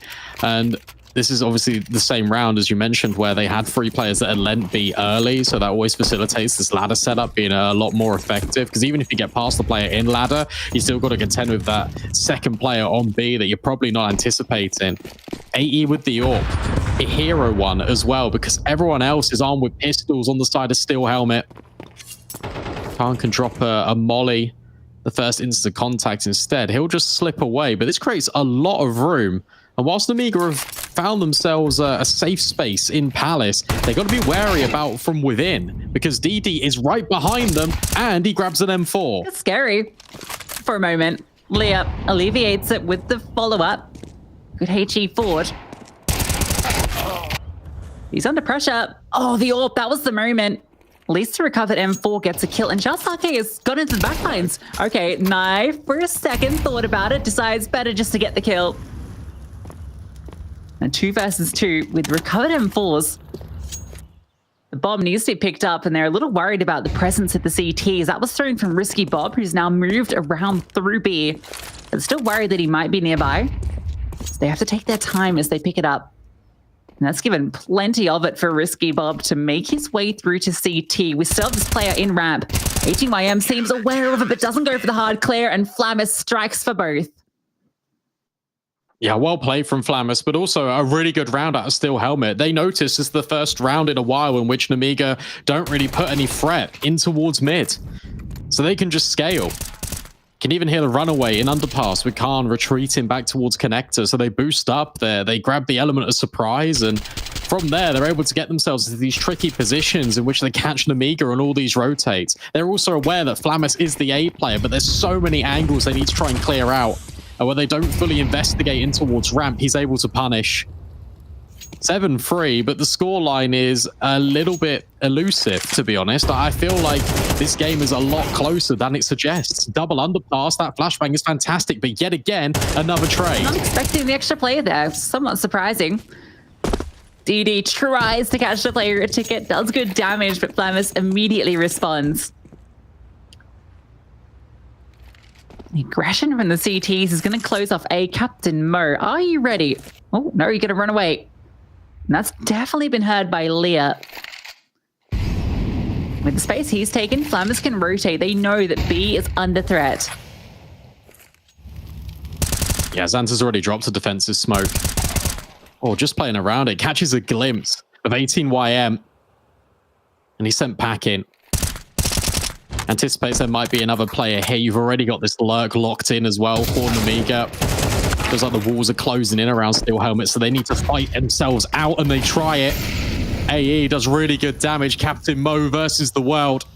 Trying to steer his team to victory. Might get the jump on Khan, but as he walks into the bomb site, Flamus appears from the window. Peekaboo to Captain Mo, and Nemiga got up to 8 rounds. Good setup. It felt for a second like maybe there was a world if DT had found that kill in ticket, but Xanta on the B defense getting that first kill, gets a little lost in it, tries to make a play through the smoke. AE gives it a good shot. Again, if you found that double up, you can see a world where they can get the bomb down. They have plenty of util on Captain Mo for the post plant. 8 for Nemiga. Feels good. 9 a possibility. As utility is lacking for the T side. Now that's the big difference. No smokes, apart from the initial 2 that were thrown out off rip to get you into a bomb site. But they have found a safe haven in taking middle. Nemiga's only contested it a couple of times through flashbang plays. So AE waits patiently, the molly in the window, hoping that someone was on the left-hand side of Steel Helmet. Cross back, AE would have been given an opportunity instead. That's not to be.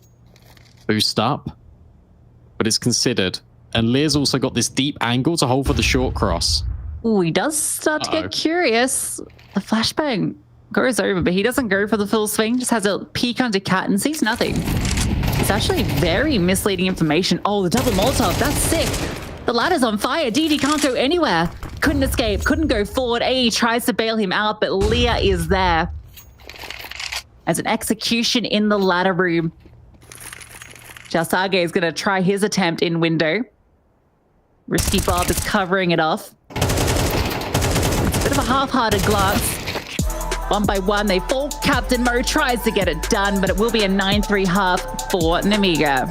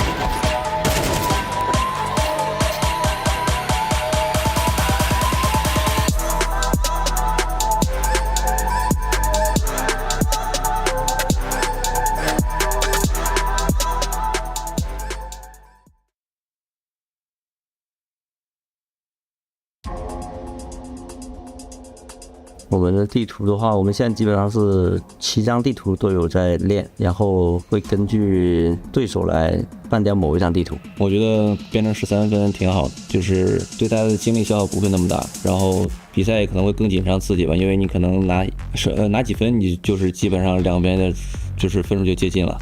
就是感觉需要适应嘛。其实一开始会感觉非常的不好，因为容错率太低了，就是对于首枪局包括第一个长枪局对于整个比赛的结果走向影响太大了，是这么感觉。就是很有可能如果是 BO1 的话，你可能就是没有什么感觉，有可能就会打完一场比赛。我觉得在 Major 这是我们第一次参加 Major 吧，然后我们从中获得了很多经验，包括对比赛中的那种抗压的能力吧，然后还有很多我们自身游戏上的不足。打 Major 最大挑战其实还是我们自己吧，因为我们每个人都是第一次上这么大的舞台，要克服的心理压力我觉得还挺大的。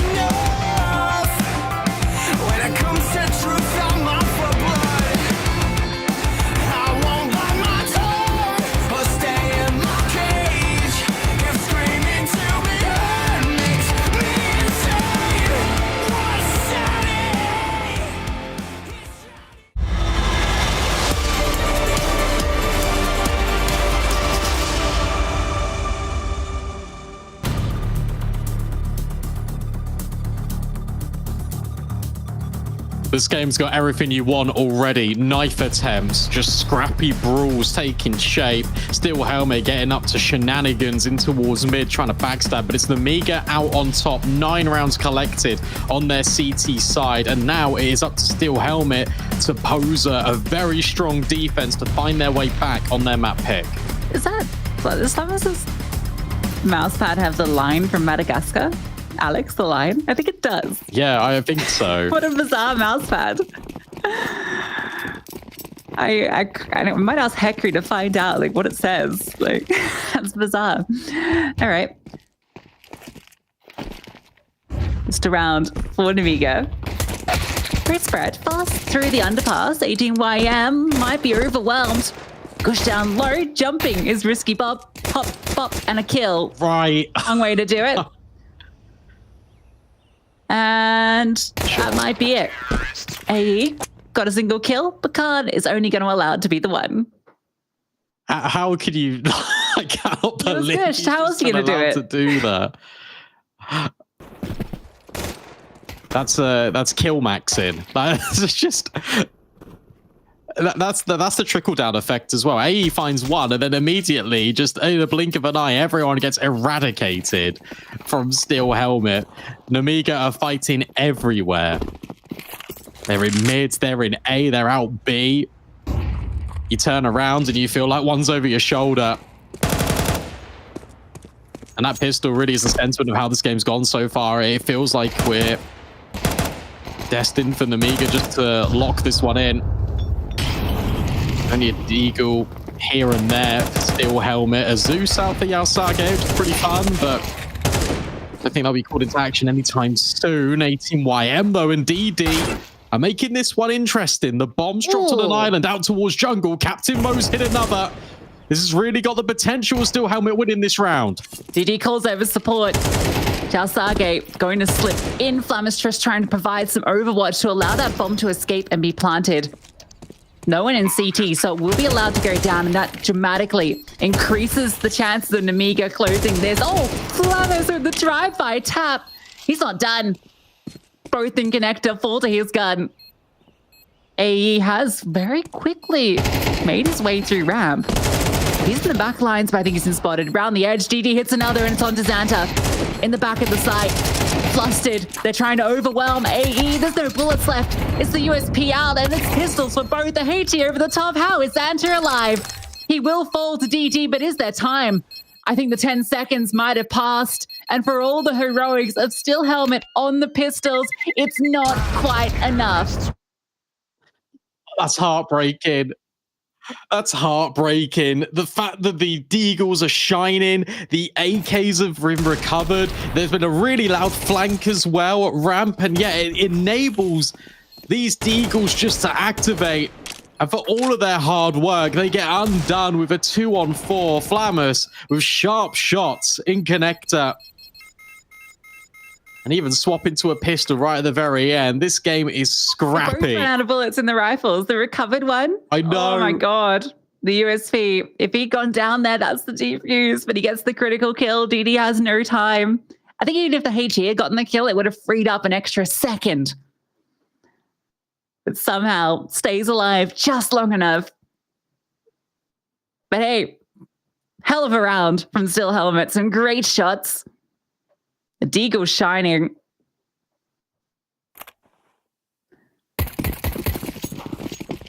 Yeah, you got to be happy with that. That was 2 Deagles brought in for Steel Helmet, and I mean, you killed everyone. It was expensive at the very least. The issue is the round count at the top of the screen at 11. Right next to Namiga's name. Drips and drabs of utility. It looks poised to be an A play, but this aggressive posturing towards ramp is really good for Steel Helmet. Crossfire enabled, maybe even a flash play for 18YM to poke his head round the corner. In fact, it's just going to be a little bit more contact. Risky Bob. Not revealing himself just yet, and Khan finds the opener, but are you ready for Mr. Mo? Well, he's the only one remaining at this stage. Does get 2 kills, but that's all he's going to be allowed to find. Felt like that Namiga all struck across the map simultaneously. There was the play out ramp, there was a play in connector, there was a play in palace. All of them came through at the same moment. And we saw actually from the POV of the play that was in connector, just how, yeah, there we go. You can see the body of AE flying forward as Xanter activates. That's the palace player getting that kill and giving him the distraction to strike. Yeah, that's the credit as well to Namiga for like the activation point. As soon as Khan finds the opening on ramp, everyone swings at the same time, and Steel Helmet just can't deal with the amount of angles they're being challenged from. This might all end with an A play. A blow on the smoke, a scout shot rings out for AE, but they don't see anything. Not entirely convinced that it could be the A attack, and for good reason. Namiga are actually reconsidering things themselves. They move away from A. They leave a couple of players to lurk, hoping is Xanter that an MP9 gets aggressive and looks for intel, but that's not going to be the case. Instead, Namiga, they'll bring the bomb over towards B, and this is the lesser reinforced bomb site. Interesting, wasn't it? They had so many players ready just to hit A, but then they just decided not to. It was a really quick scramble to reset. Although I think the finish is still going to be the same. Just a different approach. Mid control instead. The priority. Captain Mo blindsided. AE scout. Oh my god, he gets the collateral. And AWP would have been a double, but the scout just makes it 2 weakened players. But a chance for the MP9 to maybe come good. Jiggles for 1, but can't find the kill again. So much damage inflicted, but not a fallen foe. Jasage finally fixes that with one of his own, but it leaves it to DD. A 1-on-4. Barely a single player worth of health between all 4 of them. Without a kit. With time not on his side. And no chance. Flamus, a single shot through the dome, will secure the map of Mirage for Namiga. Yeah, 1 step away for Steel Helmet potentially being knocked out of the tournament. Namiga 1 step closer to continuing their run here in Chengdu. It all leads up to their map pick. Ancient up next.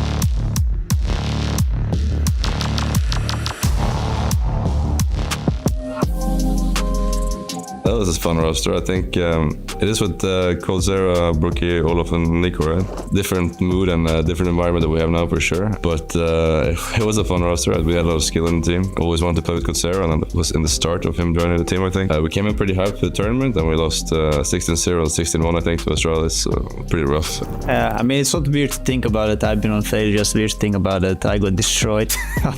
We had no chance, literally. I think it was not 16-1, I think it was 16-2. So that's double the round, okay? The Australis was just insane, that event. Like Glay was playing insane. He was the MVP as well. I don't even remember like what happened and how it was. Everything happened too fast. I was the in-game leader. That's why we lost 16-0. I think it was the first time Olof and Coldzera got 16-0 in their career. They were just laughing, and we didn't know what to do. We just got outplayed and out-aimed and everything, so we couldn't really do anything. And I think that was, you kind of forget about that loss pretty quickly because it was just so fast. First time I came to China, I think it has to be Shanghai. I think I went to Starlighter Shanghai before that tournament, and that was my first time in China. Peking duck is actually one of my favorite foods, so with the pancakes and everything like that. So I had that when we were in Beijing last time. I'm quite a big fan of Asian food in overall. Well, I like spicy, but yeah, everyone's just saying that you cannot keep up with the spices here. So yeah, we heard some recommendations, obviously the hot pots, but everyone says just don't take spicy hot pot because it's already spicy. So we'll see how it goes. The fans have gotten way crazier over the years. Now it's like you get swarmed when you go outside the hotel. So it's a fun experience, but sometimes it gets a little bit overwhelming.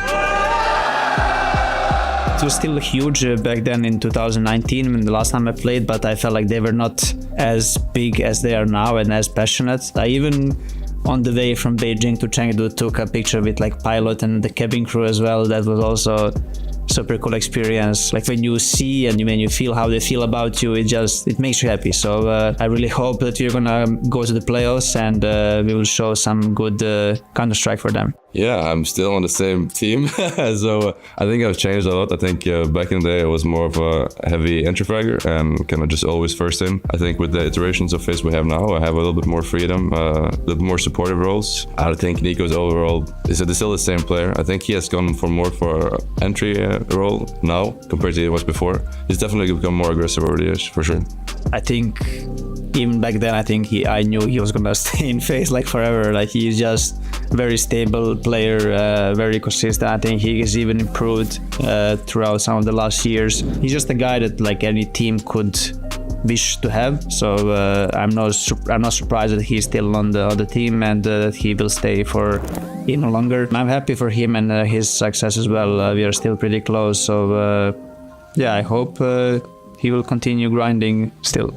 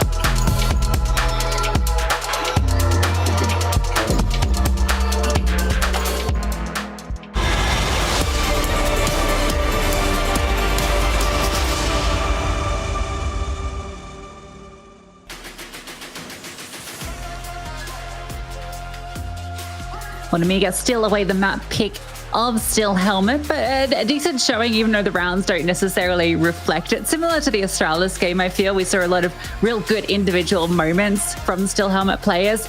When it came to the round count, well, Namiga had no issues. Yeah, and look, I completely agree with you. I feel like there was a lot of opportunity there for it to go wrong for Namiga. I felt like in a number of rounds, they were, again, a little bit overconfident. I feel like they were swinging a lot of things in like other matches they wouldn't normally. And as a result, Still Helmet were punishing them. There was a lot of 2vx situations that Namiga had put themselves into, and they were able just to close it out in the end. But it was definitely a warning that was thrown by Still Helmet. And I agree. Whilst that scoreline, you look on the face of it, it feels quite one-sided. It wasn't. There was a number of clutches where if they go the other way, suddenly it looks a lot more competitive than it actually was. And I feel like we got to see a lot more of the individuals from both teams, but particularly Still Helmet. We have a head-to-head to present with one of the Still Helmet players that I felt like definitely made his presence known in the server, and that was DD. He was really having a lot of high impact frags. He saw all the pistol kills that he was able to find, and obviously on the other side, Khan just had an exceptional map. Yeah, Khan played really well, and I think the most interesting rating is the cast one. The fact that Khan was nearly involved in sort of every single fight that was being taken just over this map. It felt like he was everywhere, and that was without really wielding the AWP all that much. Was primarily on the rifle for the majority of the game. And DD was a player that was creating space for Steel Helmet. Was definitely trying to find these timings, walk through smokes on a number of occasions, backstab the likes of Khan and Flammus. And once those heavy hitters of Namiga were down, it really felt like Still Helmet were able to kind of convert the rounds and make them look and feel a lot more like it should have been theirs if it wasn't for some of the individuals just really stepping up from it. Mattered. It all started again with this pistol here from DD, just making sure that Still Helmet have got the space, and that's the big thing, because if it wasn't for him, it felt like Still Helmet would be pretty confined within a lot of these bomb sites. Yeah, the amount of times he just got a really impactful entry, we've seen quite a few of these on the highlights, or even just was able to find that space through the lurks in middle. Very impactful squad. Khan, on the other side of things, we saw a couple of AWP highlights, but as you mentioned, they didn't really get the chance to use it that much. It was mostly the rifles that were doing a lot of the heavy lifting. This round in particular from DD, that came so close. That would have been one of the clutches of the tournament if we'd been able to have a little bit more time, just need an extra second and a half to close it. Yeah, that would have been fantastic. And look, it should give Steel Helmet a lot of confidence, I think. Like, you're heading into Ancient, a map that they're pretty well versed on, going up against Namiga. The difficulty is Namiga are very solid on this map. And obviously, if we're sitting here saying that should have given Steel Helmet confidence, imagine the confidence now that Namiga have got, because they stuck to a game plan. You could see that they were prepared for especially those Palace pops that Steel Helmet only tried a handful of times, but that smoke was constantly being replenished on that side of the map. Namiga have got a game plan here, and they're feeling very confident, and it's projected with the body language as well. Everyone's kind of getting hyped. Everyone's just kind of really excited to see it. When you take a look at the win rates, though, look, what I will say is Still Helmet have got more reps over the last few months, and sure, they're playing against domestic opposition, but this is one of their better maps. Yeah, and when you consider one of those maps was the Astralis game yesterday, yes, I know it was a completely one-sided affair, but that's a lot that you can learn from, right? That's a lot that you can immediately, because you know that Namiga in particular is going to be looking at that map because you got stomped on it. That's one of the reasons that they've picked into it, knowing that it looks like a weakness. So if you know that Namiga are looking at your Ancient and looking for the weaknesses that they can exploit, you just play a different game plan. Don't fall into the same traps you were against Astralis. And I feel like that's where Still Helmet can try and, get ahead of Namiga. Yeah, especially when you've got a coaching attacker who has been around the block when it comes to professional Counter-Strike for a number of years. He'll understand kind of what it takes to be able to reset and kind of get the team back on track, especially with a number of these guys. Look, as we've already mentioned the age thing, but it's worth noting these guys have been playing professional Counter-Strike for a very long time. A map like that isn't going to I don't know if we can go back onto Namiga for a second, but the mouse pad we noticed during the first map, there's a nice little illustration of what appears to be Alex the Lion, but I've done some investigation. I've managed to get eyes on the scene. Heike was taking a look at the mouse pad, and in fact, it is it is Alex the Lion. However, it's got Flamus's head superimposed on it, so sort of photoshopped on top of where the head is. Okay. And then it just says, I'm Flamus. Brilliant. Okay. I don't know if that's something that he has, commissioned himself, or, someone has gifted that to him. Oh, wouldn't that be amazing if he just asked for it himself? He was like, it's please, I need this. So that's the mouse pad he's using, and hey, it's working out. He's fragging out. He was not that far behind Khan on that opening map, and honestly, was incredibly impactful in a lot of the rounds. Yeah, he's Flamus. That is fantastic. Agent, again, look, it's historically a very good map for Flamus as well, and that's the worrying thing for Steel Helmet is whilst we are bigging them up, whilst we are saying, look, they've got the experience, I don't necessarily know whether they've kind of got the ability right here in this present moment to overcome Namiga, a team that is trying to relish this LAN experience, trying to get all of the reps in, and there's a solid chance they survive another day here, and whoever wins this will be going up in the lower bracket against FlyQuest. So the journey and the difficulty of opposition doesn't really get any easier. No, not with how FlyQuest have been looking as of late, but it's do or die for Steel Helmet. They were starting on the CT side of Ancient against Amiga. Been looking insane in this series. He goes for the jump, doesn't quite land it, gets close to it. Difficult one to hit. Gets information, a player in elbow. That's going to change the smokes as well. They were lining up for middle, and instead, it was going to be A. Risky Bob misses the mark on that one. There are two players that already rotated in here. Captain Mo ahead of this smoke. One side, Sage, but the molly is good enough. Maybe it's not. Never mind. Sage finds one through the smoke. AE with another from Donut. 2-player advantage. Steel Helmet, they can't give this one up, but with Khan and Lear fighting back through Donut, Namiga are going to go big. But look at the CTs. They realize the space is now being taken over the side of the map, so they're going to have players. TG, this is a great reposition. He's gone down ramp. There's no way. No way you're ready. Rosage takes the first contact, and DD, he has the round in the palm of his hands. Bomb plan denied. Leah hoping to set up for the post plan, but DD's not going to let it happen. What a round from Steel Helmet. Just the fact that they are immediately spamming through the smokes over at A, and that allows distraction for AE to walk through Red Room, find the kills, and whilst it feels like Namiga have found a way out, Steel Helmet are one step ahead. A couple of clean and crispy shots from DD. Get that one over the line.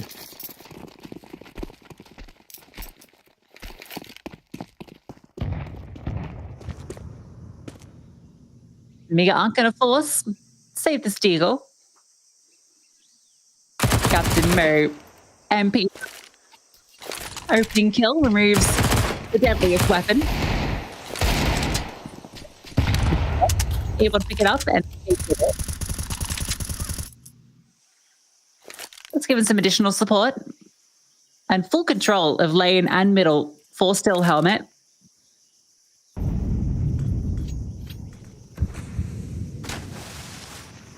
At the moment.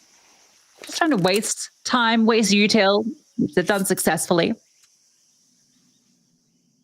They will slowly move back over to B, where 18YM lies in wait. There should be some pennies collected to grab a comic book for 18-year-old male. However, Risky Bob denies. So that's an SMG immediately just scooped up. DD, though, will swing and really relishes the opportunity to fight. Needs to get out of there, though, because Flamus, you don't really want to give him an M4. Yalsage at least steps in to close the gap and allow Captain Mo to try and reassess the situation in towards middle. Yalsage, you feel like he's definitely done enough, especially with AE stepping in. That looked a little bit dangerous for a moment, but still Helmet able to pick up the piece. Yeah, I think they're just lucky that the M4, because of the retreat from DD, he was just bailing out of there, back turned. It fell over into mid, so it wasn't able to be collected. But that gets a little scary That was Glocks and a single Deagle, and it comes down to a 1v2. Not to mention kills confirmed with the SMG for this one. Gonna put Steel Helmet in shaky step. Namiga, they're fighting forward into mid through the smokes, flashes over the top.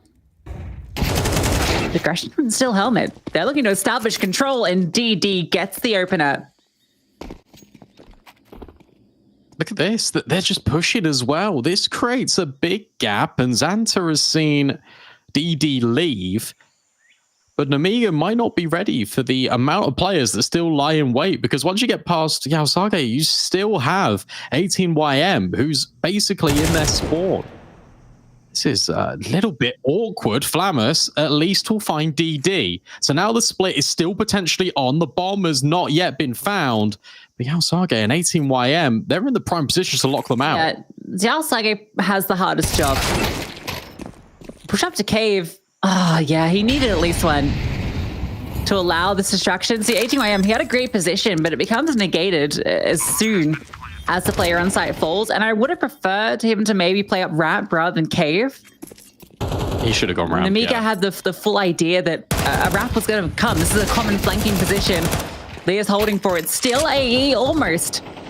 Gets one at least. Captain Mo, off the back of that, he's out of there. Yeah, also the benefit of him walking up ramp there was, say Yaosage didn't even manage to grab a kill from that situation, because his position was really hard pressed for him to even find one. But if he did, then look, you've still got an opportunity where 18YM can then be the next contact point, or at least at the bare minimum get a trade. I feel like he just wanted to try and play his life and kind of be that unknown factor that could have just won the round outright, but not meant to be. So through a mid split, Namiga are able to make things happen. This was even with the opener falling in favor of Steel Helmet, but sharp shots out of Risky Bob just alleviates a lot of the stress that Namiga were having in trying to find a route onto the bomb site, and from there it feels pretty comfortable. Timeout immediately called by Attacker, probably just to get the troops on the same page, right? And just kind of iron out a little bit of these mistakes and maybe some communication issues. Just saying to 18YM, look, you come up the ramp, try and help out the teammate, because again, every single one of those kills that Namiga took were in complete isolation of one another. There was no opportunity for Steel Helmet to trade. And we're seeing the repercussions of losing all those players against the Glocks as well. That round was meant to be the freebie where you just have everything from the previous round brought over. Instead, they had to fully reinvest, which means, oh, it's not pretty. Still got these two M4s. Captain Mo, I wonder if he'll try and play more active. No, into mid they go. Flashbang over the top gives an opening kill to Risky Bob. They've seen the second player. They know that AE is present, the smoke forward, but that's not going to deter Leah. He just forces his way in. Captain Mo, normally the A site anchor is actually moved into middle of the initial kills, which means it's slightly undefended. Yeah, it's just Yaosage here with an MP9. I like the approach that the Namiga have just taken there as well. As soon as AE drop the smoke, they press the issue and then they take the space.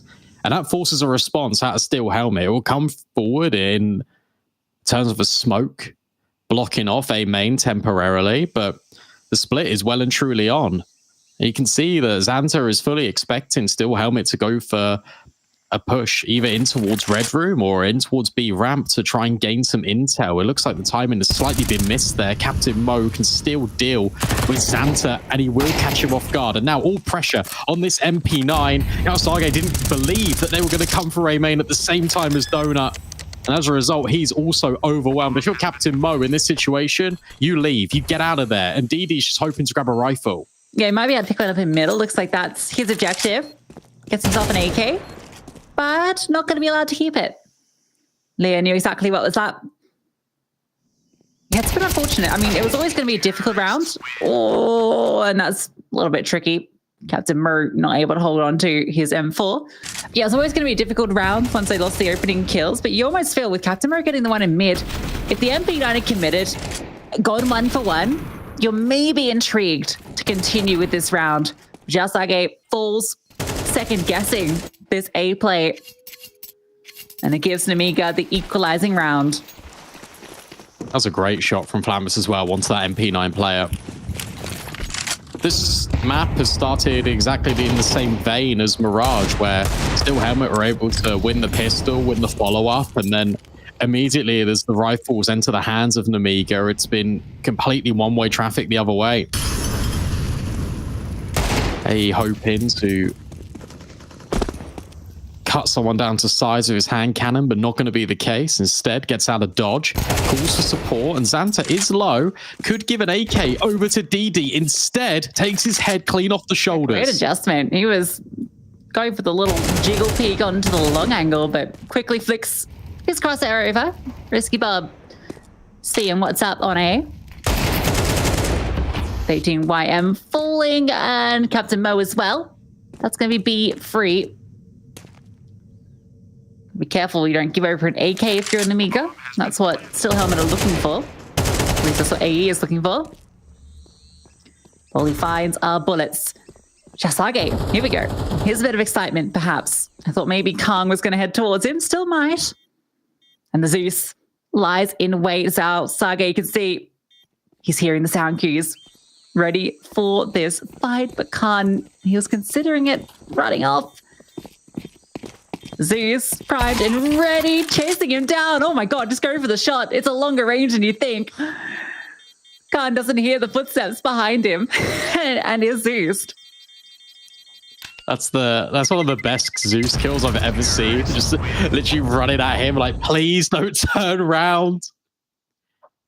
That's an AK though. No kill reward, but it's an AK.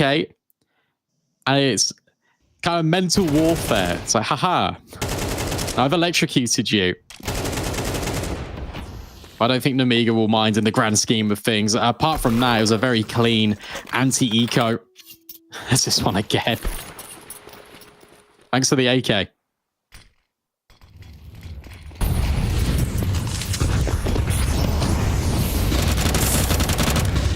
They want to fight mid. The flashbangs fully blinding, but 18YM gets the double. In fact, it's Captain Mo who finds second frag, but the damage was done. That is a long-range dunk. Oh, Shasage spams him back. His face. Yeah, you would be. What a kill. Khan's overwhelmed. Still Helmet. In a matter of moments, win the round. Yeah, Xanta doesn't skip arm day. The arc on that was fantastic. And then the reaction was even better. That spam from Halsaga, equal reign. The king of cave, but how about this? What a round out of Steel Helmet, because they bring that out of absolutely nothing. The fights come to them and they win every single one. Good conquest towards middle as well. That time the Namiga didn't throw the nades and bank them off the side of the wall. Steel Helmet were just able to get ahead of the util. Yeah, I like that they decided to contest mid. Namiga have been showing they just want to fight forward, so why not take the bodies there early? Don't let them get this space for free. Make them work for it. Namiga will go for the late take of mid. 3 players ready and waiting. Xanta thought he had a timing. The flashbang is great to set up AE. Jalsaga continuing with his spam. How does he get away with it once more? That felt like the final 2 bullets onto Leah. An unreasonable way to get the second kill. And it's left a 2-on-4. It feels like the A bomb side is open, but Captain Mo is in A main. The bomb likely has to come past him. Steel Helmet showing us what's up.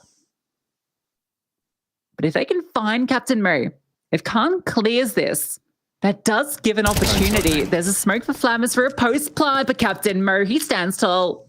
He delivers. That's the bomb straight to his door. This one's not happening for Flammers. Time, an issue. CTs now start to swarm A. First kill is his. So bomb to be picked up, but as you can see, 2 more bodies on the site to get past, and he knows. Not happening today. Sage has been unlocked by Astralis. He's just been a completely different beast to this series. Another multi-kill, another spam through cave. And still, Helmet aren't backing down in the face of danger. They're taking these fights. They're allowing Nemiga just right into their domain, and then the reposition from Captain Mo into A main was everything. He's even the player that sets up the fights in towards mid. As soon as the bombs drop, that's the round just done and dusted for Nemiga. Still, Helmet will reclaim the lead. And now it's time for Box to get on the mic. Yeah, I feel like Alsake, he took it personally for the match versus Astralis. This guy's alive and kicking in the server today. What a machine. I can't believe he's gotten in consecutive rounds, those two spams. The second one's more believable. Sure. It's that first one that's like diagonal. Look at what it's done. A couple of rounds have gone the other way. And again, Nemiga working with not the bare minimum, but with not everything they'd be completely desiring. Leazanta, the cost of utility comes a compromise of weaponry. So I like this though, because they kind of split the resources. The Deagle goes in first, and then you're hoping your rifle will be able to find success off the back of the contact or the trade. That's okay again, attempting, but this time no bullets converting. Oh, yeah, okay. It goes both ways. The AK a little bit less useful on the spam. Yeah, you get more bullets, but the traces, that's what betrays him.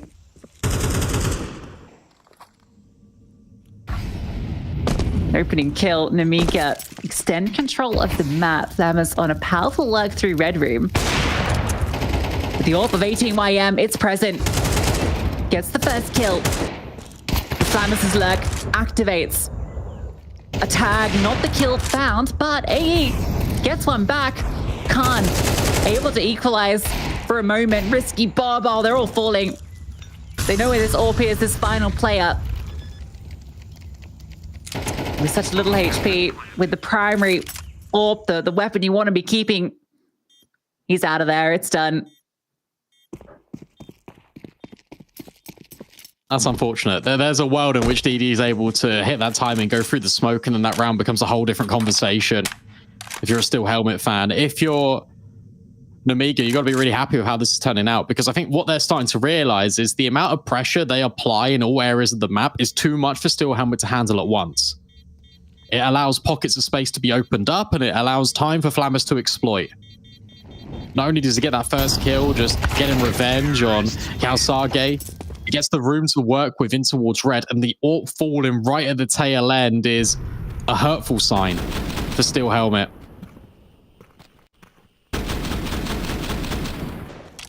This is opening kill. Yeah, it's kind of cool from Flammers. See, he goes for the initial shots because I think that there had been some spam from Jalsage, but then as soon as the bullets fire back through, he just lines back up on the angle that the traces came from. Still very difficult to get the kill.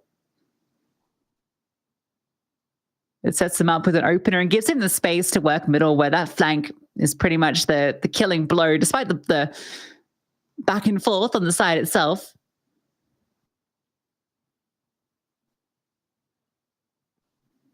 Still haven't making a decision. Looks like a halfie. Got the MP9s. EGYM can keep some extra cash for the AWP.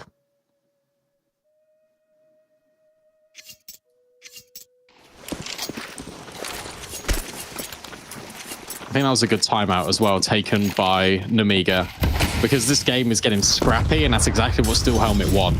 And obviously that's the inexperience of LAN really kind of showing up here. Both these teams are a little bit rough around the edges, so Box not only just having the conversation about the money, but just saying settle down.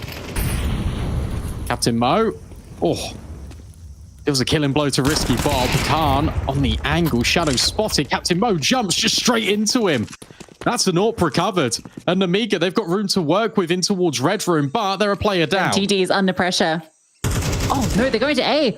This is where 3 players are. Jalsage, he's been felled. But you're not expecting 2 more bodies at A. Yes, you know Captain Mo is present. But AE is also here. Namika take a moment to pause. But at the same time, still Helmet into middle. More space being gathered, but with DD falling, that gives the opening to be Captain Mo can't get it done. Flamus saving this round for Namiga. After Captain Mo gives a lifeline to Steel Helmet, gives him a way in.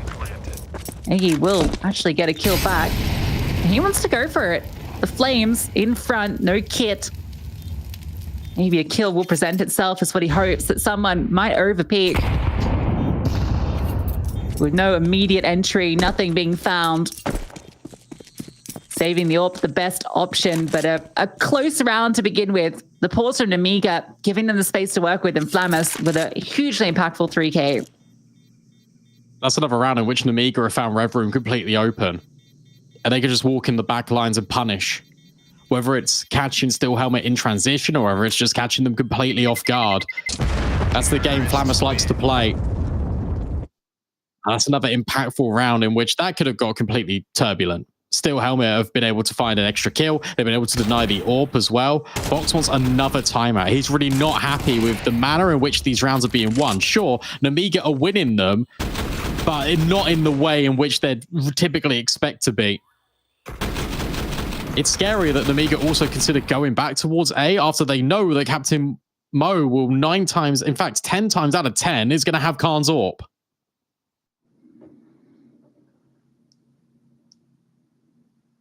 Well, at least that is saved over. Looks like Captain Mo will be wielding it. Kind of part of how he made a name for himself back in the day was some of his AWPing. Seems like they're maybe moving it about depending on positions as well. 18YM, we saw him starting on B, but I guess Captain Mo as the A anchor wanted it this time around. It's not uncommon to see the AWP just post up on that side of the map.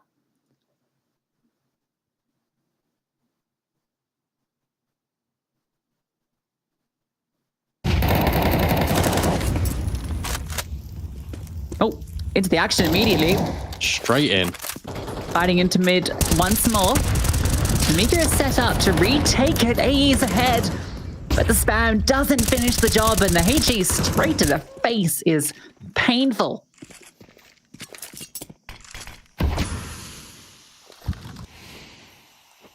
Just trying to head it out of harm's way, if in doubt, says AE. I like this from 18YM. He's come over with Sage, who loves a spam. And Xanta's now limping for the rest of the round. Felt like it was going to be a swing out towards ledge. Instead, it's the spam. They're happy with it. 18YM can now post up on Cave, and he can be joined by Sage, or I can free up another rotate to go back towards the B bomb site. They will expend a molly. That'll push Sage forward, but yet again, supporting 18YM. Important fight here at Cave. The spam isn't actually favoring Namiga whatsoever. And Steel Helmet back off. This is a really good disengage. Oh, but the spams go both ways. He almost lines them up. Can you imagine? Flamus with a kill in mid. This has gotten out of hand. Oh, what? He goes back for it? No one sees walls in this map. This is insane. The amount of wallbang kills. 2 for Xanta, just spamming through the pocket wall, has given Namiga the advantage in this round. Yasage's in the right place, but he has 4 T players about to converge on his position. Time an issue. Bomb needs to get over, and that could have been the kill that maybe made it happen. Captain Mo on his flank, not even allowed to escape. These rounds are getting close. These rounds are getting so tight for Namiga, and it's always Flamus giving them a way out. This time it was through an AWP, of all things. 18YM able to get that kill before he leaves, but Flamus grabbing this kill on towards Donut, it just means that they doubt. But Xanta's spam is fantastic. The fact that he goes back after he gets the initial kill and follows up with a second, I can't comprehend it. It's a bloodbath. And now one in which is relegated Steel Helmet just to these pistols. That's brutal. Absolutely brutal. After that round looks so good at the start. All the damage they've done, the disengage after getting the opening kill. You think you're safe. You're in short. Just trying to get away to reset. Xanta just spams you down. Almost a double initially, goes back to finish the job. 2 kills without seeing anyone. IEM at least will get something with this 5-7. Shame he loses so much health. He can pass it over to one of the armored players. That'd be the play. That is done. DD gets curious, peers into Leah, and finds nothing but death. He's done it again. This time it's just one smoke in towards Red Room, and it's caused all sorts of havoc to these rotations.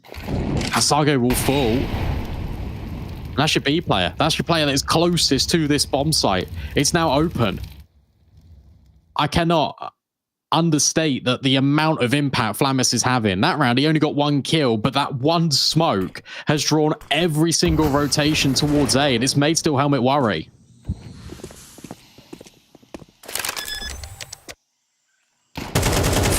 To be confirmed. I'm just having a field day on Ancient. After a great Mirage just behind Khan, he's definitely feeling it on Ancient. This guy's been a real revelation, I feel. We obviously, this team has had some successes online, but and people have obviously been keeping note of Flammus, but it's the international debut for this guy, and he's really stepping up. Yeah, it's good signs that, look, they're not feeling pressure, Namiga. You can tell that they are a little bit in some of the rounds, but the mechanical ability is not waned and is not differentiated. That time in AE still grabs one, but Xanta trades, and yet again, it's that man Flammus. So surgical with these headshots towards A main. The push punished. And immediately you're thrown into a 4-on-2 if you're Steel Helmet. Last round of play here in this first half. And the map is your oyster if you're Namiga. Fortunately enough for Steel Helmet, Captain Mo at least grabs one back, but it comes at a hefty toll. And off the back of it, knowing that one player was present in B, they're just going to rotate and hit A. Jalsage is between 2 worlds. Looking in Red Room, keeping an eye on the walkout from A main. That's going to mean he can't respond. A smoke to CT will completely veil his vision. Or maybe it won't. It's a trickle smoke, which actually is definitely what was intended. So he's found space. A second smoke has to be expended just to give him some room to get into the site. Risky Bob catches Captain Mo. It's all on Jalsage. He wants to push the smoke, wants to do something magic, but it can't be done. Flammus is alight with an 8-4 half for Namiga.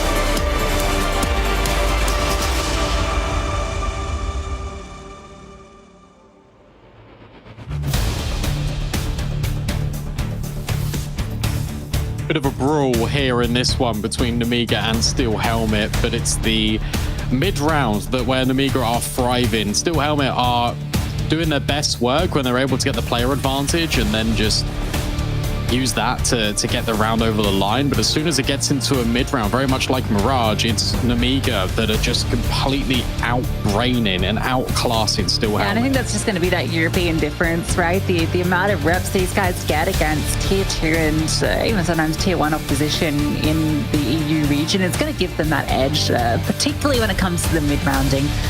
I think it's also maybe something to be said about maybe old habits when it comes to a roster that's full of such experienced players that have been on the field for so long and have been mostly relegated to domestic competition. They're probably going to be falling into the same sort of feedback loops of play style, and that's stuff that Nemiga can very easily punish.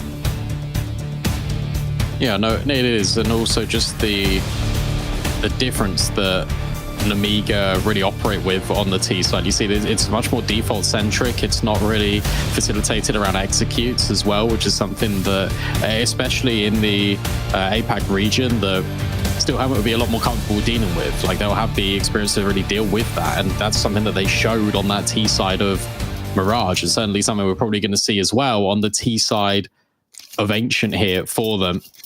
Smoke, double flash for Captain Mo. Of course, dual Berettas for Flammus. 17 and 7 right now. He's gone up another gear. Okay, what a machine. I'm Flammus indeed. Fighting towards middle. Spam from Leah. Not quite connecting for a kill, but Flammus extends and Captain Mo has no idea the bomb. It's dropped. And Flammus, if he finds this second, he can just lock them out. One kill into the bomb site, but you still have to get the bomb from the belly of the beast, and he is awake and ready. However, one kill for AE, that's all he's going to be allowed. Xanta swarms, and the pistol goes the way of Nemiga. I like how you set that up there, and I was like, all right, yeah, I'm ready for it. I believe it. And then he just it felt like it was going to happen.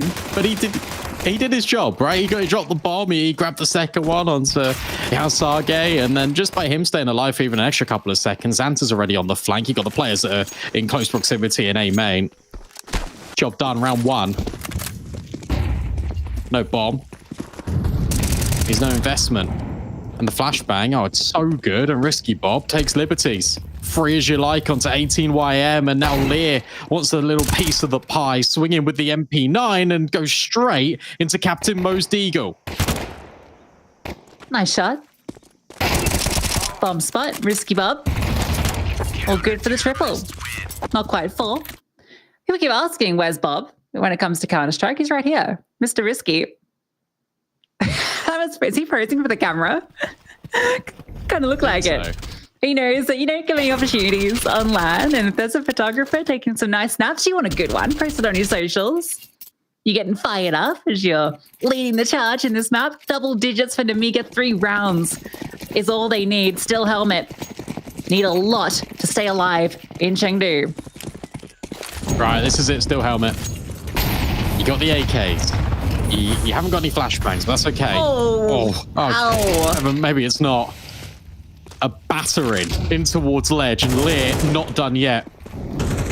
Thirsty for blood, Captain Mo with the lurk smoke tries to make a meal out of Xanta.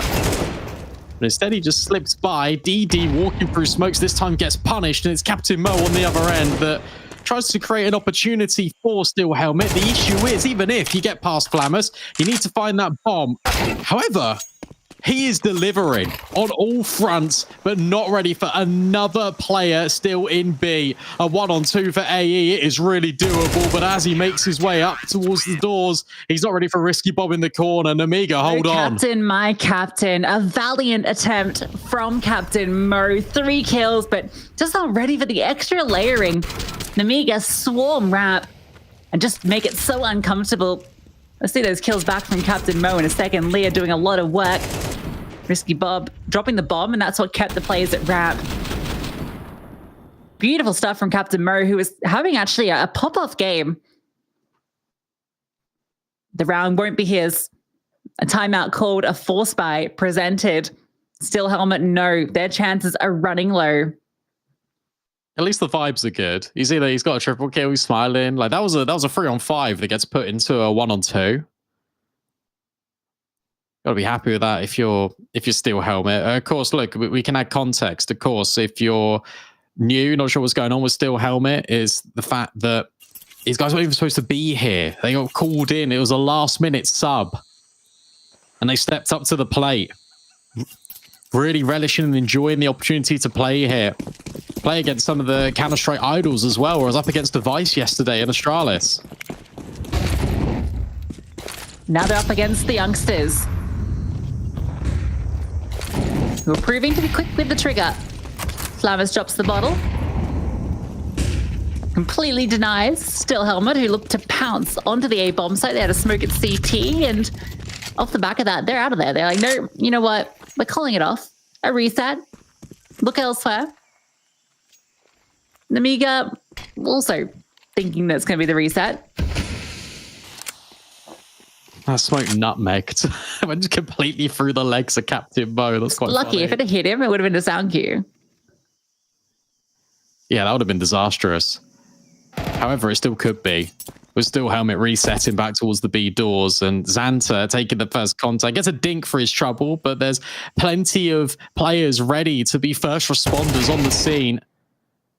Xanta's not even done yet. He wants more. Captain Mo, we know what that AK can do, but immediately traded out by Khan. And now here comes the split and the crunch on the B doors from Namiga.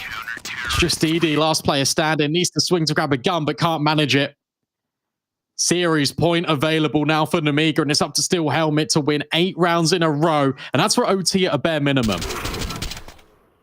Might just be the final hurrah for Steel Helmet at this event. Namiga looking confident, looking in control, calm and collected. It's just AKs, 2 flashbangs. That's what Steel Helmet bring to the table. Thinking about going faster, B Captain Mo wants to lead his troops. Maybe in this final stand, this final charge. Fourth Leah, though, has something to say about it. The trades are quick. Risky Bob with a triple. And it's Captain Mo breaking into the site. Into the back lines, Khan lies in wait, ready for AE in this smoke. Off the fade, looking forward, finds the kill, and Captain Mo has led his troops well in this map. 17 kills, looking for 18, but Risky Bob with the quad kill will deny. And Namiga live to fight another day. For Steel Helmet, they can hold their heads high. They had some pretty sick moments, but unfortunately, the win will not be theirs. Yeah, absolutely, right? The fact that Steel Helmet get the opportunity to play at the IEM event in Chengdu, their home country, and just being able to kind of be part of the action is everything. And they've inspired a lot of players domestically to kind of rise through the ranks and play Counter-Strike on a global level. And the fact that they have this opportunity to play here today is really just quite something. It's been fantastic to see the likes of DD, Attacker standing behind the troops, and Captain Mo, obviously. And for him to have a great map in what will be the final one of Steel Helmet's journey is just quite poetic, really. But for Namiga, it really was a test of the new guard versus the old guard. Namiga come out on top, and they're now really showing themselves here. A dominant display against Steel Helmet, but also a competitive bout after stabilizing against FaZe. They're ones to watch. Yeah, I think they're a real dark horse at this event. They've proven it. Now, you know, you might be quick to write off this win over Steel Helmet, who, as you mentioned, they come through as a last-minute addition, filling the squad of Monty. It's always going to be difficult for them, and Namiga would have felt comfortable in this matchup with all the skill that they've shown so far, all the matches they play in Europe. But honestly, just the fundamentals that Namiga have put on display, the way that they're approaching the game, this team looks good.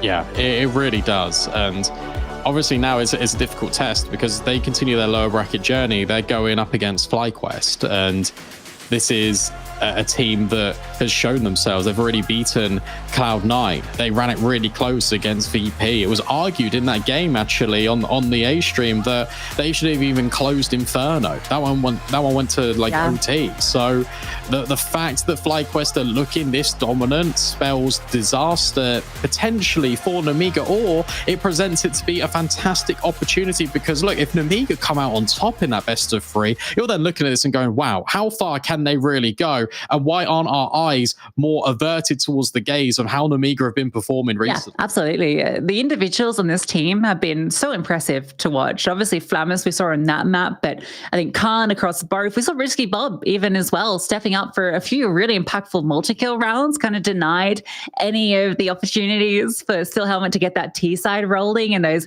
last couple of gun rounds. So it feels like all of these different elements are able to pop off at any moment. So it's great to see. You know, obviously it is the group stage, so they're not in front of the crowd, and you know, the conversation about, you know, being inexperienced, one of the youngest teams here, and you know, what, the 21 average, they're not looking shaky, they're not looking like the nerves are there, considering they are in elimination games, which I think is great. Becomes a different conversation once you get to the stage. If they make it there, we can take a look at that bracket. As you can see, FlyQuest fell to VP, which is quite sad for them, but another opportunity against Namiga. Got FaZe Clan versus Stralis. That's on the A stream currently. The winner to verse VP, and the loser to verse Cloud9, which is another fire matchup in the elimination bracket.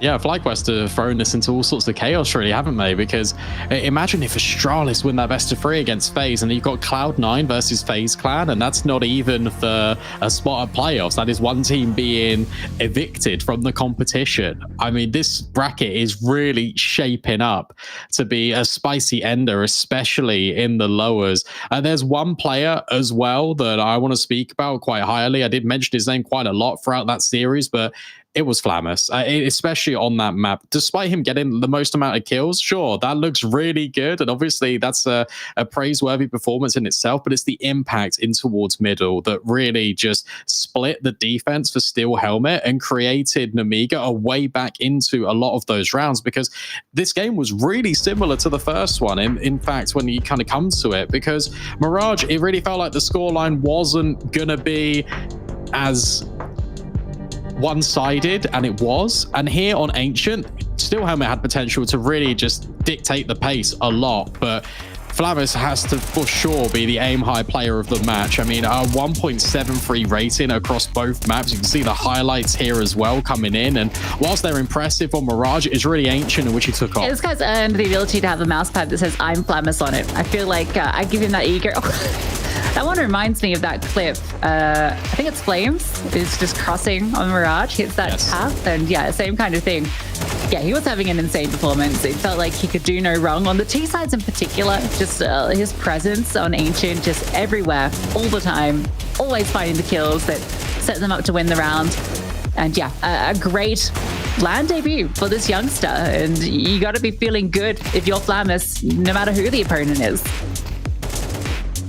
Yeah, for sure. And just keep on this trajectory. If he's able to show up again against FlyQuest, that's a necessary win condition if Namiga want to challenge and potentially upset in this competition, is if they're able to take down FlyQuest. Flammers has to be at the helm of that, especially alongside Khan. A noteworthy mention as well, obviously, to Captain Mo, because he was right behind Flammers when it came to the kill count and still helmet, and they didn't even win a great deal of rounds in that second map, but he was right there, especially on that He went T 17 for 13. He was honestly an absolute monster. The amount of times that he set up rounds, it looked possible, right? I'm really upset that round that was, 2v5, didn't end up becoming a success for them, because Captain Mo did so much work. It felt like it was going to be his highlight moment to kind of go out on the very least. But I think overall, when you look at the scorelines, this didn't feel like a 13-4 and a 13-3 scoreline on either of these maps. It felt way more competitive than I think that gives credit to. Yeah, I completely agree. And that is, in fact, both best of threes that we're covering wrapped up already on the B stream. There is one more, and it's a juicy one. It's G2 taking on Lynn Vision coming up just after this break.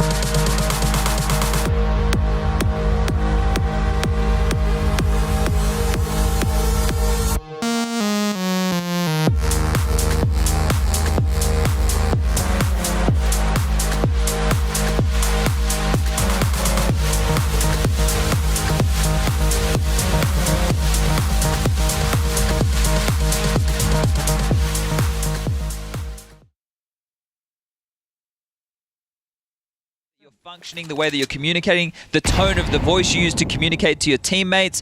All of these details are not things that we can show you while the game is live, or at all, a lot of the time. But everyone can kind of understand and empathize through their own experiences and, you know, outside of game as well. It's human beings, it's human relationships.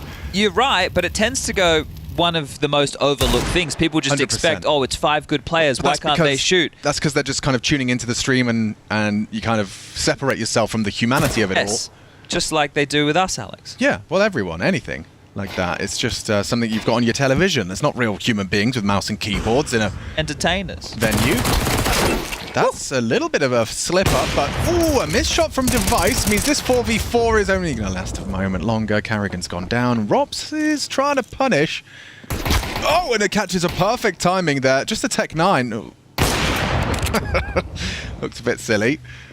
Well, the bomb is lower, but so, again, is Yabi. I said that in the previous. The rotations have been on point so far.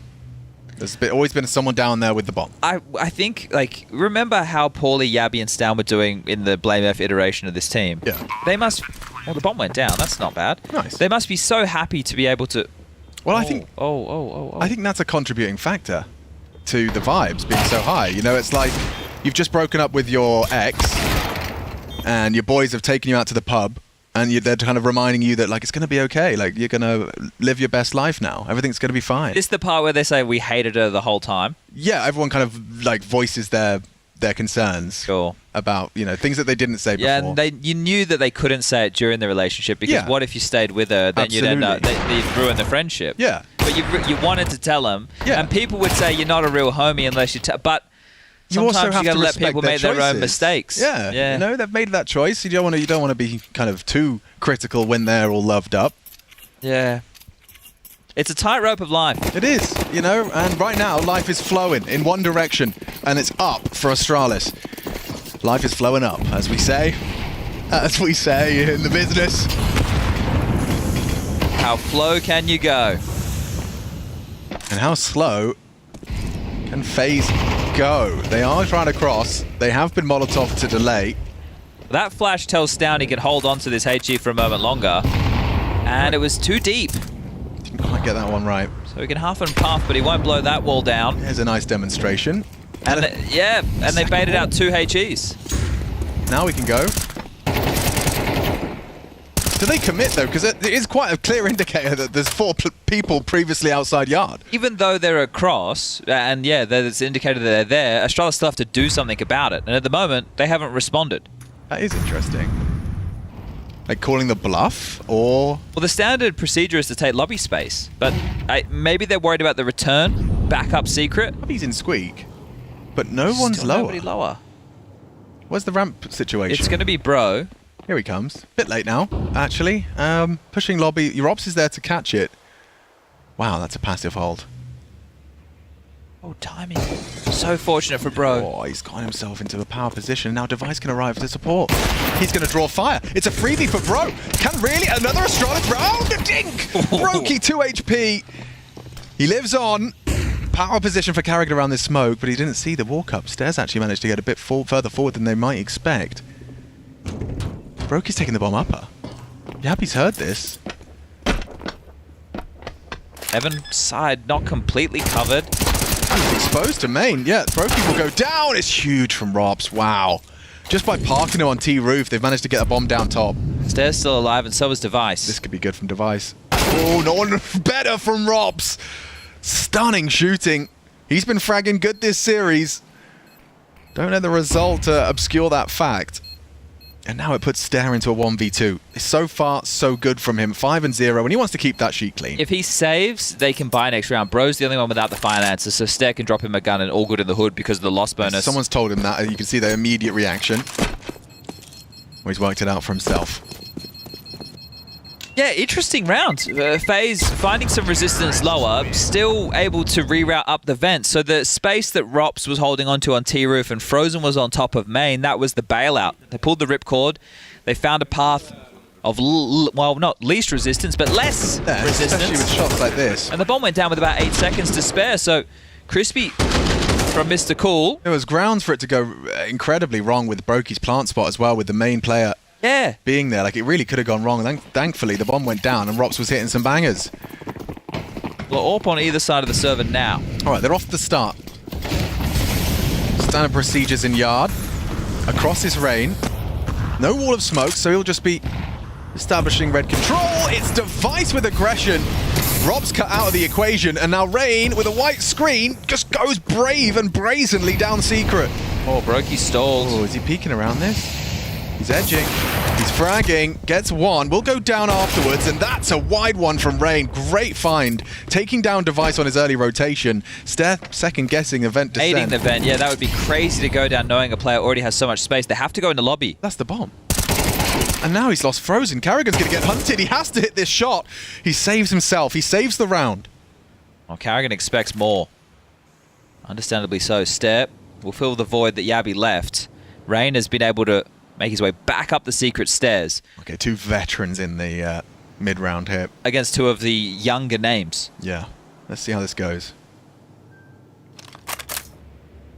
That was someone's phone, but that was behind the curtain. Okay, that wasn't ours. That was no not ours. Zeus's. Bro. Down. Nice find from Rain. And now they start to pick up the pace, but Stair is here. And Stair manages the first.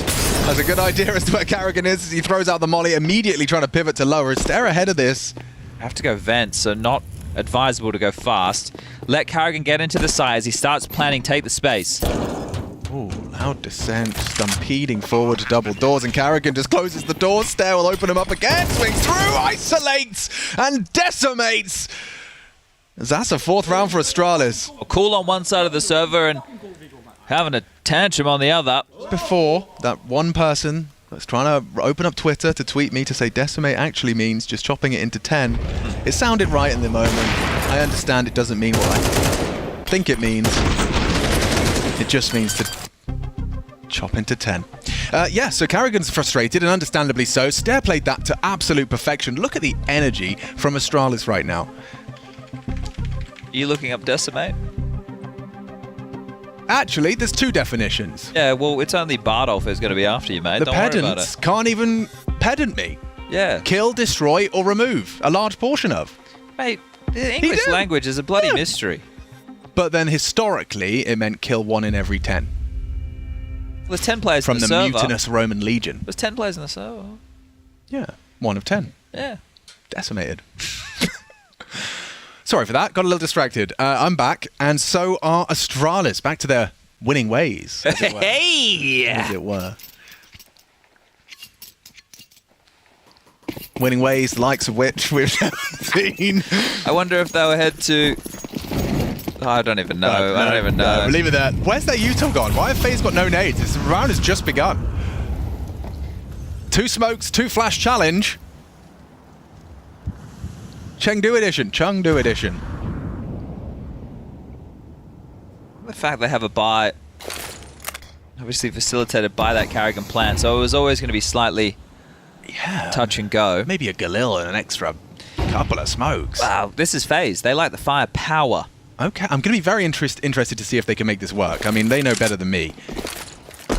So they've gone for, looks like, a locker smoke as well as a main smoke, so they're going to be trying to get more across to take these fights at range. Oh, Yabi's taking down some squeaky play. Down goes Device, though. That's a misstep. Rain will punish. Frozen trying to hold lobby aggression. Yabi walking through the smoke, not ready for Frozen. A quick adjustment from him, but another push. Relentless aggression from the Danes. He's onto his pistol. Bro owns him. 3 on 3. Brokey hears the retreat. He knows that Bro trying to return to his... What? He's ready for it. Shredded. He's gaming. Karrigan's planting. Yeah, he'll try and secure another buy. Safe plant from Bro. If he gets another one. Bro! Nearly. 2v2. Planning for Rain. Oh, it's not planning for Rain. He just has to nail this shot. He has to nail this shot. And he hasn't. Stair will convert, and it's another Astralis round. Who do you give your brownie points to there? Stair with a double, 9-0 right now. Bro for converting after whiffing initially on the ramp push, but then making good on 2 kills. Some positives for him. I think something that also needs to be discussed is with Astralis' change of roster, there's also a lot of unknown, so the prep is heavier on one side than the other. Yeah, that's a very good point. And we know how prep-heavy Counter-Strike is at the moment. The desk was also talking about the post-major hangover of FaZe. Yeah. Right, so coming into this probably depleted on energy and using their playbook from the major, going up against a new opponent, essentially, with a new in-game leader that they have to prepare for. And Matsu said, you know, he feels that honeymoon is maybe a little bit of an overused term, fair enough. But a team who is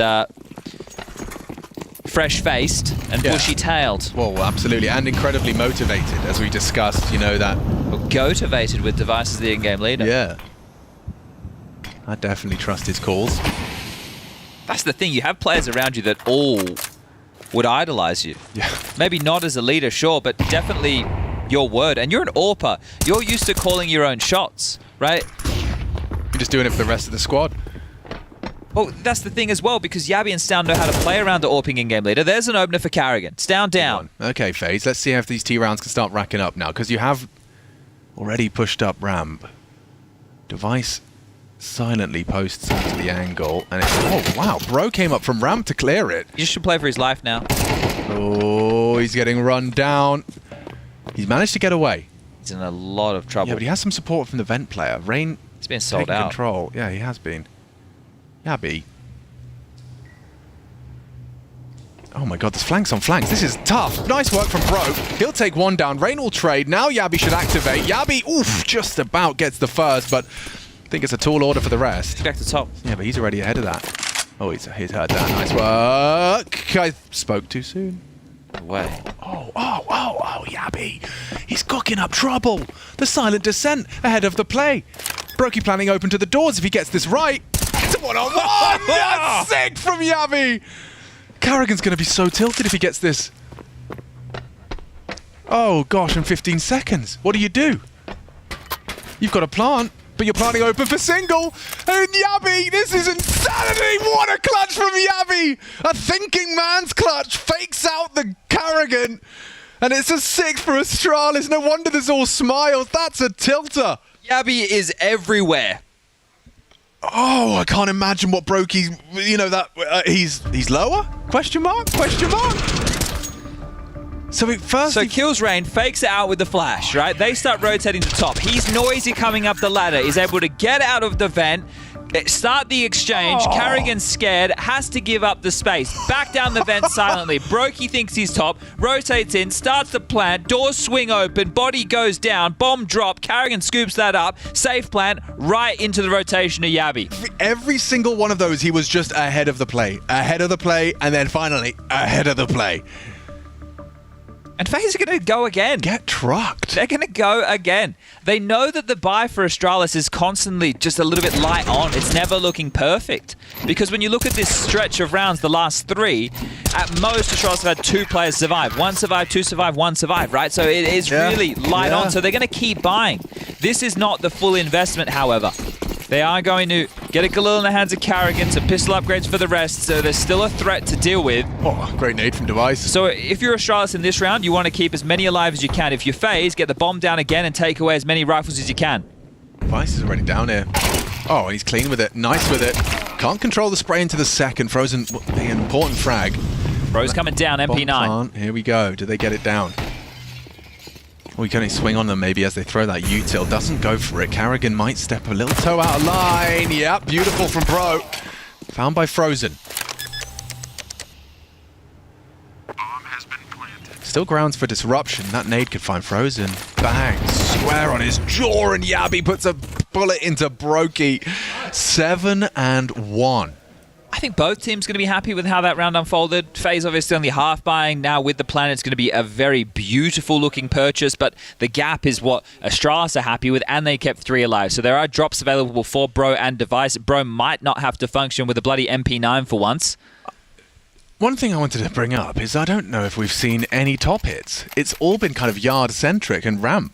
There has not been anything kind of remote. I think I saw Rops try and get out Squeaky once, and it was immediately shut down. Yeah, it was. I think Yabi was ready for that. And then the late pivot through vents to top was the only other time. It might have to be later if they don't win this one, because you'd still want to try and function like a traditional round. You still want to do the smoke walls and force the rotation.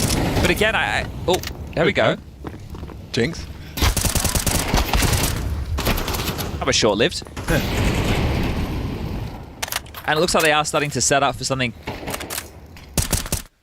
more top-centric. Bro to clear yard, and well, he's done exactly that. Sector clear. I used to know that radio command off by heart. Or not, Rain. Just by lingering towards the barrels has gotten himself a man advantage for FaZe. This is a compulsory round if they want to remain competitive. And it's going to be Stown to claw it back. You want to now just start heading in towards A, but you're not sure exactly what Device has gotten off to. Stown worrying about ramp, Stare to tuck in towards top, has to win this fight. Carrigan has breached a way in. Oh, blind as a bat. Beautiful flash. Carrigan set for success. FaZe for their second T round. And Device should probably just look to save. Can start to see themselves maybe, just maybe, notching 5 rounds in this first half on their map choice phase. It all starts with this one. So the smoke just catching a glimpse there of Yabi. But the in-game leader stepping up. 2 for Carrigan, leading the way in the frag charts for his team alongside of Rops, and the two of them in combination have done enough. Device over towards the back box at ramp. Another valuable save. Like in both of the rounds FaZe have won, Astralis have managed to kind of still generate a full buy. We're going to have a technical timeout. Yabi's just vacated the server for a moment. Ah, okay. So bear with us. Yeah, I think it's something that's interesting to be explored, and why I'm very happy that the majors are being shifted to the last event of the season. Because right now we find ourselves in an event where there's exciting storylines. Liquid, you know, are they going to be able to redeem themselves after a miserable start to the year? That same conversation for Astralis, right? Both teams investing in these new rosters, spending a lot of money, and are big names, ones that you'd expect to be at the major, weren't. Australia, with FlyQuest, aka Greyhound previously, had this team constantly taking up that space, but never really finding any damage, and now essentially being put on notice by losing their org, and then they're finding a new one. And with Dexter, it's about time they put on some good Counter-Strike, right? Yeah. So it's to different scales. The first two are ones that we really need to be having a conversation about in World Counter-Strike. The other is great regionally, and we're at a regional event. Yeah. So that's kind of nice from that angle. But what you were going to say is that it's... Put us in a position because of where this is after the major, where certain teams are coming in. A hangover. Exactly, right? So for FaZe, you were just in a major grand final where you were favored to win over an RV.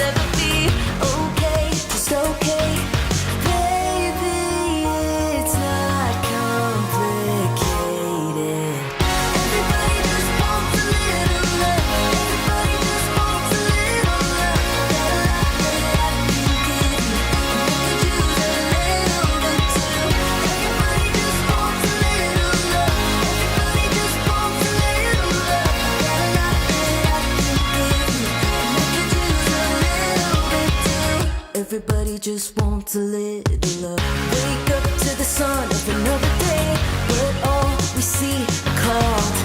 Wake up to the same thing as yesterday, wondering what we're gonna do now. I get the feeling we all feel the same, trying to hide the pain.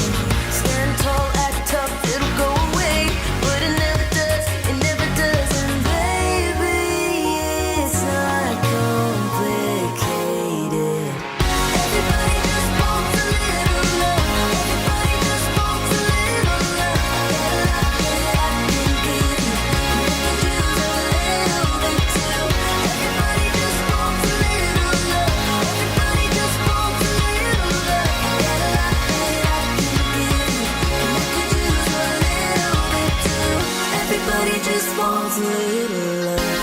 A little love. Everybody just wants a little love. A little love. Everybody just wants a little love. A little love. Everybody just wants a. Everybody just wants a little love. Everybody just wants a little love. Everybody just wants a little love. That I can give you, and you can use a little bit too. Everybody just wants a little love. Everybody just wants a little love. Got a lot that I can give you, and you could use a little bit too. Everybody just wants a little love. Everybody just wants a little love. Got a lot that I can give you, and you could use a little bit too. Everybody just wants a little love. Everybody just wants a little love. Everybody just wants a little love.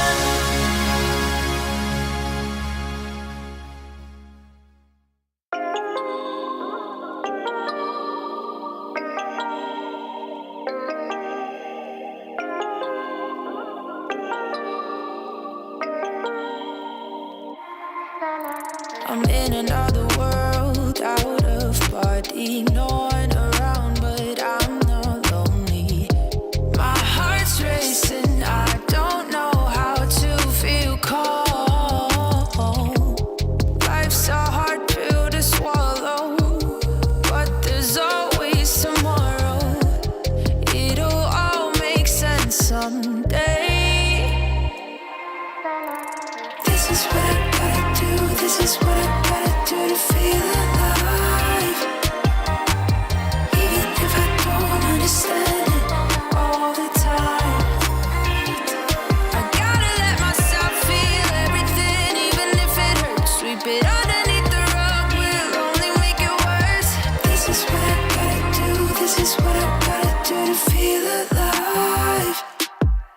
Ignorance is bliss, I live like this, so what a mistake. I guess it was better to feel numb than to be wide awake.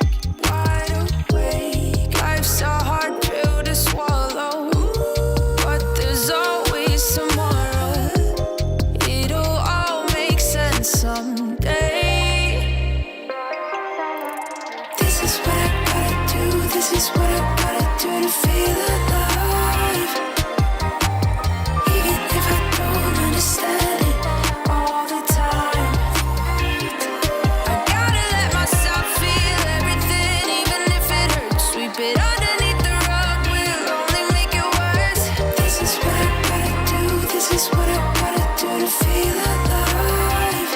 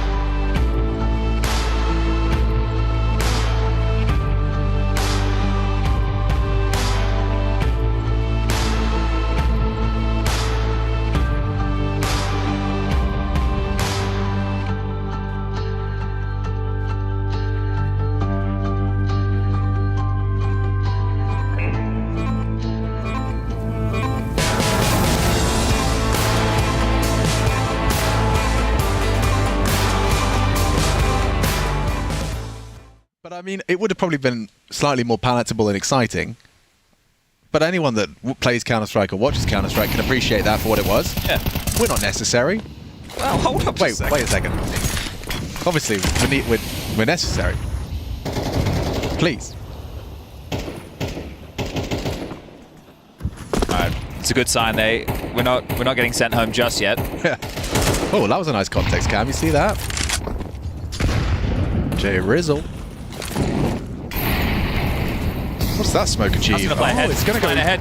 Yeah, he's gonna give it a go. He's found Frozen, isolating the top main player. It's Rain onto Device, however, and now Stown is scary, but Carrigan's sharp.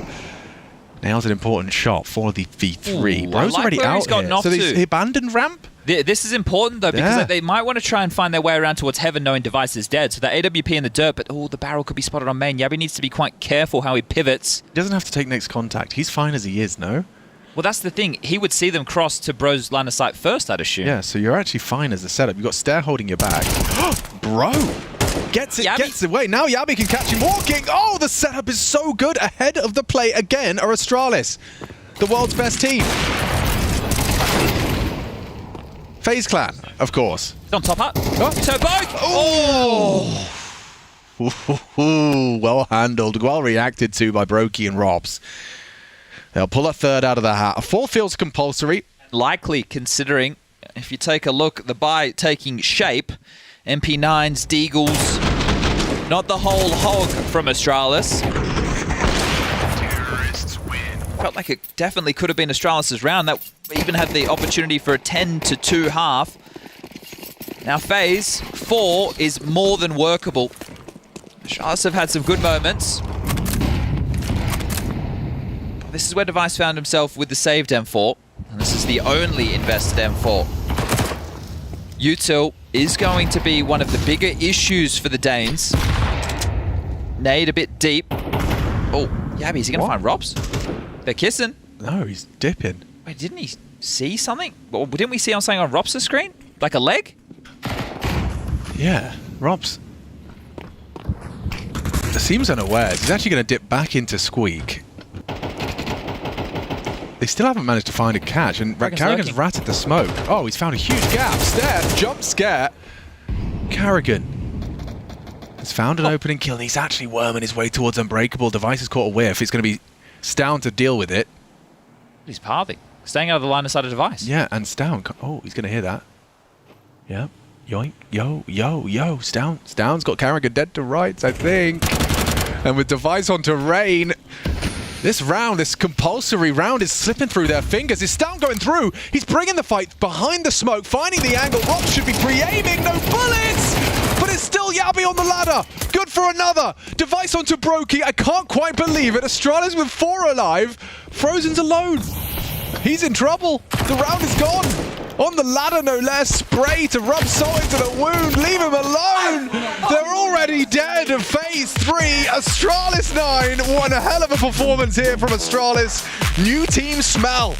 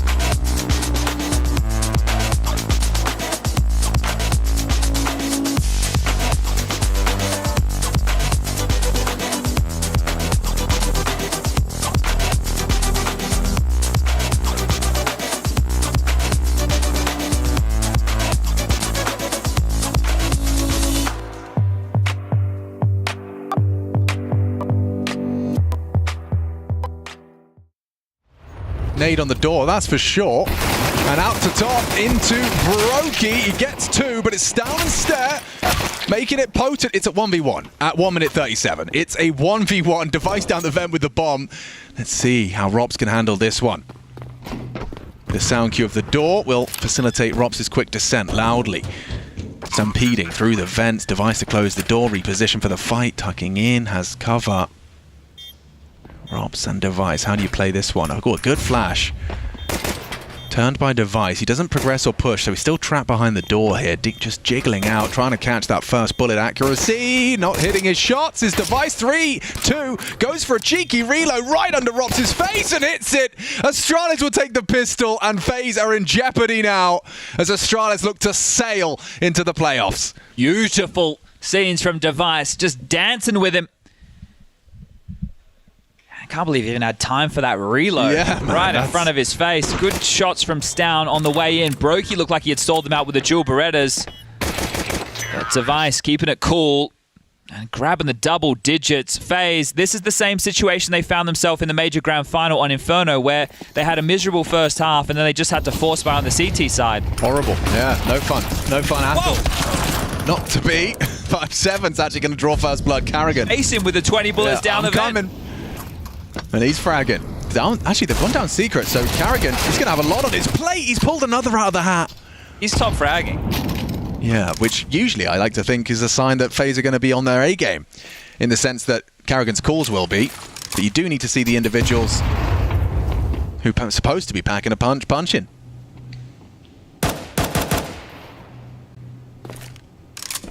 Missed the last 2 on that. Dun dun dun dun dun. Dun dun.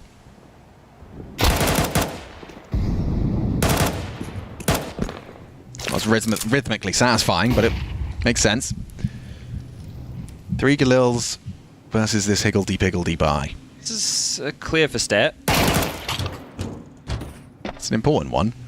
Single door is fine, and Device has just been able to get a smoke, so they can do this standard play that we see coming out, right? Single door comes open, smoke lands. It creates an avenue of assault. One player can path underneath it and head up towards ramp. The others can make it back sight.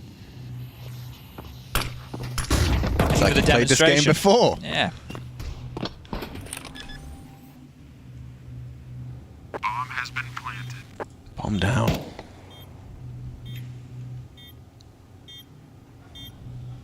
They're in strong positions, and they've got the weapons for the job. Certainly do. Device has just pivoted back into what could be his demise. If he tucks in towards the Tetris box... He gets it. Now it gets awkward for FaZe. They have to win this round. They put all their pennies into this, and it's falling apart. Frozen from ramp is empty-handed, and they have to get out. They're already running away. They conceded an 11th. Just like that. Despite all of that hard work from Carrigan. They'll leave with 2 weapons, but it's a Galil, it's an MP9, and it's an 11th for Astralis. It's like the firepower of FaZe is letting Karrigan down today. For real. So the fact that they just bowed them, so it was a clutch on the pistol, and then that was also a 2-man disadvantage that they were able to win, and this is how it started. Karrigan doing all the work. Yeah. Speaking to Karrigan as well ahead of this tournament, one of the insights that he was making clear is that he's actually expecting more from his stars. He should do. He's got some of the heaviest hitters in the game. Yeah, and they're not quite hitting. They're not quite connecting. Well, behind the Galil and the MP9, Karrigan's bought into a scout. I guess he bought himself that honor with the SMG kill. And he's gaming. Yeah, he's hitting. Oh, spotted the red boost as well. He might even do some more damage. Puts Device on notice. Karrigan doing everything he can for the boys. Yabi found Brokey and cleared out lobby. This, despite Karrigan's hard work, it's kind of a nice summary of where we're at right now with FaZe. And FaZe didn't all-in force, so they will be able to buy next round, sure, but still, number advantages, at least for a second, you blink and you miss it, it feels like it's already fallen apart. It's all on Robs. We need to see more from him. It's a smoke available to block as well, so if he gets one and can get the smoke out of his hands, might be able to corral them elsewhere. Yabi looking for an avenue. Now, they can always return from secret, but knowing that Karrigan's scout is in play, that's always a little bit more scary. So he's aware of that possibility as well. So as Yabi waltzes on in, literally, very cautious. Understandably so against the lighter weapons.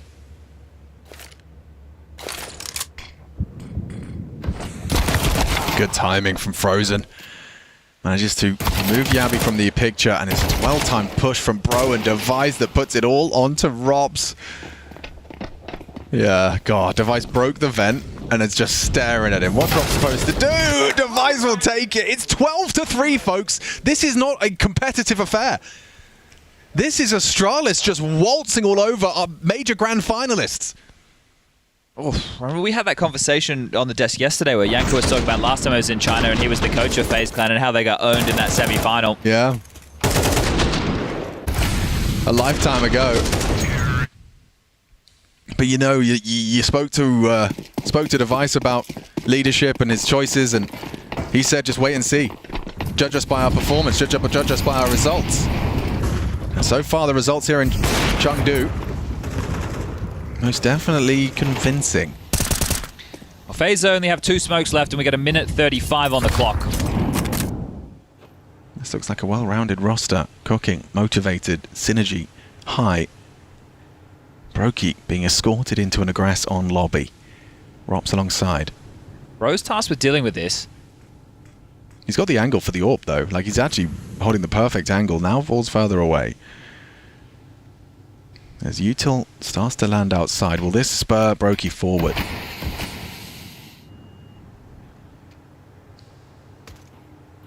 Good restraint right now from the Danes. And this is where Bro is about to be tested. Brokey misses his shot. Frozen and Karrigan ready from this top site. Molly's going to force Karrigan off. Or no, yeah, Frozen, excuse me, is the one to go down. They may overlook Karrigan, and they will. Needs a multi. It's Karrigan again with huge impact. Combined with the cherry on top of Rain. They survive the night. More required. A whole lot more. It can drop. It's all good. So FaZe will be able to make sure everybody has a rifle, but talking of rifles, what can Astralis get for their money? Device, actually, 17 kills. Brings out his weapon of choice.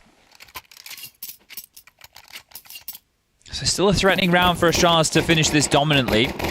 They lose this, the conversation of a FaZe comeback can begin. But if Device gets an odd challenge, right, if Rain is not expecting this. Oh! Oh! The stack nades onto Karrigan. He's just being outplayed, outgamed. Oh, he's the one who's putting out the most punch, Alex. 14 kills from the in-game leader. Now he has to sit back and watch. Star player. So, boys, can you stand up? I'll take one of your PCs. Good grief. Just feels like they can't step a foot wrong. Every move they make is rewarded. How many times you throw that nade and no one's home? Never mind. It's first time. They can do a smoke wall. They can even do it impromptu. Yeah. Frozen could get a good timing on this. He's going to have to get out of there now. He had the jump on them, and he's the one walking away with 11 points of health. Yeah, that's gone horribly wrong. Well, they backed off from Yard. I think the dink onto Frozen they thought would send him sailing, and it has. He's gone all the way back towards ramp. So they're really operating under the assumption that lower is potentially lost. In the meantime, they've got full lobby. Everyone in lobby. God, it's a lot of work for Brokey here. Out Squeaky looking at aim map. Just take some jewels, flash the CT vent and go. Here they come. Clean with it. Oh, Yabby! He's sending them straight to the Shadow Realm, and Astralis win. Imminent. Frozen the dink. It's still ringing in his ears. 11 HP. And stands ready. It's 13, baby. Astralis locked in. Absolutely dominant on map 2. The playoffs secured. And a convincing opening arrival. The first, just a taste. But this one, this is a result against FaZe. This is one they can take home. Fans can digest. And so can the org, feeling like they're taking steps in the right direction now. This is exactly what you're looking for when you make a change like this. So it puts confidence in the decisions that were made. The investment in Stown and Yabby, they looked good today. Both individuals putting their individual form on show, but a team that looked cohesive. It was a well put together game. Had some good ideas. It wasn't just running in. It was actually proper Counter-Strike, and that's exactly what you can expect to see from the Danes. On the other side, the post-major hangover, Carrigan, not going to be happy with that one at all, but still get a chance to fight another day. They drop down towards the lower bracket. They will take on Cloud9. Brokey looking shell-shocked. Exasperated. I mean, especially when you go from feeling so helpless very recently, and now you come in, you're not feeling 100%. You can't really put out 100% of what you know you're capable of. And Astralis, they are there, kicking ass, taking names, and taking it convincingly as well. This is definitely going to be an interesting one to keep tabs on. How good can Astralis look? How long can they hold on to this here in Chengdu? Will it continue this way? Let's find out how they're feeling with an interview. And we're going to be getting that. I can assure you very much, Machine. We are all amped to talk to Device. I can tell you that much at the very minimum. But yeah, a lot of question marks. One of those being, will this be an undefeated IGL streak for the ages? Maniac. And it does continue. It does continue. Undefeated indeed. Astralis march onto the playoffs, and we have one of the, if not the hero, joining us right now. The man of the hour, I think they're calling him. Or Deve. Can we call you Deve? Or yeah, that's fine. That's fine. Okay, cool. I just want to make sure. Hey, man, congratulations. Looks like a strong...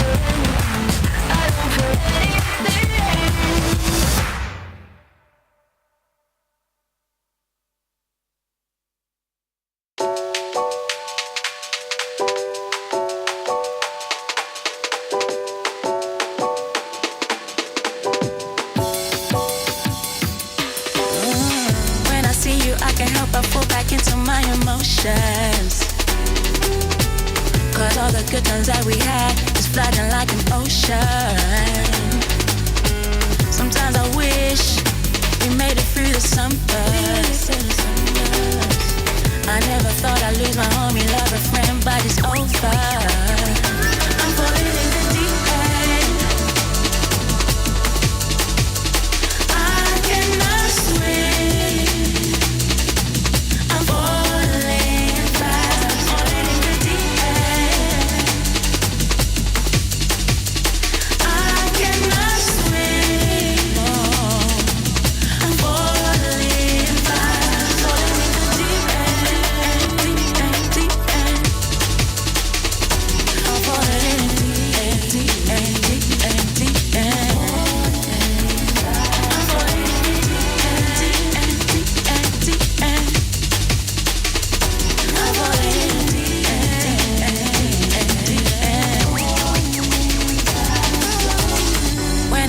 I can't help but fall back into my emotions. Cause all the good times that we had is flooding like an ocean. Sometimes I wish we made it through the summer. I never thought I'd lose my homie, love a friend, but it's over. I'm falling in the deep end. I cannot swim. I'm falling fast, falling in the deep end. I cannot swim, no. I'm falling fast, falling in the deep end, deep end, deep end.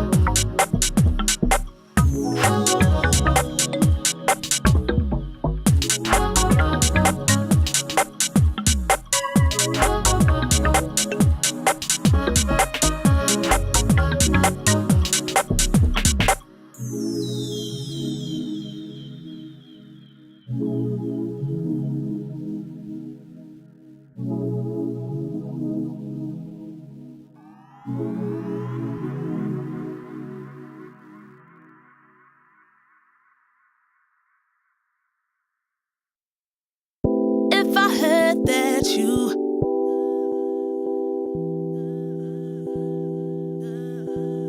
If I heard that you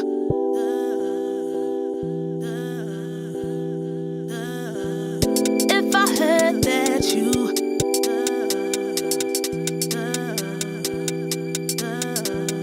If I heard that you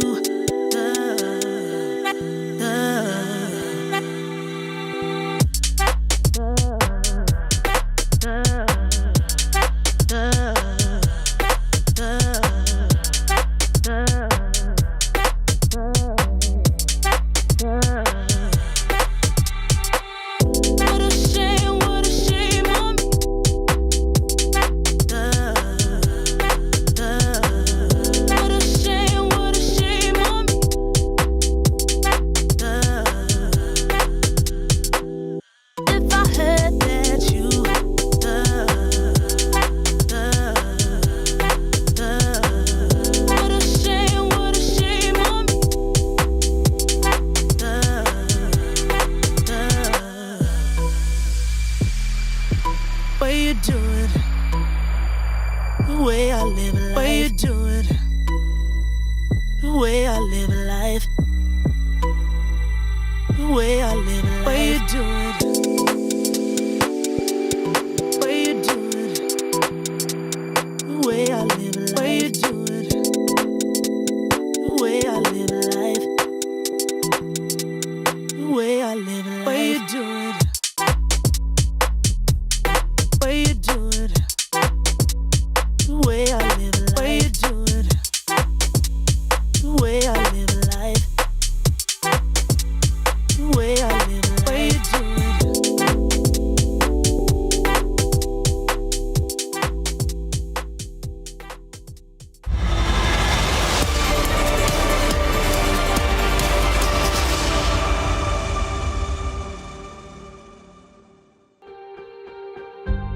Yabba dabba doo. Welcome back to IEM Chengdu, guys. We are here into the final series of the day. Listen, I talked about it yesterday. You said I could do it, man. You said I could do it. Oh, I'm just disappointed. Goodness. I'm not even angry. You probably didn't think I would actually do it, but you know, a little bit of a gauntlet thrown down by Neo and the production crew yesterday. But indeed, we are full of the energy, of course, coming into this series. Very excited for it. G2 up against Lynn Vision. Should be a banger.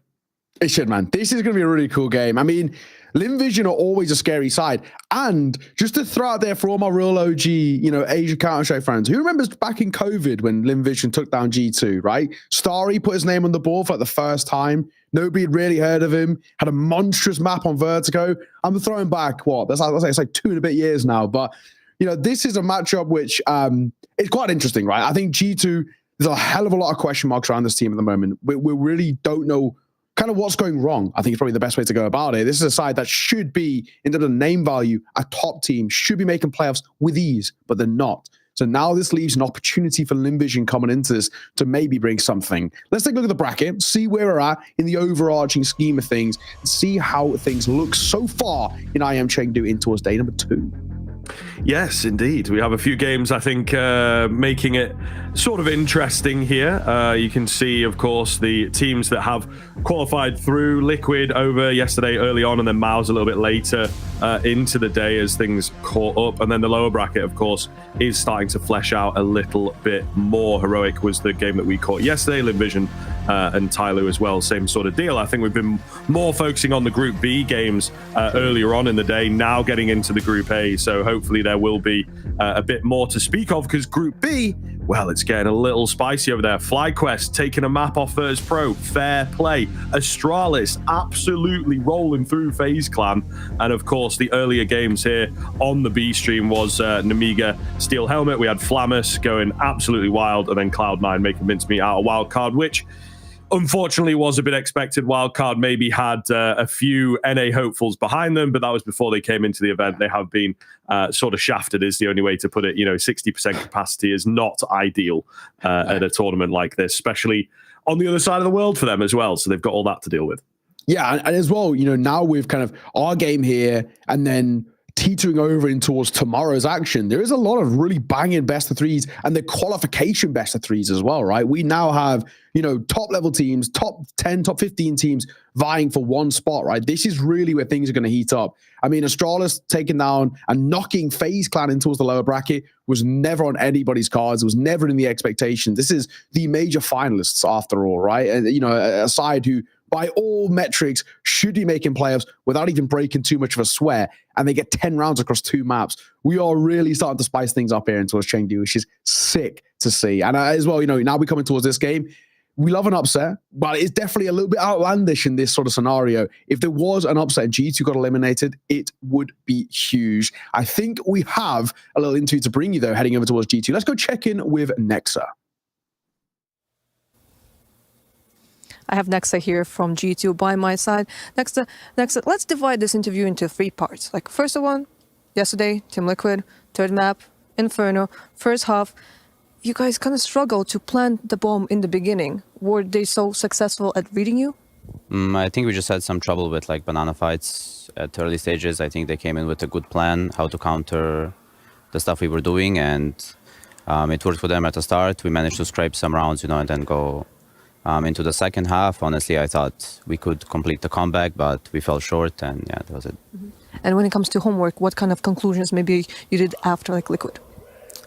Well, we didn't have a lot of data on them, seeing as they didn't play for some time coming to this event. But after watching them, after rewatching the game, it was kind of obvious that they just had our number at Badana in the early game, and kind of gave us some stuff to review and fix in our own game. Mm-hmm. When it comes to Liquid, they played some qualifiers. They didn't really appear yet on the land. Now, Lynn Vision, they've been now grinding for some time. Is it an opponent that will be kind of easier to play against? I don't think there are any easy opponents at this day and age, obviously. I will not say they're as good as Liquid, and we should definitely be the favorites. And the only thing we need to do is just wake up and play the game. All right, then. Looking forward to seeing it. Thank you.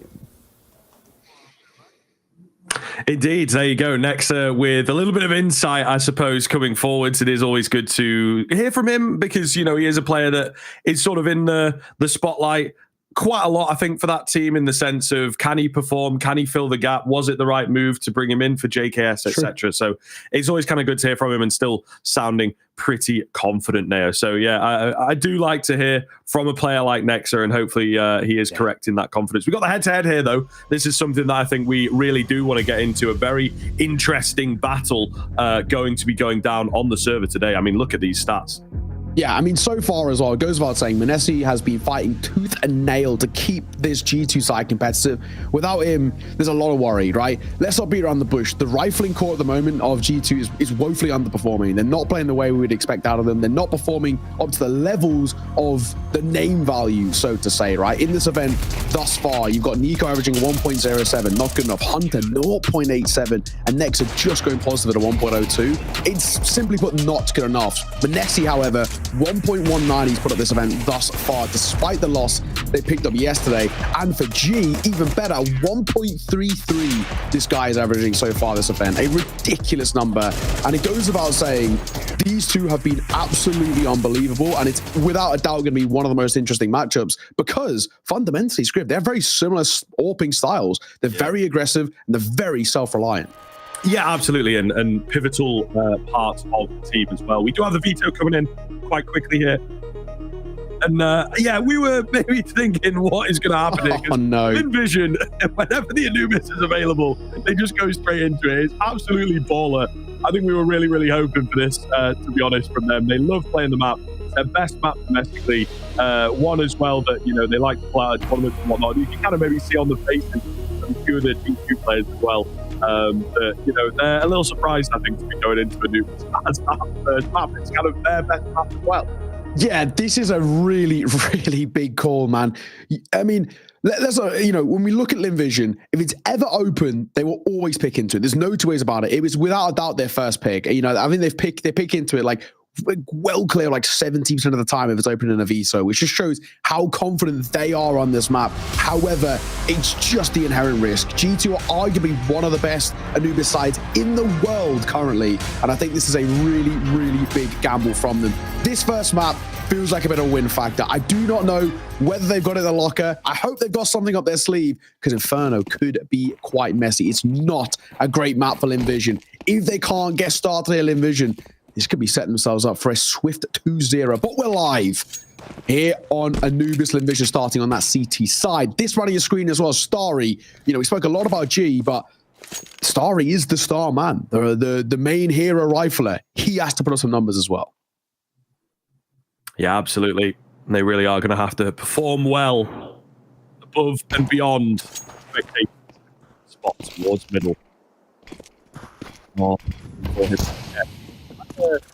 lead from G2, I would say. Walking straight after. Smoke from them. Very, very quick hit into the action. Bit of a return flash. Oh my god, it's so good.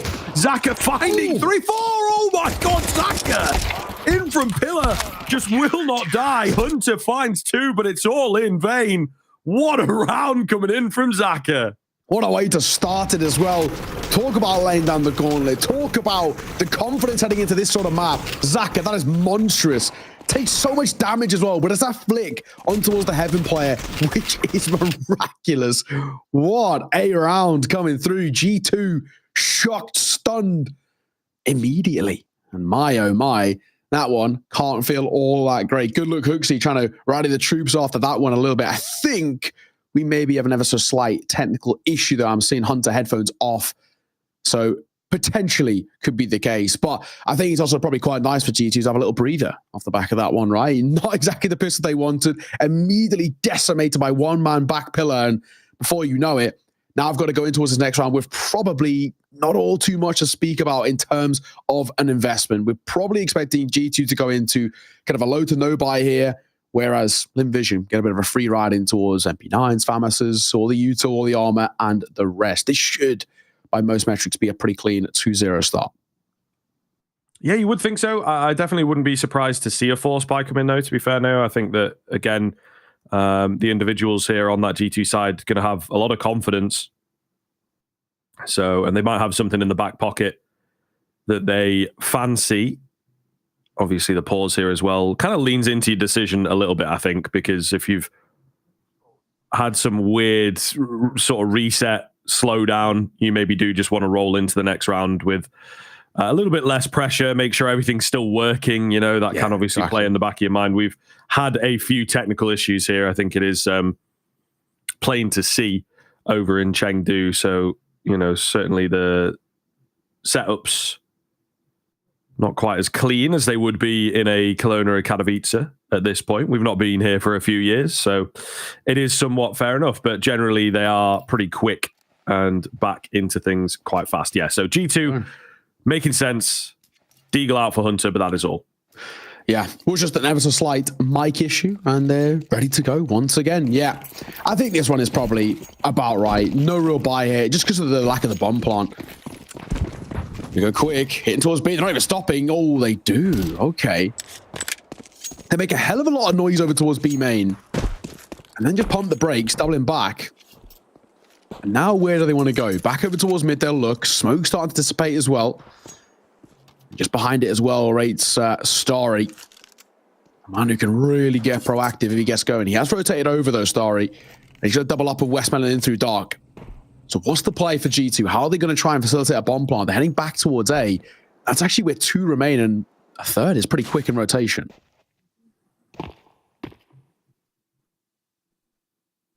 G2 playing quite slow. You know, you'd sometimes expect teams when they're on this eco to just go flying in, but they are waiting and just drawing the impatience out of Lynn Vision. They are certainly a team known for that. And there it is, right? Starry goes in for a swing. Right into the stack. Free kill comes round. Westmelon is cleaning up a little better, but he also loses his head. So there's damage done. There's rifles taken away. Exactly what G2 were looking for. And there is a threat now of a bomb plant. And I think they might just have got the drop. He should be able to make it in and get this plant, actually. Ooh, the safety from Nico nearly does cost him that window of opportunity. However, that's super clean, so well read. Great little mind game in from them. And they may well be on for the round itself, to be fair. Zaka says no. Yeah, okay, fair enough. But there was, for a second there, a bit of belief in the G2 camp. All the same, 2 kills, bomb plant. That's perfect. You didn't even invest anything. Yeah, honestly, I don't think you're really going to complain out of that at all. Like you said, you know, it is one of the downfalls maybe of the Lynn Vision side. They're a very decent team individually. They do just get, you know, it feels like a little bored, really. You know, little peeks in towards no real need, to be perfectly honest there. You know, Starry, big swing. He's very vulnerable. Thankfully, Westmelon is there to clean up a little bit and at least bring the numbers back in their favor. But it's a risk, right? He very much could have just played that a little bit slower, had a double up through dark, and once the pistols finally push, just kind of mow them all down. But it doesn't matter. Win's a win. A round is a round. Lynn Vision going to get 2-0 start and a buyback in with no issues. G2, first full buy for them.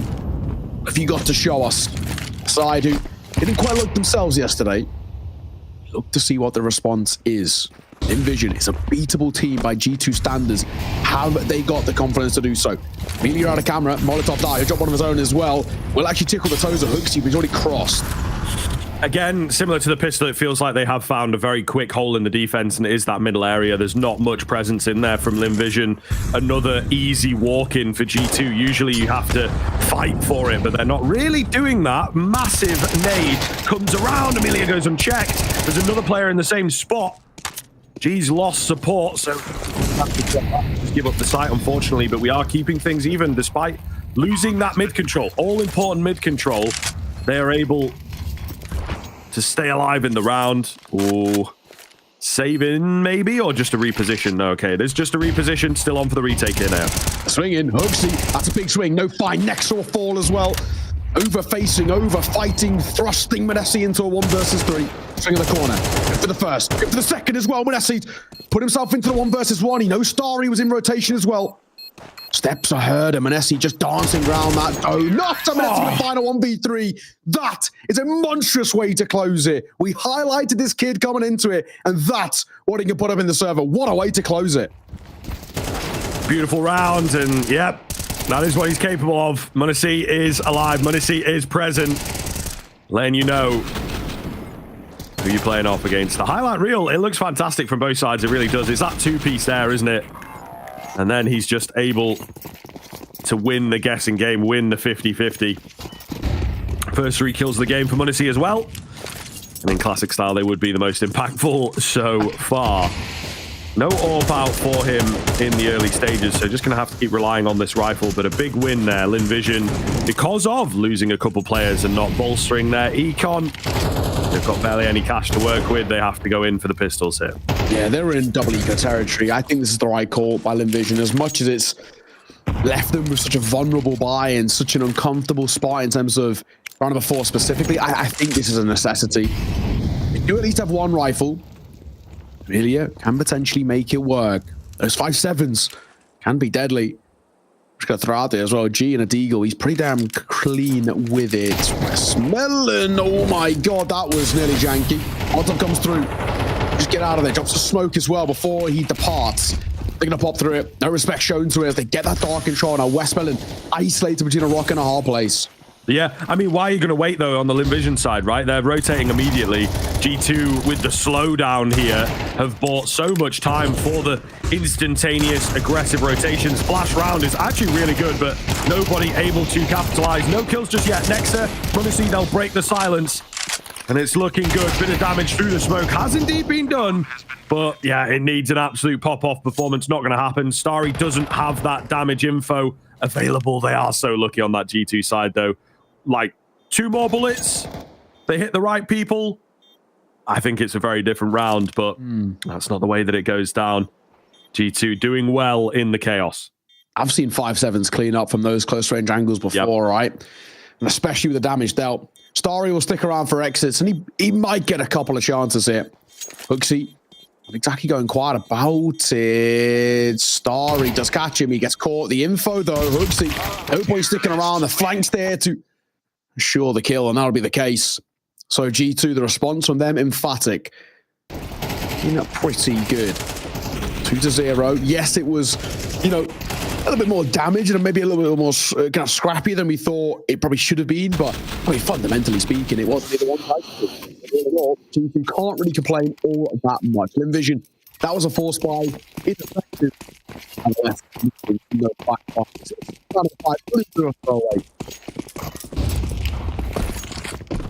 I think we're really looking forward to this next round because G's going to have that fabled AWP. We spoke about m0NESY a lot. We spoke about how good he's been for this team, and at times how he can't seem like the only one stepping up. G's going to try his absolute damnedest to nullify m0NESY. It's something that very few, if any, have been able to do. He was pretty damn good yesterday.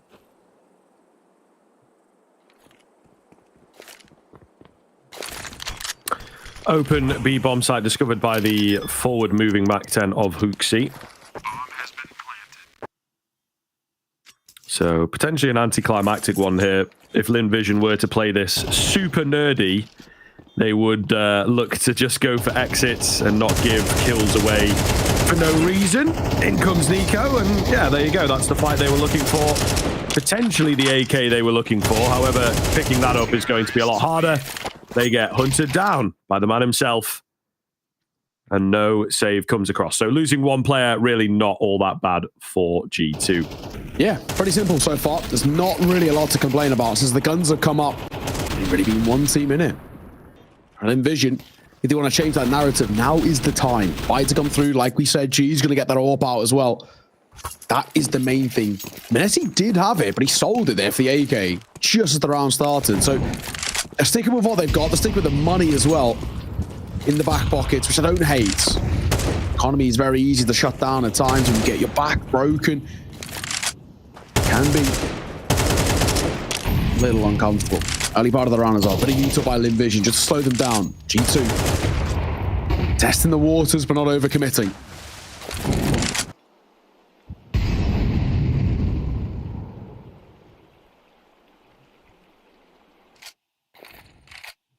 Quite around it.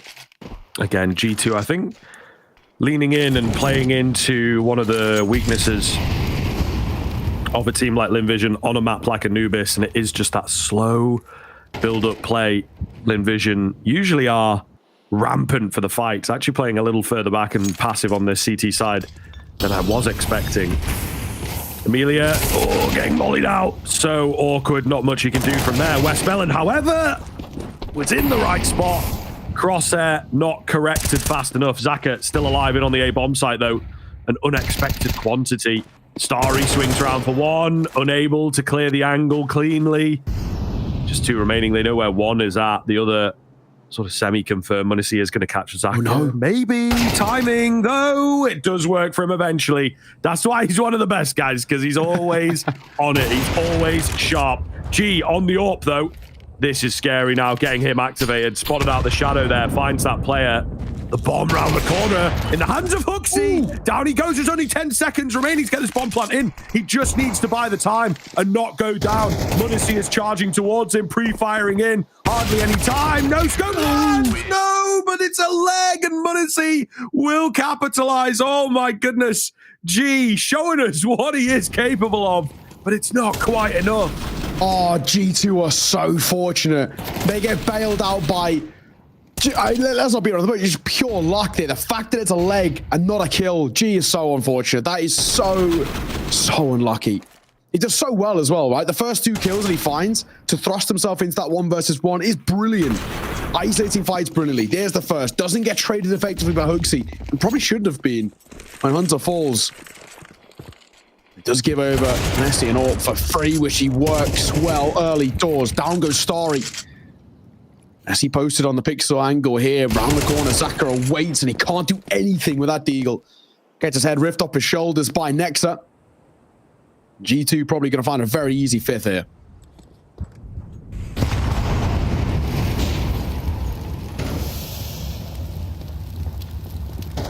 Yep, looking good. Plenty of utility expended over on that A-bomb site, but they will discover that it is all for naught. Nobody else around after that opening frag. So, onto the hunt. Looking for the kills. Try and deny weapons away. Hooksy. Eco Warrior, of course. Calling on some support, though. Doesn't want to lose his gun needlessly, and it is fair enough. Eagle out in towards mid. Eliminated. Just G. Give us 1. Oh, he again lands the tag, but no frag. Yeah, these pistols really haven't done too much coming forward for Lynn Vision. Back into the investment. I think, if I'm right in saying, they should have enough for the AWP. Again, out from G, which is the real scary factor. I do want to see what he's like against Munissi. You know, they play very similar styles of AWPing. It's very kind of reliant on terms of their swings. I want to see whether G can maybe fight fire in a way with that of Munissi. And of course, we have not even just one AWP, but double AWP. Zach is going to pick up one himself. He's going to play up close towards Dark. He's had a couple of swings already. Spots the legs on the jump peak round that corner. Molotov will come down to keep Hooksy at bay. He'll respond with one of his own. SG going to play up close here. Shotgun AWPing in through main. Hunter going to give him the respect. Has Nico in support. The nade goes a little deep. G, this is so ballsy. But we already said this guy backs himself so heavily, and he's going to find it. What a quick shot. Down goes Hunter. That's what we want to see. That's what we want to see. You know, some proactivity out from Lynn Vision. Some confidence. Show us why you picked into this. Despite, like, everyone in the world would probably say, are you sure? Do you want to do that? Maybe have it as a decider. But no, they picked straight into it as soon as it was there. So let's see why Hunter actually out there on 10 kills, man. So it's good to see him towards the top of the scoreboard, but I'm not going to add to that in this round.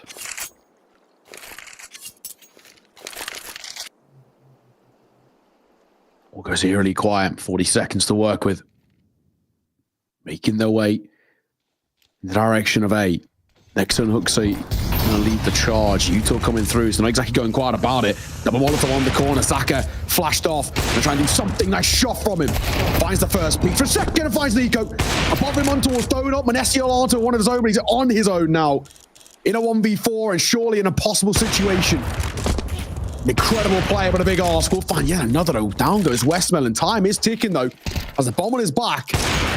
Hasn't gone for the plant just yet. Going to try and isolate more fights. Munissi, hang on a second. He's making something of this. Has time for the plant. We'll try and get it down, but Starry from behind at range, drops them with the M4. My God, every single situation, Manesi is making it winnable. When it if there was no flank and he gets that bomb down, I'm actually believing. I'm actually believing. You know, when he went in for the bomb plan, I've had a little look at the minimap and I was like, okay, fair enough. He's going to get backstabbed here. But yeah, if there was no flank after the confidence to go in for that third kill, I'm like, okay, he's done enough, hasn't he? Like, he's going to win this, but not to be. Again, what a player. In the context of the round and the big picture, you know, it is damage that he's done, which is fair. You know, he's taken away a lot more guns than perhaps you would have first thought. So we have a FAMAS into this one, a few kits missing, and of course, no reserve cash for anybody apart from G. You can make an argument for Zaka, but let's call over 1,000 is a decent amount to work with. So, yeah, G2, if they win this, they'll immediately reset Lynn Vision and just keep them at arm's length here. But again, Lynn Vision with some aggression. Straight into Hunter. Traded 1-for-1 this time, but all the same, a nice move from the CT side. Yeah, man. No double AWP as well towards this one as well. And I'm sure G2 have probably got to expect that. Financial damage they dealt. Even G, the only one with a big green. Starry playing up close. Hasn't had too many opportunities through dark here, Starry. Oh, he's faded the smoke. Cooks, he's holding for it. Starry, this is surely going to work against him, but he might just get past him. Oh my God, he pushes out. Manesi will catch him. Zaka from behind. He has a support as well. Amelia in for the swing. One. It's all that hooks he finds as G will close it.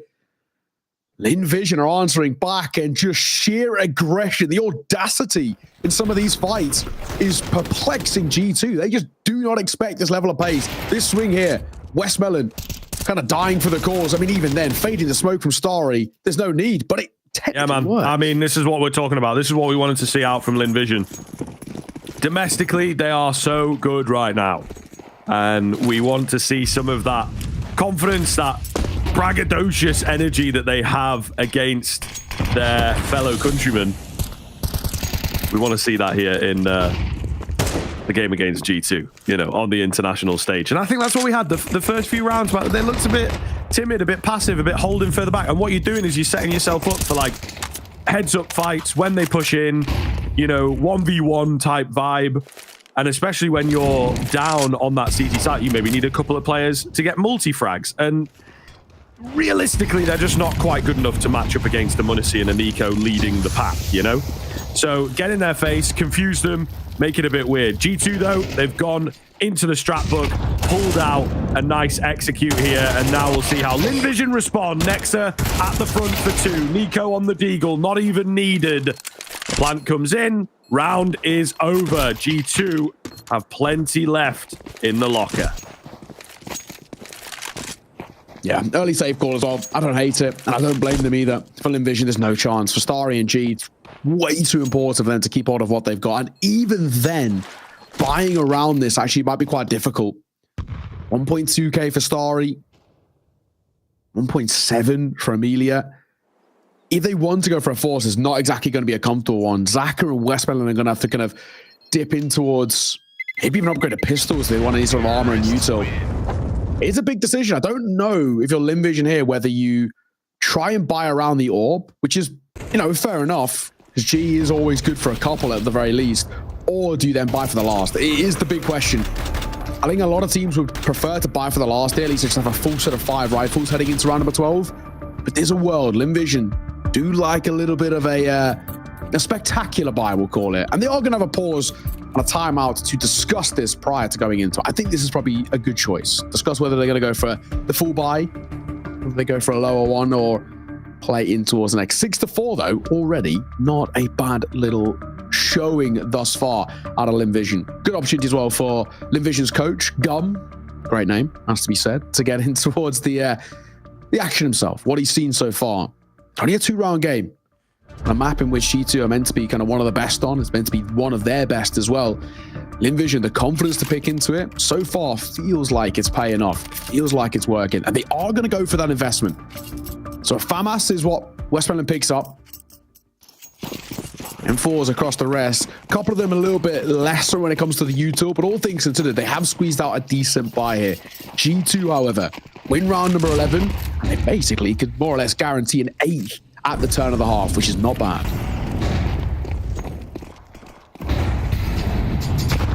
Charging in towards A, not wasting any time on the G2 side. Let's see, Lynn Vision, what do you have in store for us? Zaka, edge of the smoke. Double kill for him. Oh no, Hunter, gotta stay alive, but Zaka takes him out. Hooksy suddenly is thrust into the 1v3. How have we got here? Zaka on the edge of the smoke is an absolute criminal. Oh, just stone cold faced as well off the back of it. A 4K to his name and a monstrous 4K at that as well. Zach has come up trump. That is huge. He has been brilliant. Not, throwing it back all the way to the first round of the half, right? With the pistol. 4K for him as well. Playing in towards back pillar. I mean, a ridiculous showing. 15 and 8. He finds himself currently. Top of the server by quite some margin. And that's really given Lynn Vision the chance of tying up this game at the turn of the half. Smoke down and G gonna play out in front of it. First time we've actually seen the AWP do this. G2 might not expect it. They might overlook. It was their smoke over towards Dark and G playing forward. Might give him a chance at one. And also the ability to fall away off the back of the fight.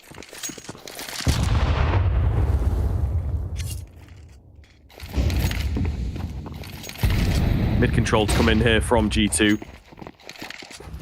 Was an area, in fact, that was incredibly effective for them in the early stages of this first half. As mentioned, Lynn Vision, they really don't have a lot of presence in a mid, like at all. They tend to just bolster up the A bomb site instead. So we'll see here. Amelia down with another Molotov to stop them coming in through doors. What is the move for G2? They have plenty of options in behind this smoke. Is being watched slightly by Westmelon. To me, it seems like they do want to crunch in towards B. See where that bomb is, right, at Dark. So yeah, I think they are going to head in. Westmelon only good for one.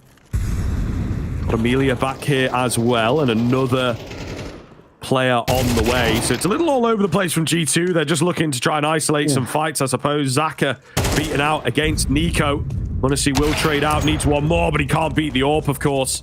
Still an advantage for Lynn Vision, but the bomb is barreling on in towards the A bomb site, which for the time being is indeed open. This util for Lynn Vision is one less than down on the retake. A Molotov and a nade is all they've got to work with, but at the very least, kits. And G's not overplaying his position. He's waiting for rotations first. Both the riflers going to try and fight onto his Hooksy here.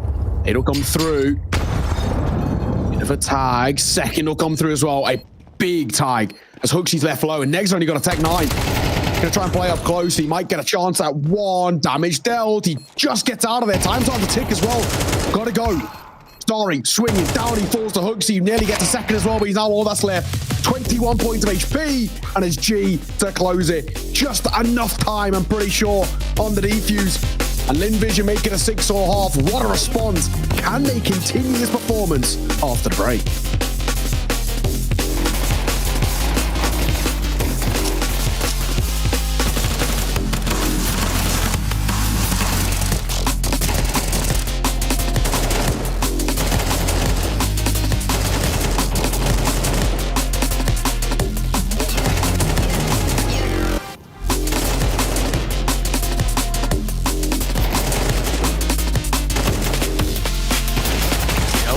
Guys, it's not in your DNA. It's not what you know. They were kind of doing that like the first 2 or 3 rifle rounds, and then they were just like, fuck it, man. Just started running around, taking fights, getting aggressive, running through smokes, and yeah, it kind of worked. I think G2 are pissed and they're frustrated, like, what are these guys doing type thing. I love it. Lynn Vision, like, that's the thing. I do hate when, especially in like IEMs, right, when you have teams who come through like qualifiers or teams who maybe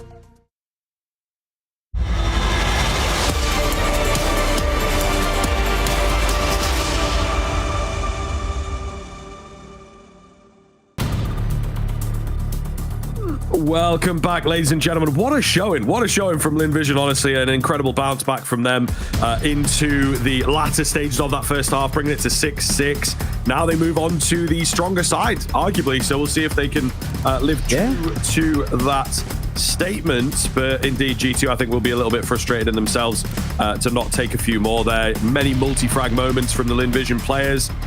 G2 should be doing a bit better in their minds, so second half is going to have to be the display of that. Yeah, we were just speaking a little bit about this in the break, right? Sometimes you see teams who come through the open qual, or maybe are from, not the EU region, basically. And when they're the underdogs in these sort of matchups against a team of G2's kind of ability, and especially the name value too, they just show them a little bit too much respect. Lynn Vision aren't doing that. It's really refreshing to see. They're taking fights, they're relying on themselves, and at times just working. Hooksy, nice little fadeaway shot there towards Amelia to kickstart things as they look for another. A bit more damage dealt on towards Zaka, but it's all a ruse because the bomb is heading towards A as Nico awaits. All good for one, but taken out pretty quickly. There's support behind him, though. It is kind of a bait setup, really, and they're walking straight into the trap. Bomb has hit the deck. G completely surrounded. Zaka with a lurk, but what use is he going to be? It seems they have sussed him out as well. Hooksy is watching the backside here. Spotted out, confirmed. Tagged ever so slightly. Zaka going to have a monumental performance. So far, so good for him, to be fair, in this game. And he did get 4 last pistol out. I don't know about this time. I think they're going to have a decent amount of respect for him. Munisi will take him out easily. So there goes G2 with the team ace, in fact, finding that second half pistol. Yeah, really nice as well, especially considering how they lost the first pistol as well. Wasn't good. They gave Zaka base that 4K. This time, much better in terms of the way they controlled it. Not giving early fights, expecting aggression on Lynn Vision. That's what they get, and they're ready for it. You find it with some ease. Lynn Vision, no bomb plant and only the 1 kill means that no buy for them to work with in towards this one. Justari, pick himself up a deagle. But aside from that, investment is low. Expectations are pretty low for us as well. P9 of Nico, going to play up behind that smoke. There is a boost. Starry awaits, but this boost is very common these days. Surely Nico expects it. Maybe hence why he's not peering around the corner. Amelia up close. Phase the smoke, gets caught. Hunter going to find one of his own as well as Westman allowed to back with the Glock. Upgrades that just to immediately from G2. I know it's an anti-eco, right? But immediately we see way more aggression from them. Mid-presence from Nico in their face. Hunter getting in behind. This is something that Lynn Vision lacked for a good 5-6 rounds of that first half. G2 immediately on it. So there is a danger here for Lynn Vision that they just never really get going on the T side. Oh, West Melon, however. Okay. Had a bing. Lovely shot. We'll see what more he can find on this Deeg. It's not a bad shot. You take those every day of the week. Any more for any more. Would be nice. Playing up close there, Westmelon. Fortunately, gets smoked out, so they're going to have to go through this. Oh, and that's not going to help either. Their own smoke hitting Zach in the back of the head. Hooksy awaits. Should be able to mow them down, and they will. Messi actually of all 3. G2 taking a 2-round lead. Lynn Vision, though, into their first full buy. And now we've got a chance to see what they're all about on this T side. This is a side who, especially the tail end of that first half, was actually really positive. Putting up some great work. Can they now continue that narrative? Heading in towards the T side on what is arguably the most T-sided map of them all in the current map pool. Yeah, time to put their money where their mouth is. The aggressive pick, the confident pick from Lynn Vision. This is what it all comes down to. Second half. Aggression from G2 once again outside of B main. Plenty of utility to respond from the T side, but this is a really deep control from G2. Nobody around to contest. Just have to keep eyes on it, really. Zaka with some dark control, but gives it up quickly. Lynn Vision, I don't think this was part of the plan, you know. They really are playing responsively here. And the mid-round going to have to be perfect. Nice bit of a digging. So they know what they have, they know what they don't have. Back in for the B main control as well. Huxley just spotting, but no kills as yet. Yeah, he spots 2 there too. So at the very least, there's information gaining. A double stack up here. With Hunter will fall back on the side a little bit. Huxley basically going to invite in the pressure. I don't hate this play. With 45 seconds left on the clock, it's a very strong angle to hold. They still feel like they're sort of posturing in the direction of a B-side split. 2 going through main, a 3rd rotating over that of G with the bomb on his back. Amelia and Zach are going to try and work their way through dark. It's not going to be easy though. 1 flash is all they've got to work with. And Hunter might be tested. Zaka, he might even just swing this try, and he gets the kill. Double dink, down goes Hunter, swing on the corner. Following is Huxley, 6 feet under he goes. Zaka, brilliant entries, and now they've got that is so clean. Molotov as well coming in for Mercy here, going to make his life difficult. He has to get into the mixer, has to get into the action. He survives the sprays. Dodging the bullets. Munacy going to go straight in off the back of the flash. 2 for him. Julie's out now, but there's nobody else around. He can back off, get a reload. Nexa, meanwhile, catches a distracted G. It's all onto Amelia and Zaka. The hero of the round so far has to do a little bit more. Flash comes in, double face is ineffective to begin with. It's all onto Amelia. 1v3. It was on the cards, but Nexa denies it, and G2 recover the round. And that round is won off the back of Nexa as well. I mean, yes, Manesi gets 3 kills, but it's Nexa's flank that gives them all the information. Gets the player hiding out towards main, comes back in and closes it too. But it's that one player playing B main, playing post plant, which is basically the insurance policy in that round.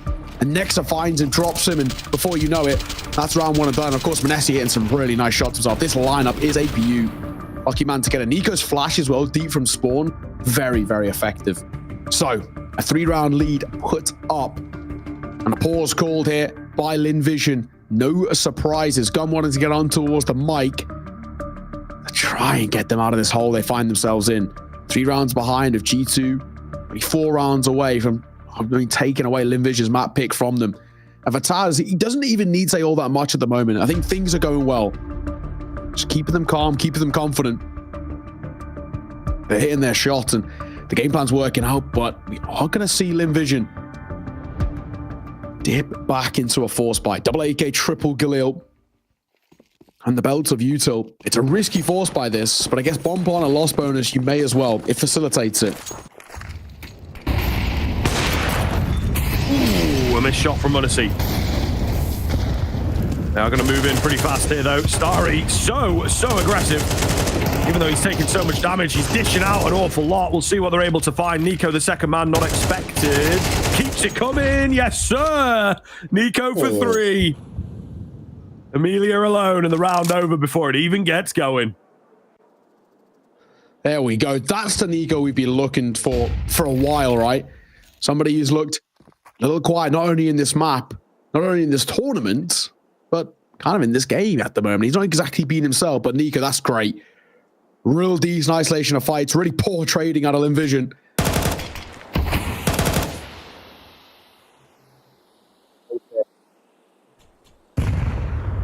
For Amelia, no chance. Bomb in enemy territory. And his last 50 seconds are going to be a bit of a brutal one. And you got a kind of really awkward situation here where you can play 2 minds. You go for a save and keep out of a Galil, which is exactly the best thing in the world, or do you die because of loss bonus, which is probably a little bit more valuable to Amelia.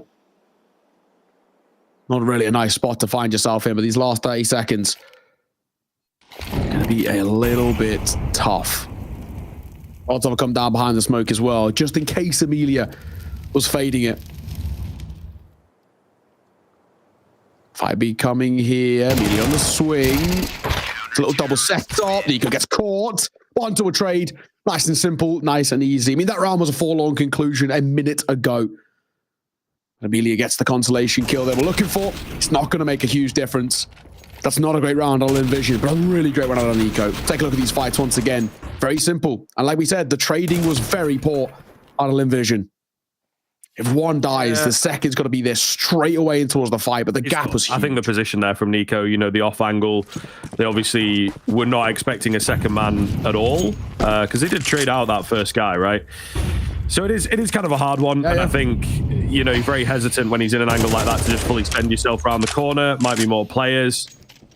It's not an angle that you're comfortable with. So I think Nico's also played that situation pretty much to perfection, I would argue.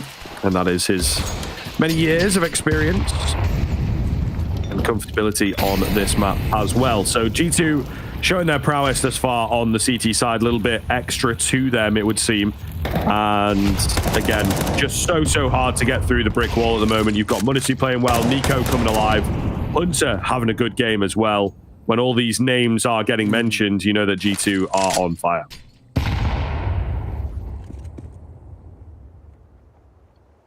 So, with a minute shy on the clock, just pistols for Lynn Vision. They're grouping up through water here. And Hunter and Hooksy are going to give them this control. I think they're expecting a lower buy. They know they don't need to overface and don't want to be overwhelmed as they pop on towards the site itself. Hunter playing it towards back pillar now will be smoked. Hooksy going to try and play up in front of it. Spots one, drops one, but gets traded out. And Nico going down. Hunter backside though, going to find one of his own. Look for a second and he will. Traded out by Westmelon, but down goes G, leaving one man with it all to do. A 1 versus 2 and tied. Westmelon. Yeah, he could definitely do this. However, Nex's position unexpected. Flash getting the better of both players there. Definitely a couple of moments where it looked good for Lynn Vision. Starry, especially with that spam through, really nice. Hunter beaten out quite quickly, but not before finding the damage was the big thing. Yeah, so I mean, a nice enough round in and of itself from Lynn Vision. You get some damage. That's what you want off the back of a half buy, but they need the rounds. It doesn't matter about closeness. It doesn't matter about, ooh, a bomb plant. Ooh, 3 kills. You know, they need to be putting something on the board. They are as yet to win one. And G2, of course, 2 away now from taking this opening map, which is the pick of Lynn Vision. We've said it many times, but it has to be highlighted just in the context of the series, irregardless of how ballsy a pick it was. We've got Inferno coming up next, which is also a really sound map for G2 at the moment. A performance as well. Adam m0NESY, 22 and 9. We highlighted this guy for a reason. He's showing up in a big way. G gonna pop flash. Here in towards A. Nobody's showing either. Smoke, a lurk smoke to be set up here. All of them. Just then we're getting a bit of mid control. Starry's gonna be met with a Molotov. Same for Zach, who's pushed out of dark. So G2 were responding with Utah well. Keeping Lynn Vision basically boxed in through mid. The swing, Nico. Playing up close and personal. Catches Starry. Easy find, easy fight, easy opener for G2 to take a 4v5. One of the things to note here, 45 seconds left. G2 have got no utility at all. So they have expended a lot of it early on. Lynn Vision maybe part of their game plan to get them to lean into that. But indeed, as mentioned, as is obvious, a man down at this point. G2 also, another thing working against them, they are banking on an A hit here. However, they'll go for a dry push in. You can see they have Nexa and Nico moving forward, so they'll be ready for the B hit. They just don't quite have the numbers for it at this point. Hunter, through the smoke, goes down. Hooksy then, off angle for him. Can't get anything. It's m0NESY and it's Nexa. Nexa's just managed to creep in behind, slip the net ever so slightly, trying to deny the bomb plant. Not going to happen for him. Just going to have to go in for the kills then. m0NESY falls, but Nexa's made it look doable. Zaka denies and keeps Lynn Vision alive. Man, Zaka keeps having his moments as well, doesn't he? So important. Actually gives them a lot of space on towards the site there, Zaka, and then closes it as well. And that all does come down to G2 just gambling wrong. They're playing 3 out through A early in towards that round. And just as they start to make a little bit of a movement for information over towards A main, that's when they pop out towards B. Yes, to see, you know, a couple of moments. They do make it expensive. I think that's probably one thing to take away from it. With Lynn Vision being teetering on the edge of being broke so often in this second half, that is at least going to help a little bit. Hence why you can see a couple of Galils picked up for Amelia and Westmelon, but G still got his AWP, saved over by Zaka, double AKs alongside it. It's still very much a good enough buy, and considering G2 have no money in their back pockets, I think Lynn Vision are fine. A call for a pause. Get a Taz on the mic. This one, we're not really expecting all too much. Just a double P250 is more or less all they've got to work with. Bit of Utah. maybe a chance, and maybe this time they can go for something of a gamble. Just seems to be out through mid. Oh, hang on. Oh my goodness. Alrighty, they make it work as they try and go for the cheeky play through the smoke. I mean, I'm a fan for sure. West Melon dinked out ever so slightly, but he's going. He wants his ace, mate. Oh, okay. Well, denied away. Hunter, what's he doing on A? Says Amelia. They'll at least get the information in, but Hunter does manage to pick up a Galil. And I think he might look to save that, to be honest, now. So, you know, looking good here for Lynn Vision, keeping themselves interested in this game, finally getting something on the T side. It's just a question of whether they can keep this rolling and make the game competitive. I think it's a hard run for them. They've been looking pretty good on that CT end of things, of course, right? And did have a late resurgence in that first half. So maybe they can do that again here for the T side as well. Individually, we've got some good looking players. It's just, I don't know, Starry A is a bit missing for sure. And B, G2, yeah, they're also all looking good, all coming together. Hooksy, you don't expect it from him, but the rest of the team holding their own and going above and beyond. Yeah, and the real important one for me does feel like it is Hunter. I mean, Hunter, at the moment, you know, the last few tournaments has not quite beaten himself. He's not exactly looked like the Hunter that was top 20 rifle at the tail end of the year and all the rest. So it's good to see Hunter getting a little bit of confidence for them as well. This is a battle for survival. This is lower bracket territory, ladies and gents. Loser of this and you are eliminated. No second chances and all of the other narratives I like to talk about. Westman actually saving, even right saying that, Zaka's life. He was tucked on the corner. Yeah, that was a round which we didn't expect all too much out of G2. They will now go back into a buy. Nexa, though, only wielding the MP9. Actually, with the one to wield that Galil. 3 rifles alongside of the M4s.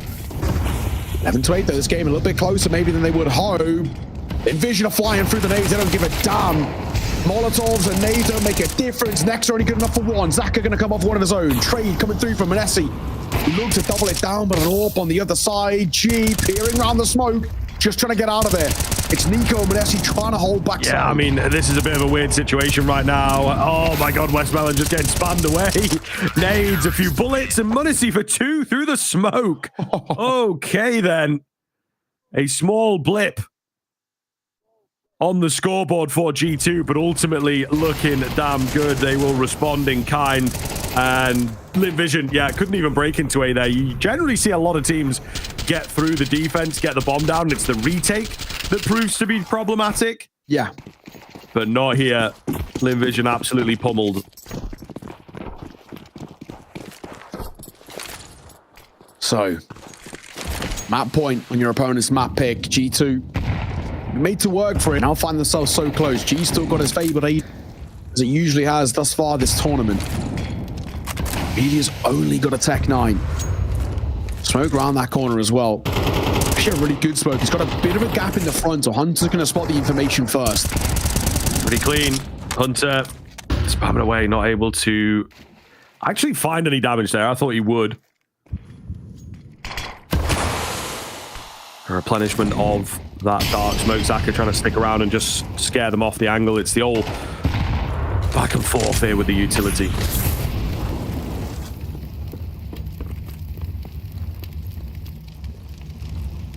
A bit of molly damage at least is a little bit of information. Starry playing in the smoke, swings out, Nico finds him. That's the opener. Really important kill coming through for G2. That'll give them the numbers advantage. That'll give them the confidence to close this. Nico peering round, could be blindsided on his. Westman answer back, leading by example here. Flashes round him, Messi gonna play up close. 30 seconds. Where are they committing? It looks like the bomb's going to rotate back over towards B, but they don't have a huge amount of time, and they also don't have a huge amount of util. Yeah, 24 seconds. Pretty big kill there, though, to give them the man advantage on that lurk. Hunter hiding around, just try and catch them off, buy some time, finds one. If he can drop the bomb here, it would be round over. If he can drop them all, it would definitely be round over. They'll deal with him eventually, and that allows them to get the plant in, but Hunter has maybe bought a lifeline for G2 to win the game here and now.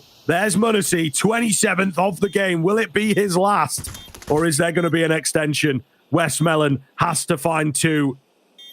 Knows that Munacy is in at dark. Where's Nexa coming from? He gets double swinged. Can't choose the target. And G2 will take 13 over the line. Beautiful work. Really nicely done. 13-8. They close it. And taking their opponent's map pick as well is a massive statement coming through. They now head in towards their pick. Inferno, a map in which they've been so strong on. And I do not know what Lynn Vision have got in the locker for it. Let's take a look through some of the highlights. We'll see you after the break.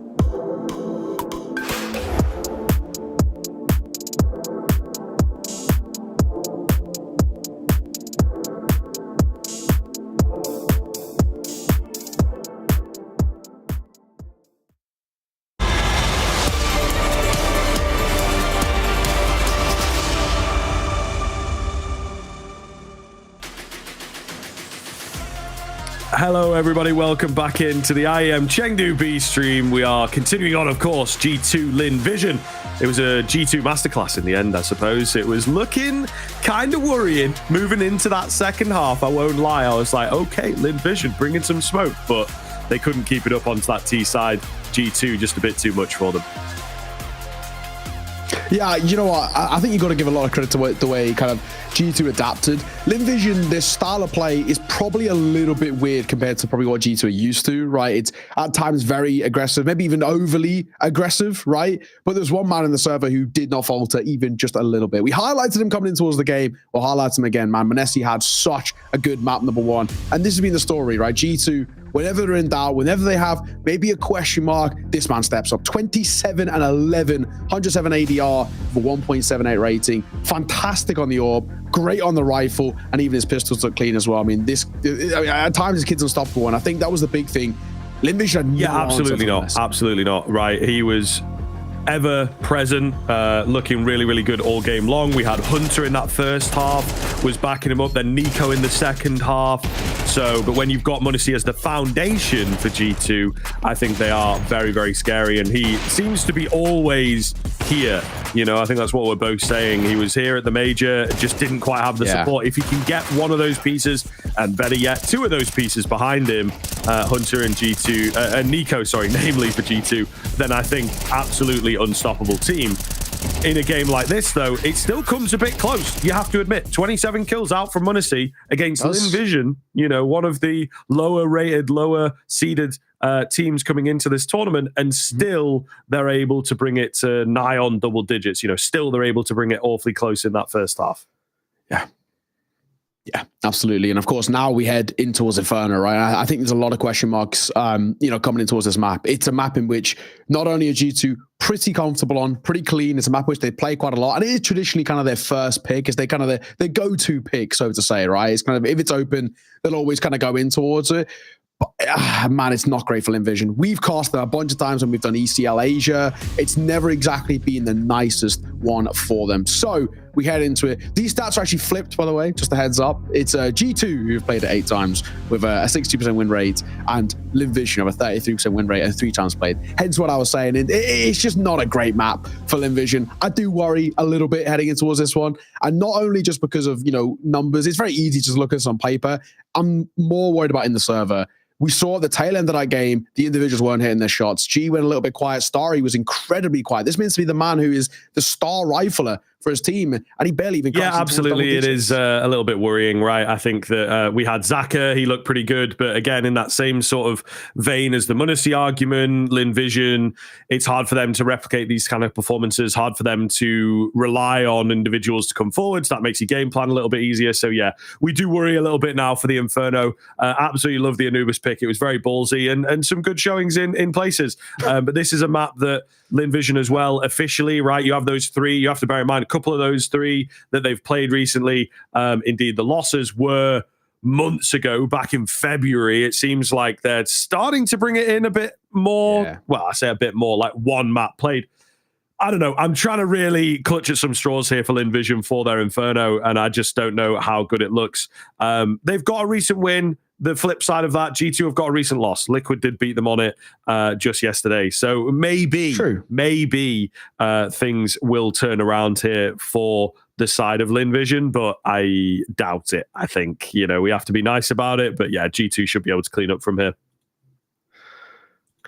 Yeah, my brother in Christ. I'm sensing a hell of a lot of code here, man. I could feel it myself towards the end there. I was like, just stop.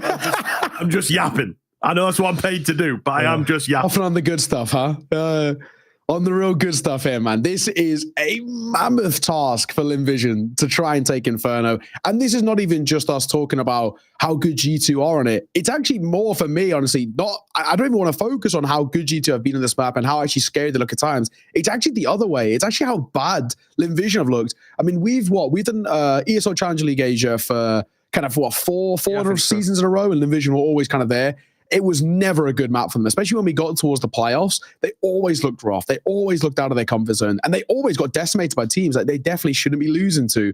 That is the thing that inherently worries me coming in towards this. It's not about how good G2. It's actually about how poor at times Lynn Vision looked. And it's simple things that let them down. Missed utility is one that we noticed a hell of a lot. I mean, I'm expecting things like, smokes towards CT being a little bit off or boosts not being cleared properly. And that's where I'm going to be let down. And something that crept in a lot and towards Anubis, which I think might still be an issue for Lynn Vision here, is the spacing. They got let down so often by being isolated time and time again. Individuals like Hunter, like Manesi, like Nico, we saw it towards mid, right, where he finds a 3K when he should have basically maxed when he got one.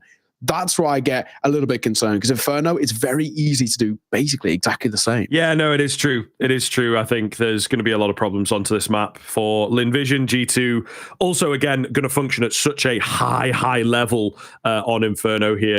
I think that it will be really, really difficult to read into. It's one of those maps where we talk about it sometimes, more so than Mirage for me. It can be a risky pick. And we've seen that a few times, especially at the major, right, picking into this map. But it just functions as such a different playing field when you are in that more EU-centric, sure, but international Counter-Strike, high-level, tier 1, whatever you want to call it. I just think that because of how long Inferno has been around, and indeed into CS2, if anything, it just lent more into what made Inferno.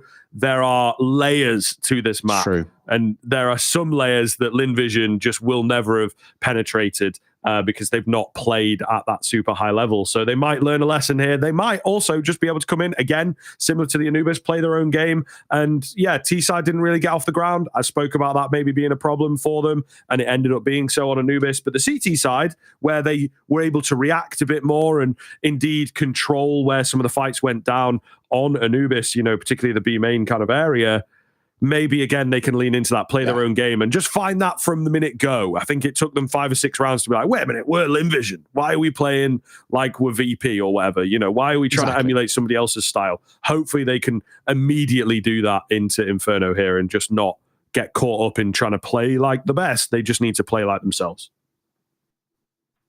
Yeah, but however, let's touch on the positives, right, as well, of Lynn Vision. Zaka, you already mentioned him a little bit earlier. What a game he had, right? 22 and 16, a 1.45 rating, and the highest ADR on the server of 112. That's a real positive. That's someone who basically plays B anchor, right? Not exactly in the best roles. He's playing rotate a little bit at times, but he's not exactly the one you expect to be putting up good numbers. And the fact that he is, I think, could be a positive. If we can see Starry get active alongside Zaka, West Melon on his moments as well, talk about leading by example, that's what you want to see. Well, hopefully, a bit of a quiet game for him. 6 and 13.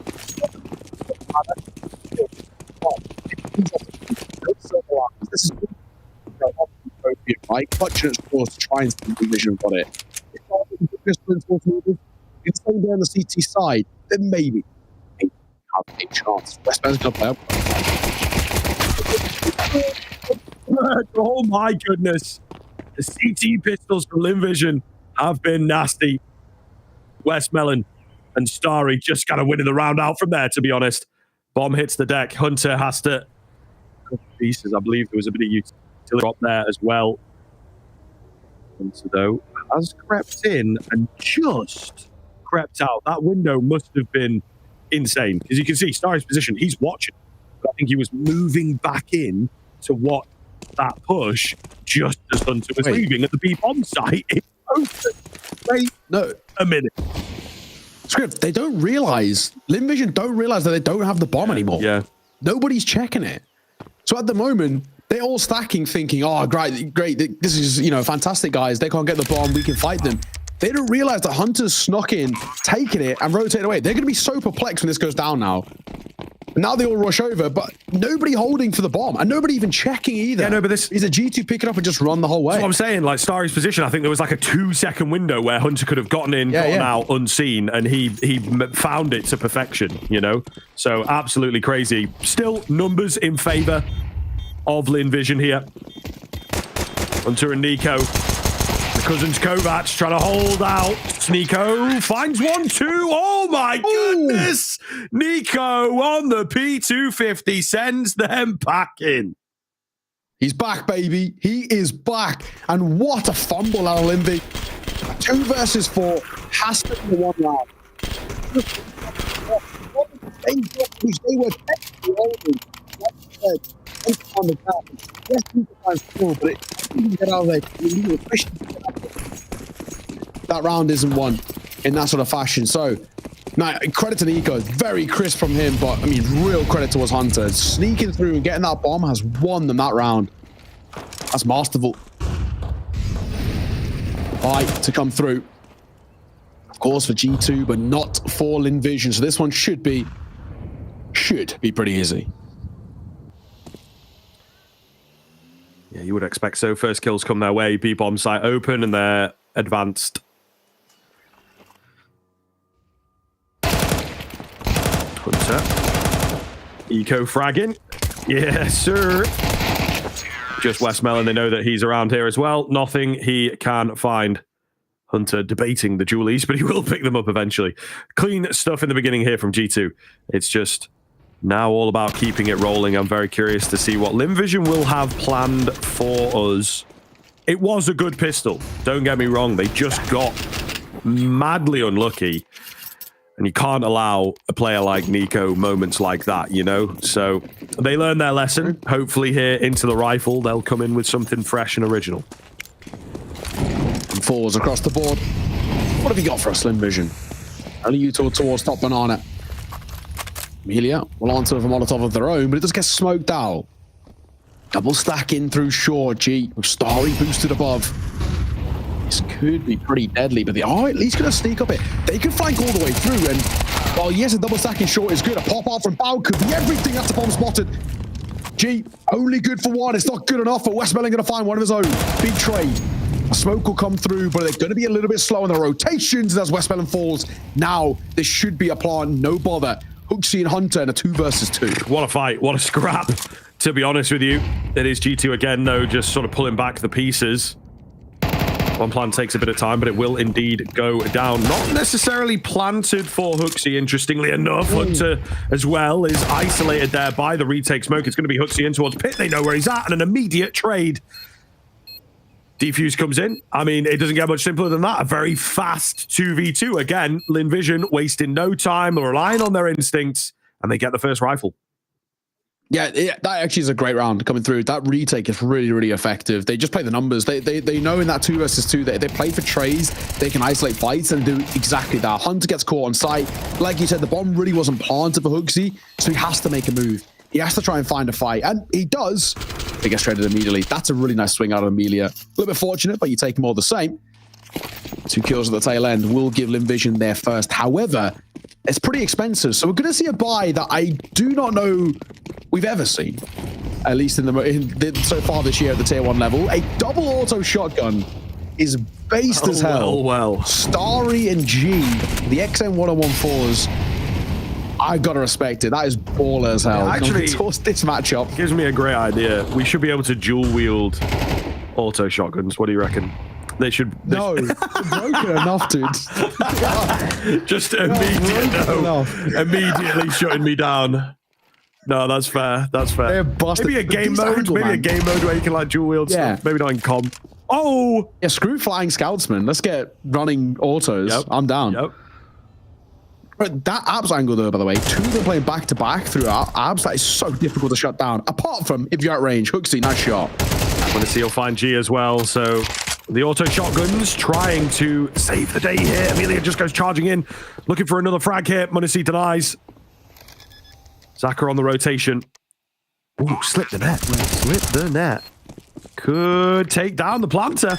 He does indeed. He's got a kit available as well, so a real threat on the defuse, and actually just going to go for it. Nico taking his time, but he's holding, bro, and he gets it done.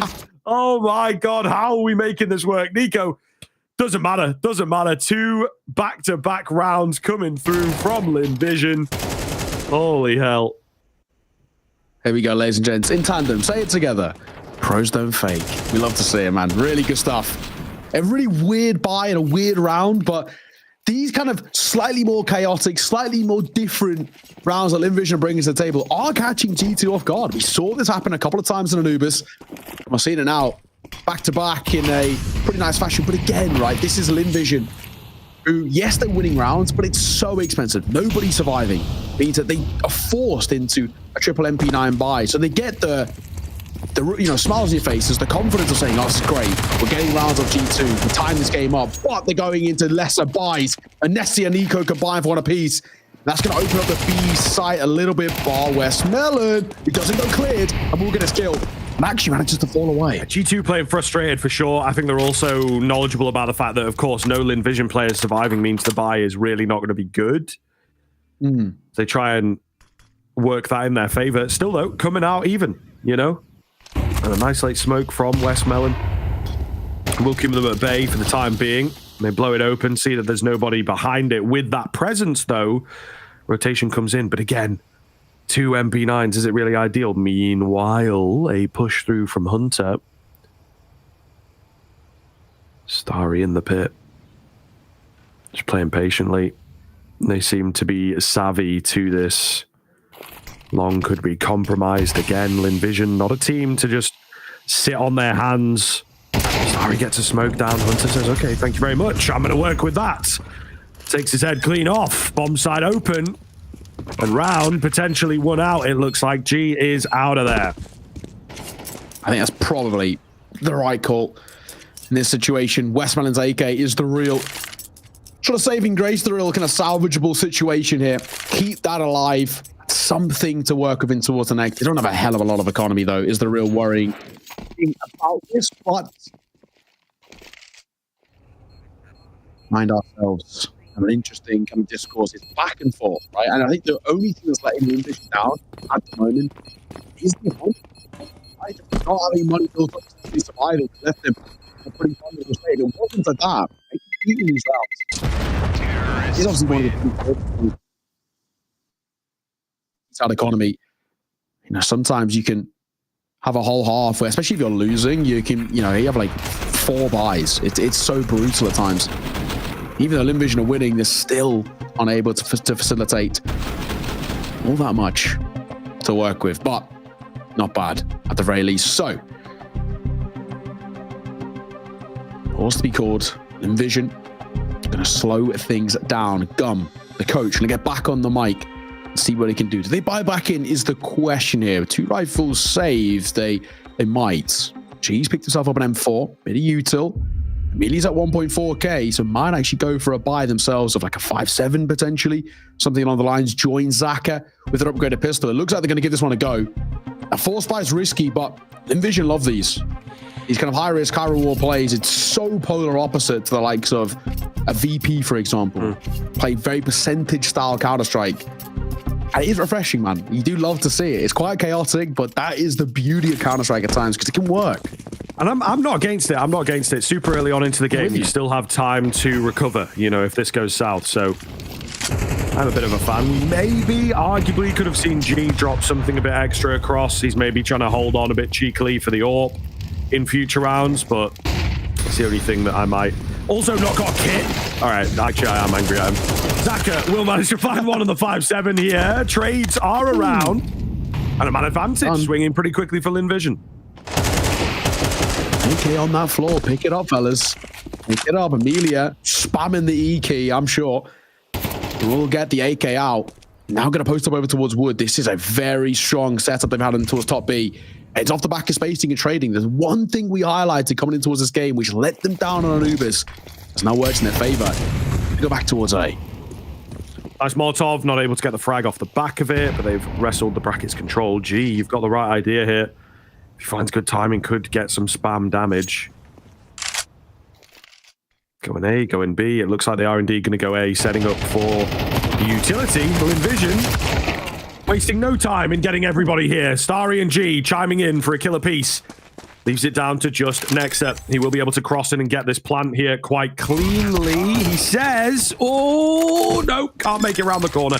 G charges in. They've got the plant, but it doesn't really matter too much. Lynn Vision with the low buy will make it work.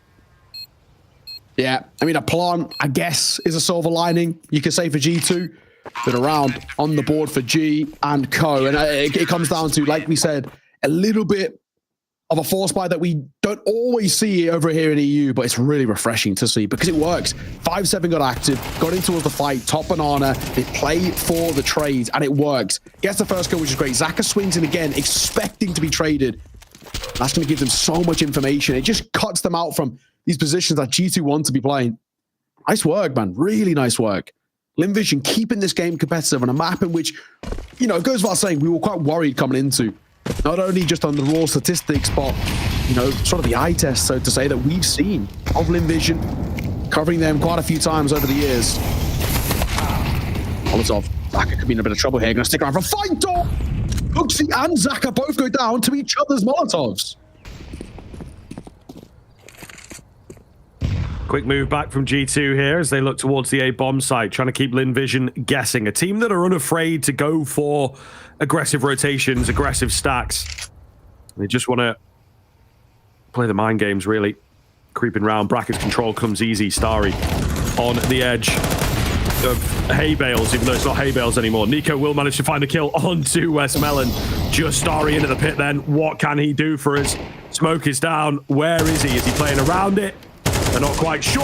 Modesty going to get caught. He's spotted out another. He knows there's a player in balcony. Can't find that kill, but he's done enough, surely. 2v2. Low HP. A well-placed nade. It, unfortunately, is not well-placed enough. Amelia, then, from balcony, has to be the difference maker. Nexa watching for the run out in a very sneaky little off angle, but the wall bang does enough. It's just Hunter hidden in a cold box. Has to pop off here. Are they going to be able to? They are. Lynn Vision with another successful retake. Oh, so successful, like you said, on these retakes. Everything is slotted into place because they just back each other. They know that they can play for trades. They're more than happy to kind of throw their life away. And you can see G there getting a little bit loud on the mic, right? That's good to see. They're getting happy. They're getting excitable. This is what you want out of Lynn Vision. This is a side who we know have individuals who can pop off. We know these moments hard to come together. Watch. This is their map. They already got a map in their pocket as well, but they're being made to work for this one. Gee, you've got to love to see it, right? A warbang just takes a shot in the dark and a hope, and it works. G2 gone for a force bite. In the corner, doesn't exactly go the right way. Double Deagle, Tech9, double Galil. As Hunter will make his way in towards apartments. This time not going to be met with sort of any presence.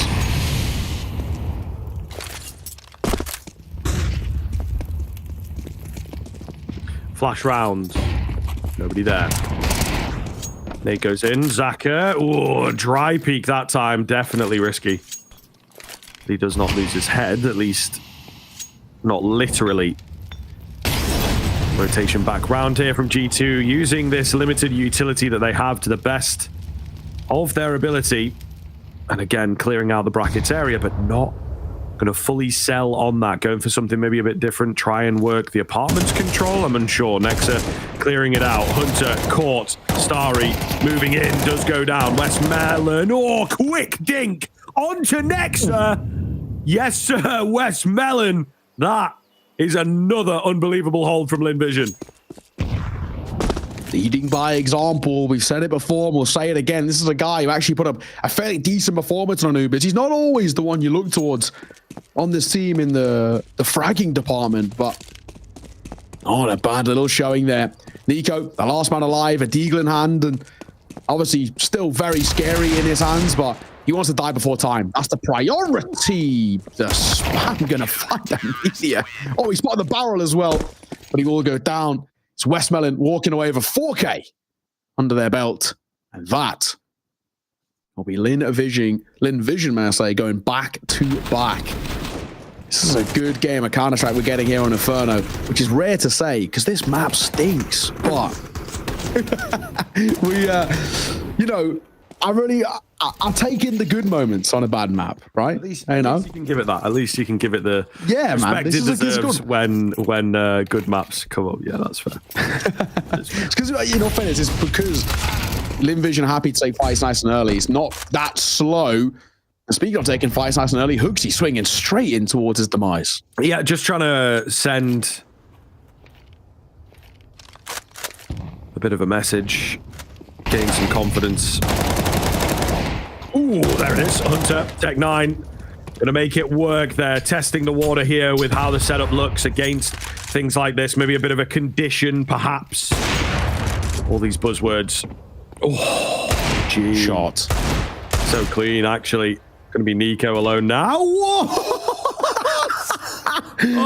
okay, my God. all right. That's about as cool as it gets. The fadeaway QQ 1 Deeg. I don't think you can get a much better looking kill than that. That's ridiculous. Harden from the logo, man. The fading away. That is a beaut. Granted, it's kind of probably going to make zero difference to the round itself. Nico sold the rooms when he was rotating away. Doesn't matter. G going to pick him off, and that'll close things. It's a nice shot. It's good for the personal confidence. It doesn't make a difference overall. It's a pretty good CT side being put up here. And Vision looking pretty good. This is a series which I think many, maybe even ourselves, would have come into and expecting it at times to feel like a little bit of a walkover. Map 1 wasn't the case. There was at least a competition there for a vast majority. Basically, it was a 6.5, right? So we got to give them some credit. And at least here in towards their opponent's map big, the bare minimum that they can get now is a 6.5, which is already not too bad. Oh, Nico, man. Eating the nades. Not the way he wanted to start this off. Nobody in the apartments from Lynn Vision, but the spam and the control from G2 is again, something a bit different. They've just been very conventionally hitting brackets, trying to burst in towards a late round. But apps control, it's a new avenue to maybe deal with. Zaka pushing in. I think there was a flash for him to work with, but it is ineffective. It's unfortunate, dink for dink, but that's the way the cookie crumbles with the M4s. And up close. Off. He'll fall back in our boiler, which might give him a chance here too. Beacon in flash on the corner. Westmelon can't get his chance this time.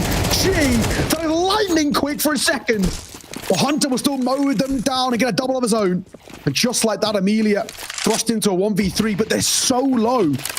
Amelia giving this a go is actually not the worst idea in the world. I really hope he does. I really hope he does. I think there should be a kit spilled somewhere, but yeah, as that bomb goes down too far away, it would expend an awful lot of time moving in. But yeah, it's one of those, isn't it? We just, unfortunately, have more information available.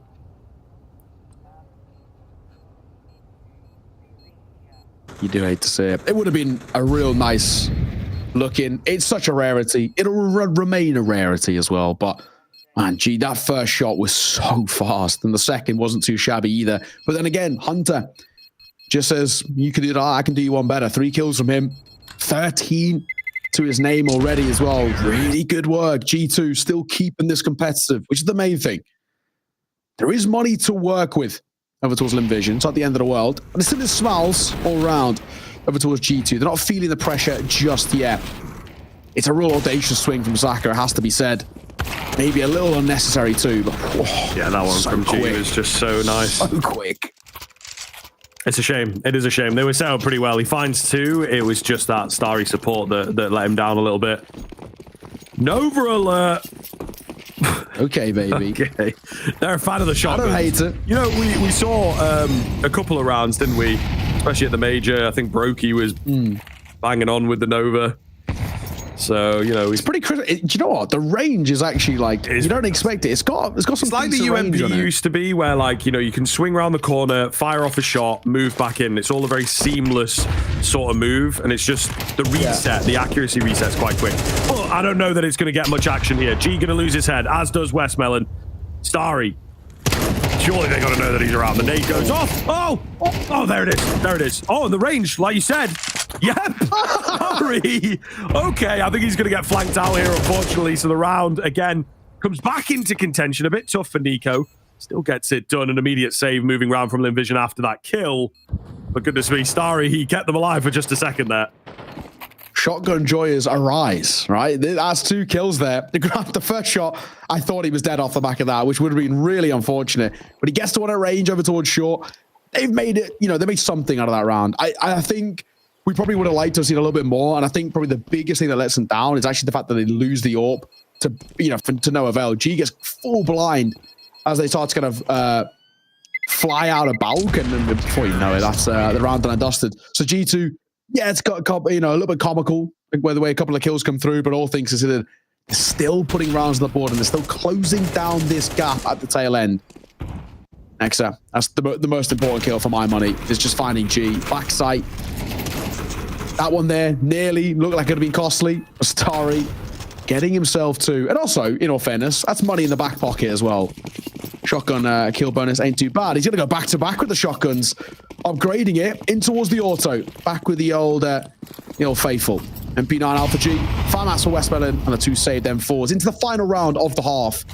For Lynn Vision, it was a 6-3, now 6-5. Let us slip a tad, but 6 isn't exactly bad. Smoke will come down as well. A little bit of damage dealt towards Nico. The fight there by Zaka was nearly very risky. I'll get out of here. Yeah, not quite as an explosive as a game out of Zaka, is it? Unfortunately for him. I think he's still trying to play the same sort of style, and it's not had the same impact. And this is what I talked about. Getting your members out consistently is tough. Nico and Hunter, though, both playing very, very well here. Particularly Nico in these past, let's say, 4 rounds, entering classically, certainly a game that he needs to warm up into. Win this, keep the dream alive in the lower bracket side of things.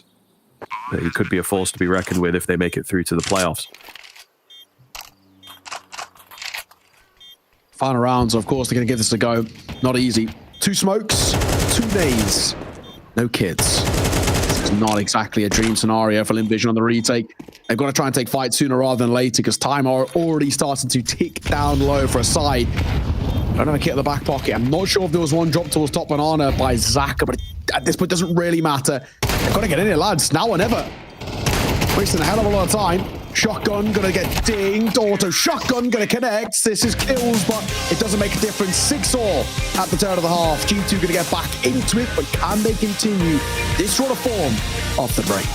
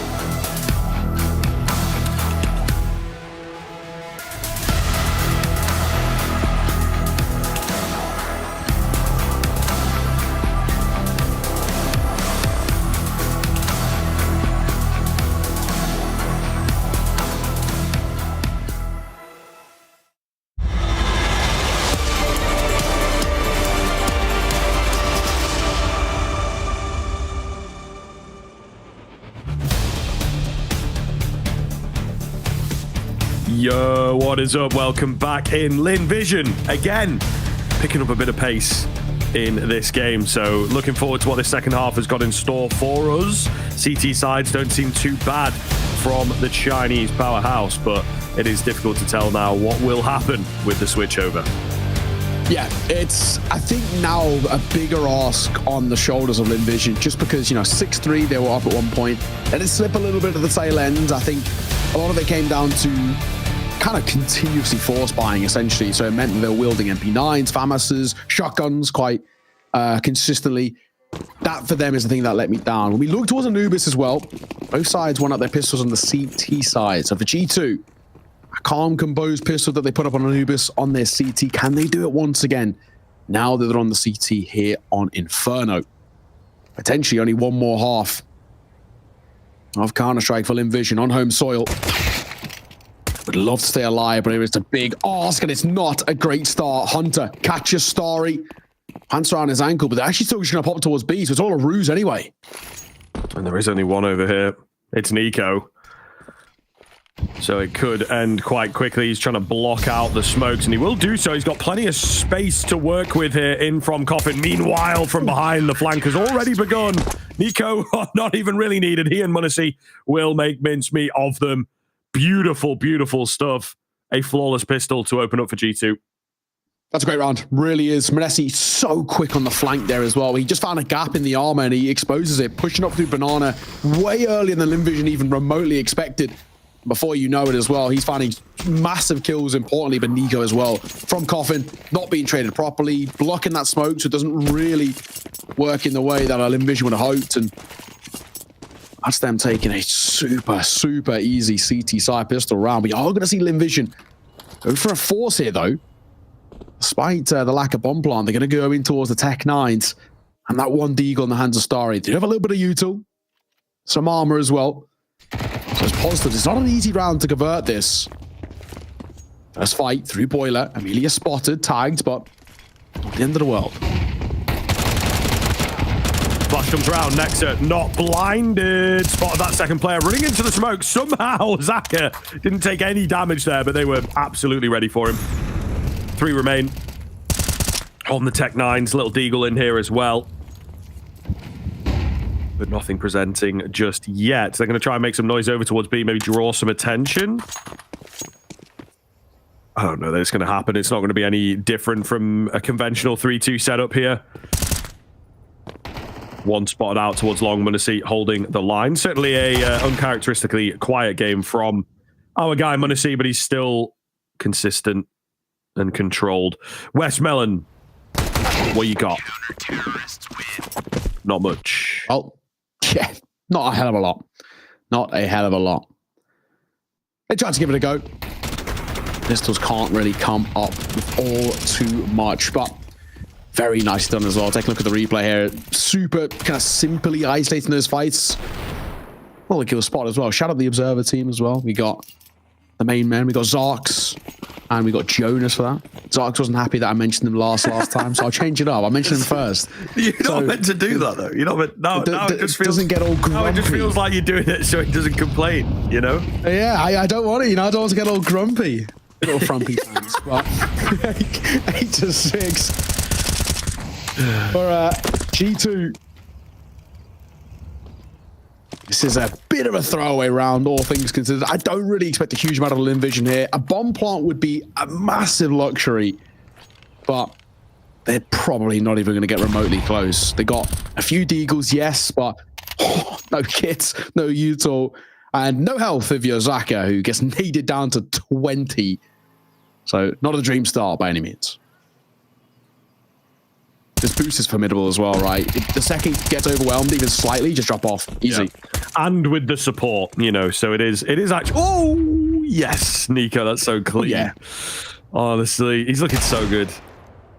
He is. It's really refreshing, isn't it? Guys, let's stop using rifles, start using pistols more often. Goodness me. Yeah, but the thing is, a perfect anti-eco setup there from G2. So... love to see it. Very clean. Well played off the back of each other. And it's a bit of a testing ground. Lynn Vision, they can shoot back. That is something that maybe a few years ago, the Asian region potentially could have struggled with, let's say. But they can most definitely shoot back. And if we include Pacific in there as well, FlyQuest looking good, taking maps, and obviously surprising Cloud9. So... there is that angle, but G2 just using it as a testing ground for some of their more unorthodox strategic moves. I think they feel like they have to pull a bit of it out as well to just completely catch Lynn Vision off guard with something they've never seen before. Zaka laying in the smoke. My God, he's found a gap, but I don't know. Yeah, I'm going to say whether this area is going to be safe. Hooksy, a lot of damage dealt. They've surely got to expect at least one in through logs now. They spotted one on the left-hand side as well. They're going to stick up close here. Our smoke will slow down the tempo a little bit. It looked like Lynn Vision want to get in towards fights early, but they're actually not given that luxury. And now with G2 doubling back, they can just drop util. Iko's got another smoke as well, dropped over there by Hooksy. The second he feels any sort of pressure, drops it front sight and simply put, Hooksy going to double back over. He's in two minds, right, Hooksy? He doesn't actually know whether to commit to a basically stack towards A or support an eco. He's making the right decision by sticking up close in. The smoke will come down with just shy of 40 seconds on the clock.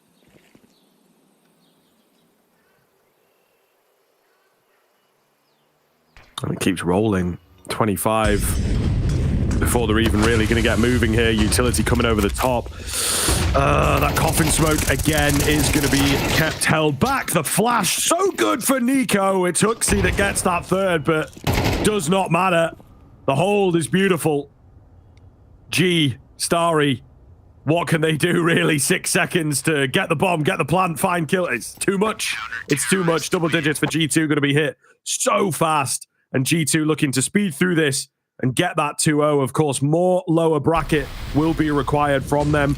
They'll be playing off tomorrow in the last game of the day, either against Furia or Heroic, but they will need to show in this game to themselves as well that they are above the required level. They are exceeding the not just winning the game, but also absolutely pummeling here, because it's going to be a difficult one tomorrow.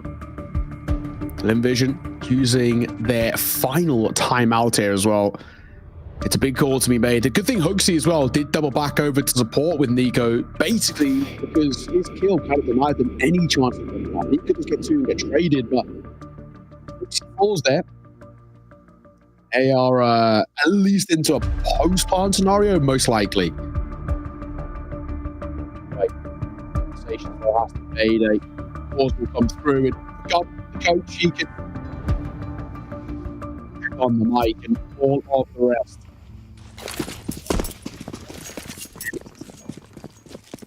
After a 4-round television, 3 rounds away, eliminated. And Vision have gone for a force. This could be basically their penultimate buy if things continue on this trajectory. Interesting T-side setup here. They were so ready for an apps push, it would seem. West Melon flattens Hooksy. But Hunter the unknown element in behind enemy lines. Westmelon is just on an ascended plane. Nexa, though, he's capitalized. He's found the gap. He's got the double spray down. Suddenly, even... Oh, just for G. They aren't really out of second mid yet. You know what I mean? They've got all these kills and they've hardly moved. Yeah.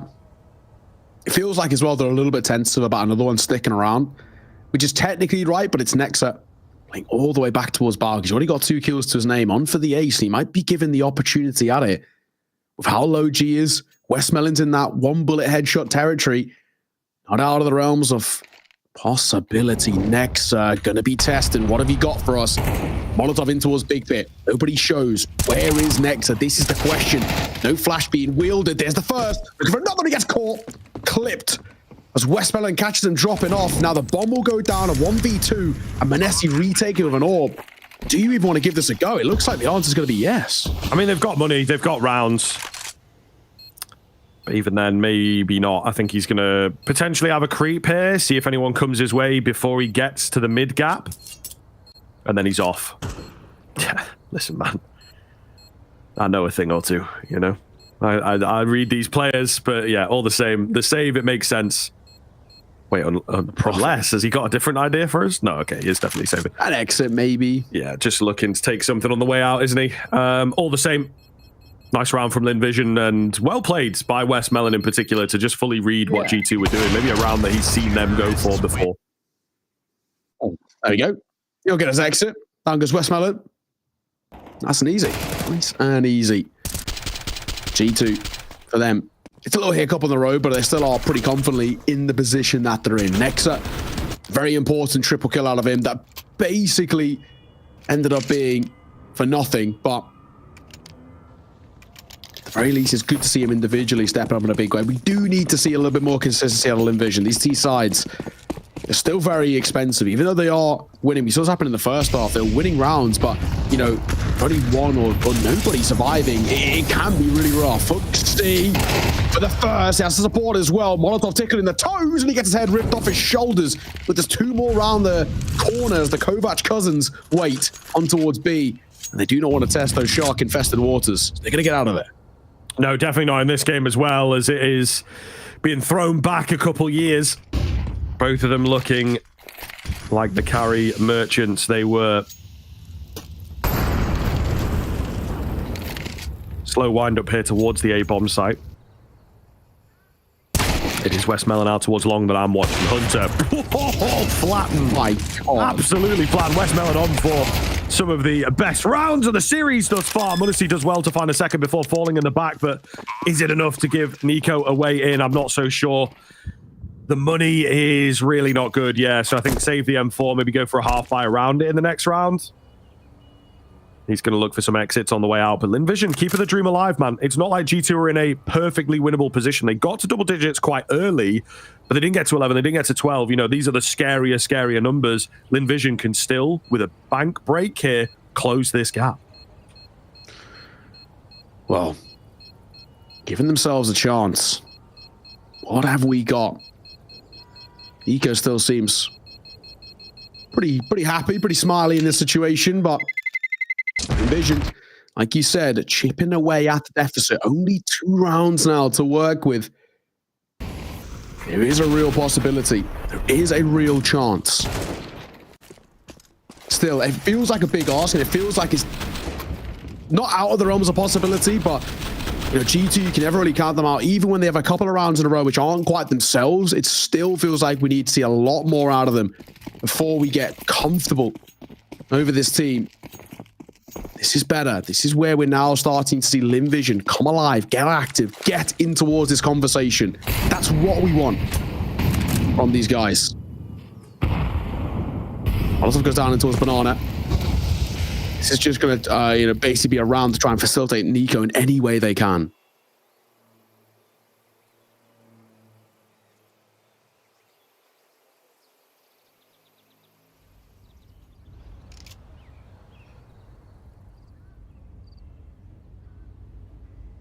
Nico, slow push down Banana, completely dry, completely silent. And also something that G2 have not done at all. It will be checked pretty cleanly, in fact. They were ready for it. Zaka dinked out. It's unfortunate for Nico that he only saved an M4. Still. Only one player lost. G2 not really rotating across. Something that Lynn Vision would do. You know, any kind of noise, they'd immediately be over. Huxley, though, he's got the smoke to keep him at bay for now. Still no one moving.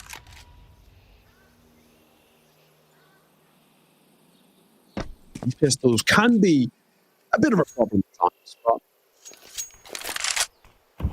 fortunately, they've gone for a gamble factor over there. It looks like that gamble's up in the tail. Smoke goes down. Probably all she wrote in towards this one.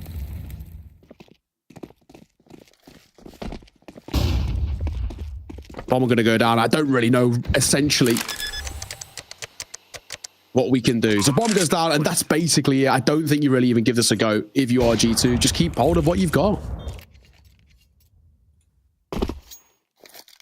Yeah, I mean, fair enough, right? They've got bits of armor in places. You get cheaper head armor and everything into the next round. I'd assume they're going to be buying into the next, though. I don't think it's really that much of a problem to throw yourself in. That's maybe why Huxley is sticking around here, because he doesn't have that cheaper head armor. But we are min-maxing pretty hard here on the G2 side. Just don't want to give away any needless kills, etc. Huxley trying to take one away with him, potentially. Bomb might get Amelia, but I don't think so, really. So we'll see. And is this now a timeout coming in, I think? It looks like it. I think probably for the best as well. I don't think it's the worst decision in the world. Have a little pause, have a little conversation, see what you can offer up. You are going to see, it's actually the first one out of G2. You see Taz getting on the mic, and probably needed as well. Only one round being the difference. It's probably for the best here. G, of course, was AWP, but now we see Manessi on the other side as well to try and challenge and try and keep him at bay. This is a very important round for G2. Lose this, it could be a little bit of an issue going forward. What have we got, though, from G2 in terms of their response? We need to see them make kind of one or two decisions here. Either try and fight fire with fire. They can do that. We know individually that the G2 guys obviously can match up, if not exceed. These last few rounds have been a little bit quieter on Nico. What is there to work with? Manessi gonna play up close. Up in hand as well as he sits up. Has Nexa in support too. Gonna cover his back, and Hunter playing through Boiler. This is a really strong app setup. If they try and test this, they could be in a lot of trouble. Oh, that's not how you do that. Yeah, and Starry calls off the idea, of course, after a drop noise being heard. No early scrappage from G2. A nice early smoke, though. Nico actually taking an advanced position over there on B. Utility comes over the top for Lynn Vision, but it's more of an apps hit, trying to fake out mid-presence. Meanwhile, in the apartments, they're very, very ready. Starry scared off immediately. Yeah, he knows what's up. He knows who that's going to be and potentially what they're looking at. G2, though, scared off of their apartment's hold. It's actually drawn attention from Nico as well. So you've got Huxley to get through on B. Not quite as formidable, but maybe just as good at buying time. What have you got for us? Smoke over towards CT. Molotov in towards front orange as well. West Belly going to cross out, get in towards Barbecue here, but a Molotov one towards the default plan will keep him at bay. G going to find Nico. Important kill. Manessi holding for a peek, but I don't know if he's going to be given it. Starry, this is such a huge frag if he finds it, and he does. Lurking, Starry comes alive. Bomb going to go down. Nico Huxley, may I say, can't deny it. Amelia will delete it through the smoke. That's it. That's the round. Hunter and Nexa have to save, and that is going to be Lynn Vision tying this game up. 10 rounds apiece. We have got a game on our hands, not only tying it up, but doing it flawlessly as well. Just to rub salt in the wound. Nexa and Hunter are opting for a save, but the question is, do they get hunted at the tail end of it? Well, well, well. Can you believe it here? Hunter, just, playing safe, not giving his position away at all, but traded out very quickly there. Relatively big deal that he goes down. It probably will affect the buy into the next round, actually. You know, you could have dropped 2 and have one player on like an MP9 or something, but now the fact that they can only drop 1 just isn't worth the same sort of risk. Great round from Lynn Vision. Super, super impressive. They have evened it up. G2, it felt like at one point, you know, I was talking about the next game. I was talking about they're going to be in the lower bracket playing off against Heroic or Furia, maybe. Yeah. And since then, they've not won a round, so my bad. But Lynn Vision, of course, really performing well here. Great run back from them. It is. Next up, for them 4. That's all they've got to work with. A few pistols around it, and that is that. Let's be honest. Not expecting a huge amount here. 10 all, and Lynn Vision are pushing to make this a 3-map affair, which is probably not on our bingo card by any metric. Zaka and Westman are going to play up close. Zaka going to be the first contact. If he can find Hooksy, that's basically the round confirmed. G2 go for a gamble stack A, and it looks like it's going to be a play towards B. Hooksy has a smoke, which will now drop, and that might force them into the stack. Yeah, this is worrisome. This is very worrisome. It's something that G2 as well have actually been setting up in quite a few rounds. You know, the 4-man A play they've been enjoying, trying to get Lynn Vision away from B as much as they can. Utility over here from Lynn Vision. Nexa up on the balcony. Nico hidden behind the smoke, waiting. In the top of the head. Where is he? Bit of a spam. Doesn't want to give his position away, though. He just really wants his player to walk into him. Smoke's going to start to go down. An important kill. The crosshair right on him. And the patience pays off. A big kill. There's no secondary prong to the attack. Straight into the stack they go. And they will get mowed down in the meat grinder to a pulp. Just 1 kill for Lynn Vision. And G2 retake the lead. That's a real shame. Real shame for Lynn Vision. That one smoke by Hooksy on towards B forces them in towards the stack. I mean, it doesn't even force them. They just fall for it. It's a bait and switch. It's a ruse. And it catches them off guard. That is seriously unfortunate. Seriously unfortunate. Another timeout to be called here by Taz. Wants to get back on the mic because he knows how important these next couple of rounds are. There will be a buyback in for Lynn Vision. Lose this round, especially without a bomb plant. If finances could be in trouble, that could be G2 closing the map and the series at the dying embers when it just looked like Lynn Vision were picking up some form. That's a brutal round to lose. And that could be the round, you know, the straw that breaks the camel's back, so to say.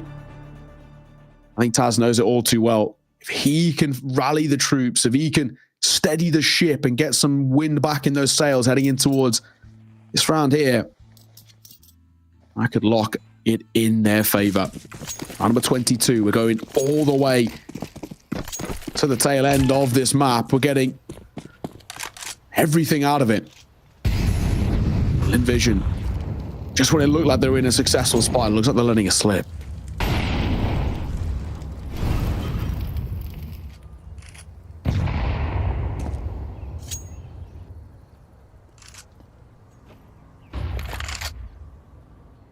Silent boost up. Starry needing a little bit of assistance to get in there this time.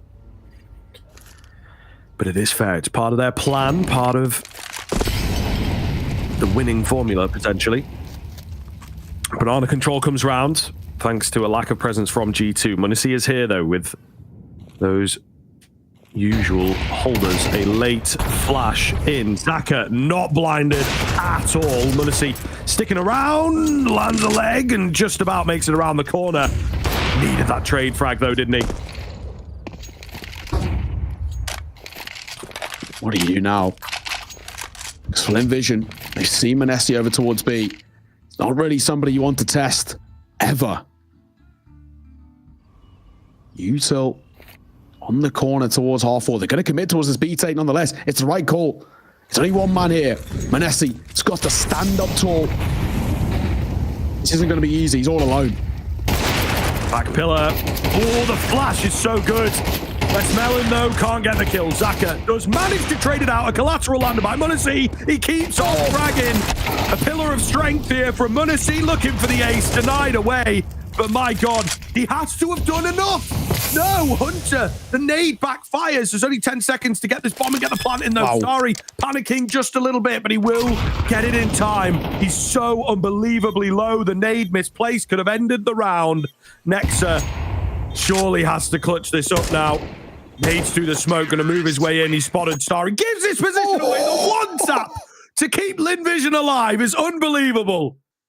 Oh my God, you thought Manesi had done enough. You thought surely this guy has got everything in the locker to close it. And no, somehow, some way, Starry clutches out with a one tap just to rub salt in the wound. What a way to do it. Man alive, this game continues to deliver. This game continues to bring us all the action and some. And the thing is, Starry Lee died in the Molotov here. He had no time, right? So he had to really try and get a plant out. Goes on to 7 points of HP, then gets tagged by the nade. Oh, man. So close, but no cigar. Look where we find ourselves. 11-11. We have really got a game on our hands here. We're getting the 4 rounds in regulation and potentially and some.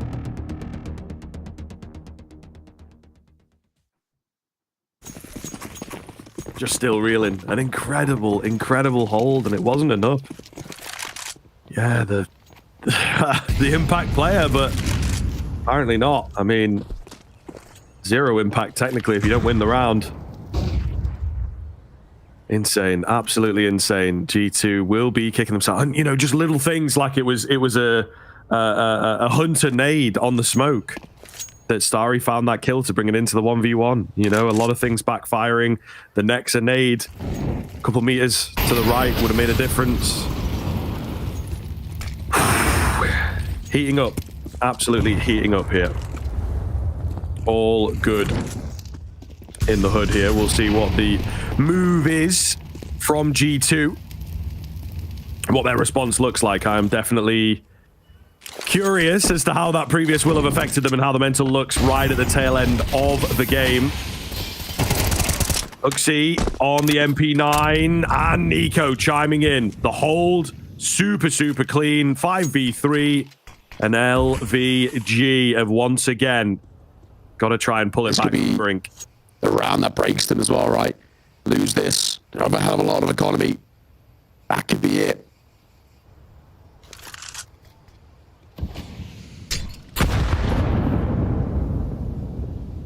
Oh, nade does some decent damage.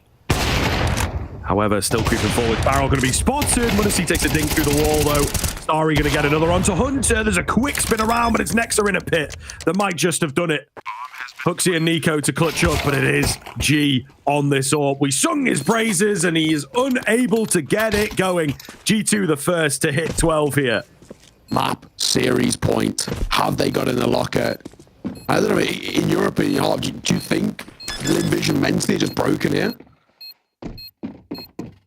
Yeah, I feel like it probably will be the case. Well, I don't know. We've had some pretty high octane rounds. I don't think you will be broke. I think you'll just be so full of adrenaline. You know, a 1v3, 1 out. That round coming very close as well when it felt like, you know, you couldn't have found it. 5v3 to kick off. Nearly pulled back. Starry with a lovely moment in the middle, of course. But yeah, I don't know. It's tough to say. You would think at this level of the game, this amount of stakes on the card, you know, even I am full of like the cortisol and the adrenaline and everything just from the moments that are happening. So I don't know that the emotions will wave through you just yet. I think that they will be ready to go for a bit more, ready to continue proving themselves, and a good game of Counter-Strike here. I think we want some overtime out of this for sure. Want to see on the corner here with the AWP though, looking to deny that away. 1-2, 1-2. Either way, want to see will manage to find a clean couple again on the corner. Westmelon on this Tech 9 maybe wants to look in to try and find something over at B. If you keep an eye on your minimap, of course, they'll continue rolling forwards. Thanks, sir. The A-hold's got to be way too strong here. I think the setup is just unbelievable from G2. It's difficult to say at this point what Lynn Vision can do. 45 seconds remain.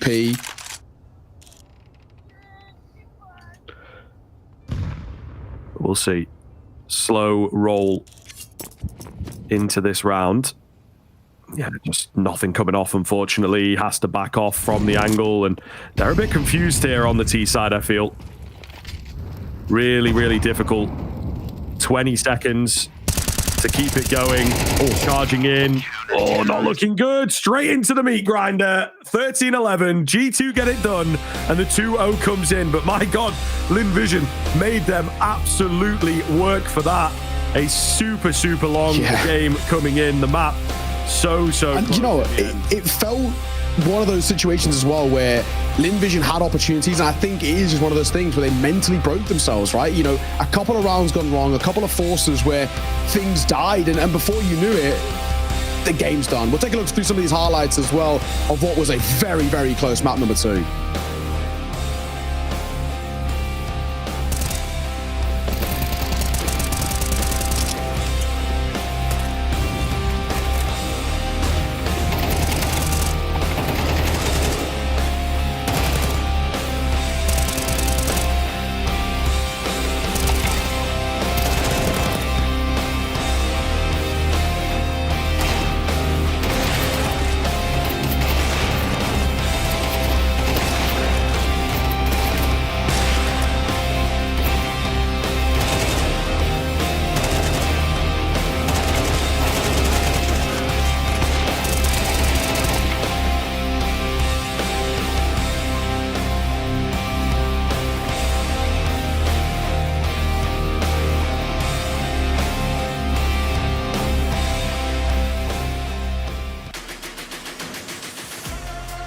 And welcome back in, of course, G2. Super, super solid stuff from them as they find that 2-0. But I have to say, immediately, you know, out of the gate, G2 expected to win it. You know, it's all Lynn Vision for me, I have to be honest, right? The very end of the game, you spoke about emotions and everything riding quite high. I lent into that a fair bit. And I think, unfortunately now, yeah, they will be kicking themselves a little bit. That 1v3 that kept them alive. They should have capitalized on that. They should have been able to work with that, but just couldn't keep it going. Maybe a timeout, maybe an ice out needed before those follow-up rounds. It deserved an overtime. It really, really did. A fantastic showing from Lynn Vision, but just, yeah, G2 proving why they are top 6 in the world. Let's have a little look at the bracket, see where we're at. I think it's one of those things as well. You know, that felt like a series which deserved maybe even a third map as well. We look through the bracket to see how things pan out now. G2 locking themselves into the potential of that final spot in playoffs. They'll be taking on one of Furia or Heroic when that game concludes. But it has been a really, really, I guess, decent performance out of G2 in the sense that they responded well, but probably a little bit more shaky than they would have hoped. I think fundamentally, this is a G2 side that against Lynn Vision shouldn't have any issues, shouldn't have any problems, but did. We saw a lot of them in clear sight. And it took a while for them to get active and get going. And even, for individuals like Manesi, that first half, bit uncharacteristically quiet out of him. And it took a large pull from the team to find some form at the tail end. But Lynn Vision, I think they'll sit here and say, it's not that G2 beat us, it's that kind of we lost ourselves. Yeah, potentially. And I mean, look, man, I think honestly for Lynn Vision as well, if they can perfect this style, if they can really, really work on that hyper-aggressive kind of play style and maybe up the individuals ever so slightly, might be a move in there or might just be some general performances. I think they could be a really scary team that in these international events take a map off of you or maybe indeed pull off an upset, something along those lines. They're definitely proving that they are one of the best teams domestically, maybe alongside the Mongols as well. So I'm very, very interested to see what Lynn Vision could do in the future, but it took a bit of time for them as well. You speak about G2 ramping up and everything.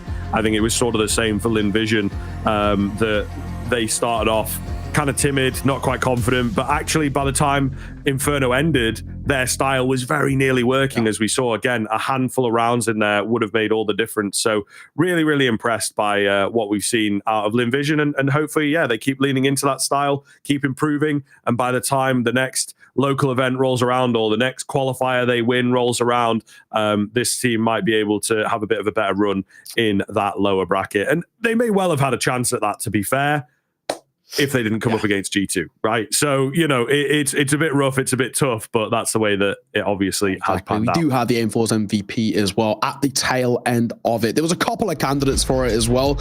And, you know, you very easily could have lent in favor of Manesi. We want to highlight Nico off the back of that. I think that second map in particular really showcased what he's all about. And at times, single-handedly brought this team into success. I also got to give my credit towards Hunter as well. He did step up in big ways, but Nico's impact, map number 1, not as much, but most definitely map number 2 was really, really well done from him. Yeah, I mean, in that series, for me, I think he was the CT player, you know? He really, really held it together on the CT side. Obviously, started off that T side very explosively. You can see here, very early rounds, he's up to like 9-10 kills really fast. But it was more the CT side for me. Started off with this pistol hold, and then it just kept going. And they could leave him on B reliably. And then once they'd figured out B a little bit more, or scared Lynn Vision away from B later on into that second half, he started rotating around to A. They left Huxley there. So their B play, their B prowess, and the fortress that they set up there was super, super effective. And ultimately, the B bomb site was a lockout. They played very, very well on the G2 side with, okay, we're going to leave Nico here. He frags out pretty well, buys us some time. We're going to leave Huxley here, he's just going to literally utility down and keep them there. Or they indeed went for a few rounds when they felt like a B hit was really coming, where they had 3 players ready on that site. That's where we saw, you know, Muddisy go crazy. They didn't win the round, but he still went crazy. And there was a couple others in there where he'd start off, find 1 kill, rotate back. You know, the B bomb site really, really was a lockout. Every time Lynn Vision tried it, absolutely as well. Work. 24 kills from Nico at the tail end of map number 2. Really what we want to see out of somebody who, not only this event, but actually kind of this year's maybe struggled a little bit, probably into what we compare to his standards, right? I think it's very easy to say that he's just doing okay, but Nico is not an okay player. He's one of the best riflers of all time. So we always do expect a little bit more out of him, and that's the sort of performance we expect on a bit more of a regular basis. Let's take a look at the schedule for tomorrow. What the games will be coming through on both the A stream and the B stream. Starting over with the B stream, the Mega taking on FlyQuest is going to be that first game. And then Virtus Pro taking on Astralis. And the final ones are to be decided. So you're going to have to stick around to see what that third and final game for qualification is going to be. Yeah, pretty excited for those, actually. Pretty excited. I think VP Astralis could be straight fire, as they say. And then over on the A stream, I think because we're still waiting on this Heroic Furia matchup, unfortunately, they're all TBD. So you know how it goes. You know where to go to find the information. You don't need me to say it, but you might be waiting a little bit longer. And I'm sure if you are here on the B stream, we'll be hosting that main stream as they get finished. You know, we've had a bit of a quicker day than them, I suppose, is the way that it goes. So yeah, but a really solid day all around. Some fantastic games coming in. Great seeing Amiga surviving along, you know, and Flamus, not quite sure still on the pronunciation. We need a bit more from him. I don't know if you guys might have seen over on the Twitterverse that he's got like a mouse map that's just his face on Alex the Lion from Madagascar. Kind of based on that one, so yeah, that's very cool. Yeah, it is a bit based. It is a bit based. And I think it says on it as well, Chante, that just says but there you go. Very, very cool stuff. Glad to see Amiga surviving. And yeah, a lot of people didn't expect them to get through the path, but they are indeed staying alive. I do believe that's going to do us for today, though, folks. An absolutely brilliant show, of course. Always good, always good. More Counter-Strike coming your way on the B stream tomorrow, though. Make sure you are here bright and early to see it.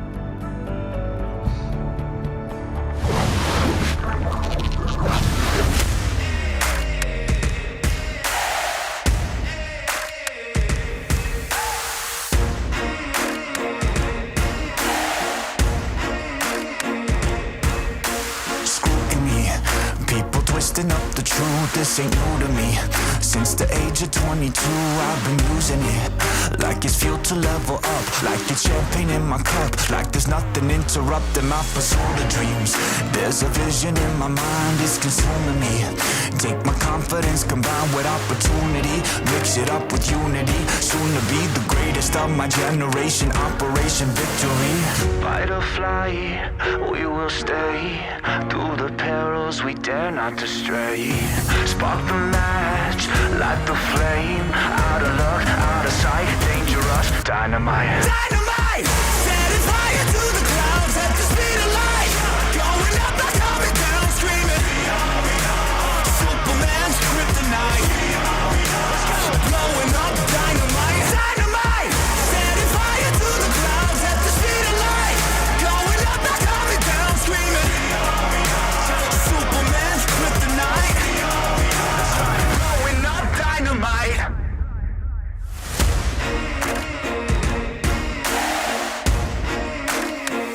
Check it.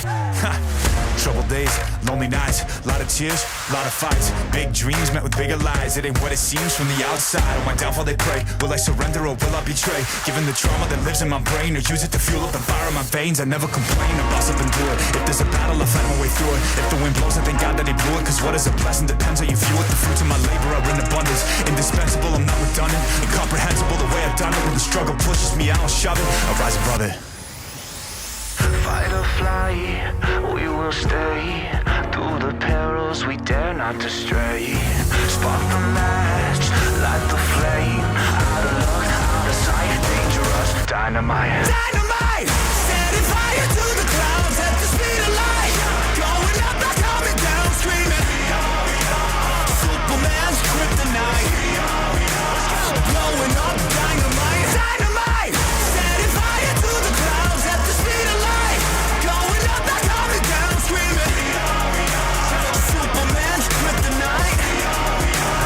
Blowing up, dynamite. At some point in every gamer's life,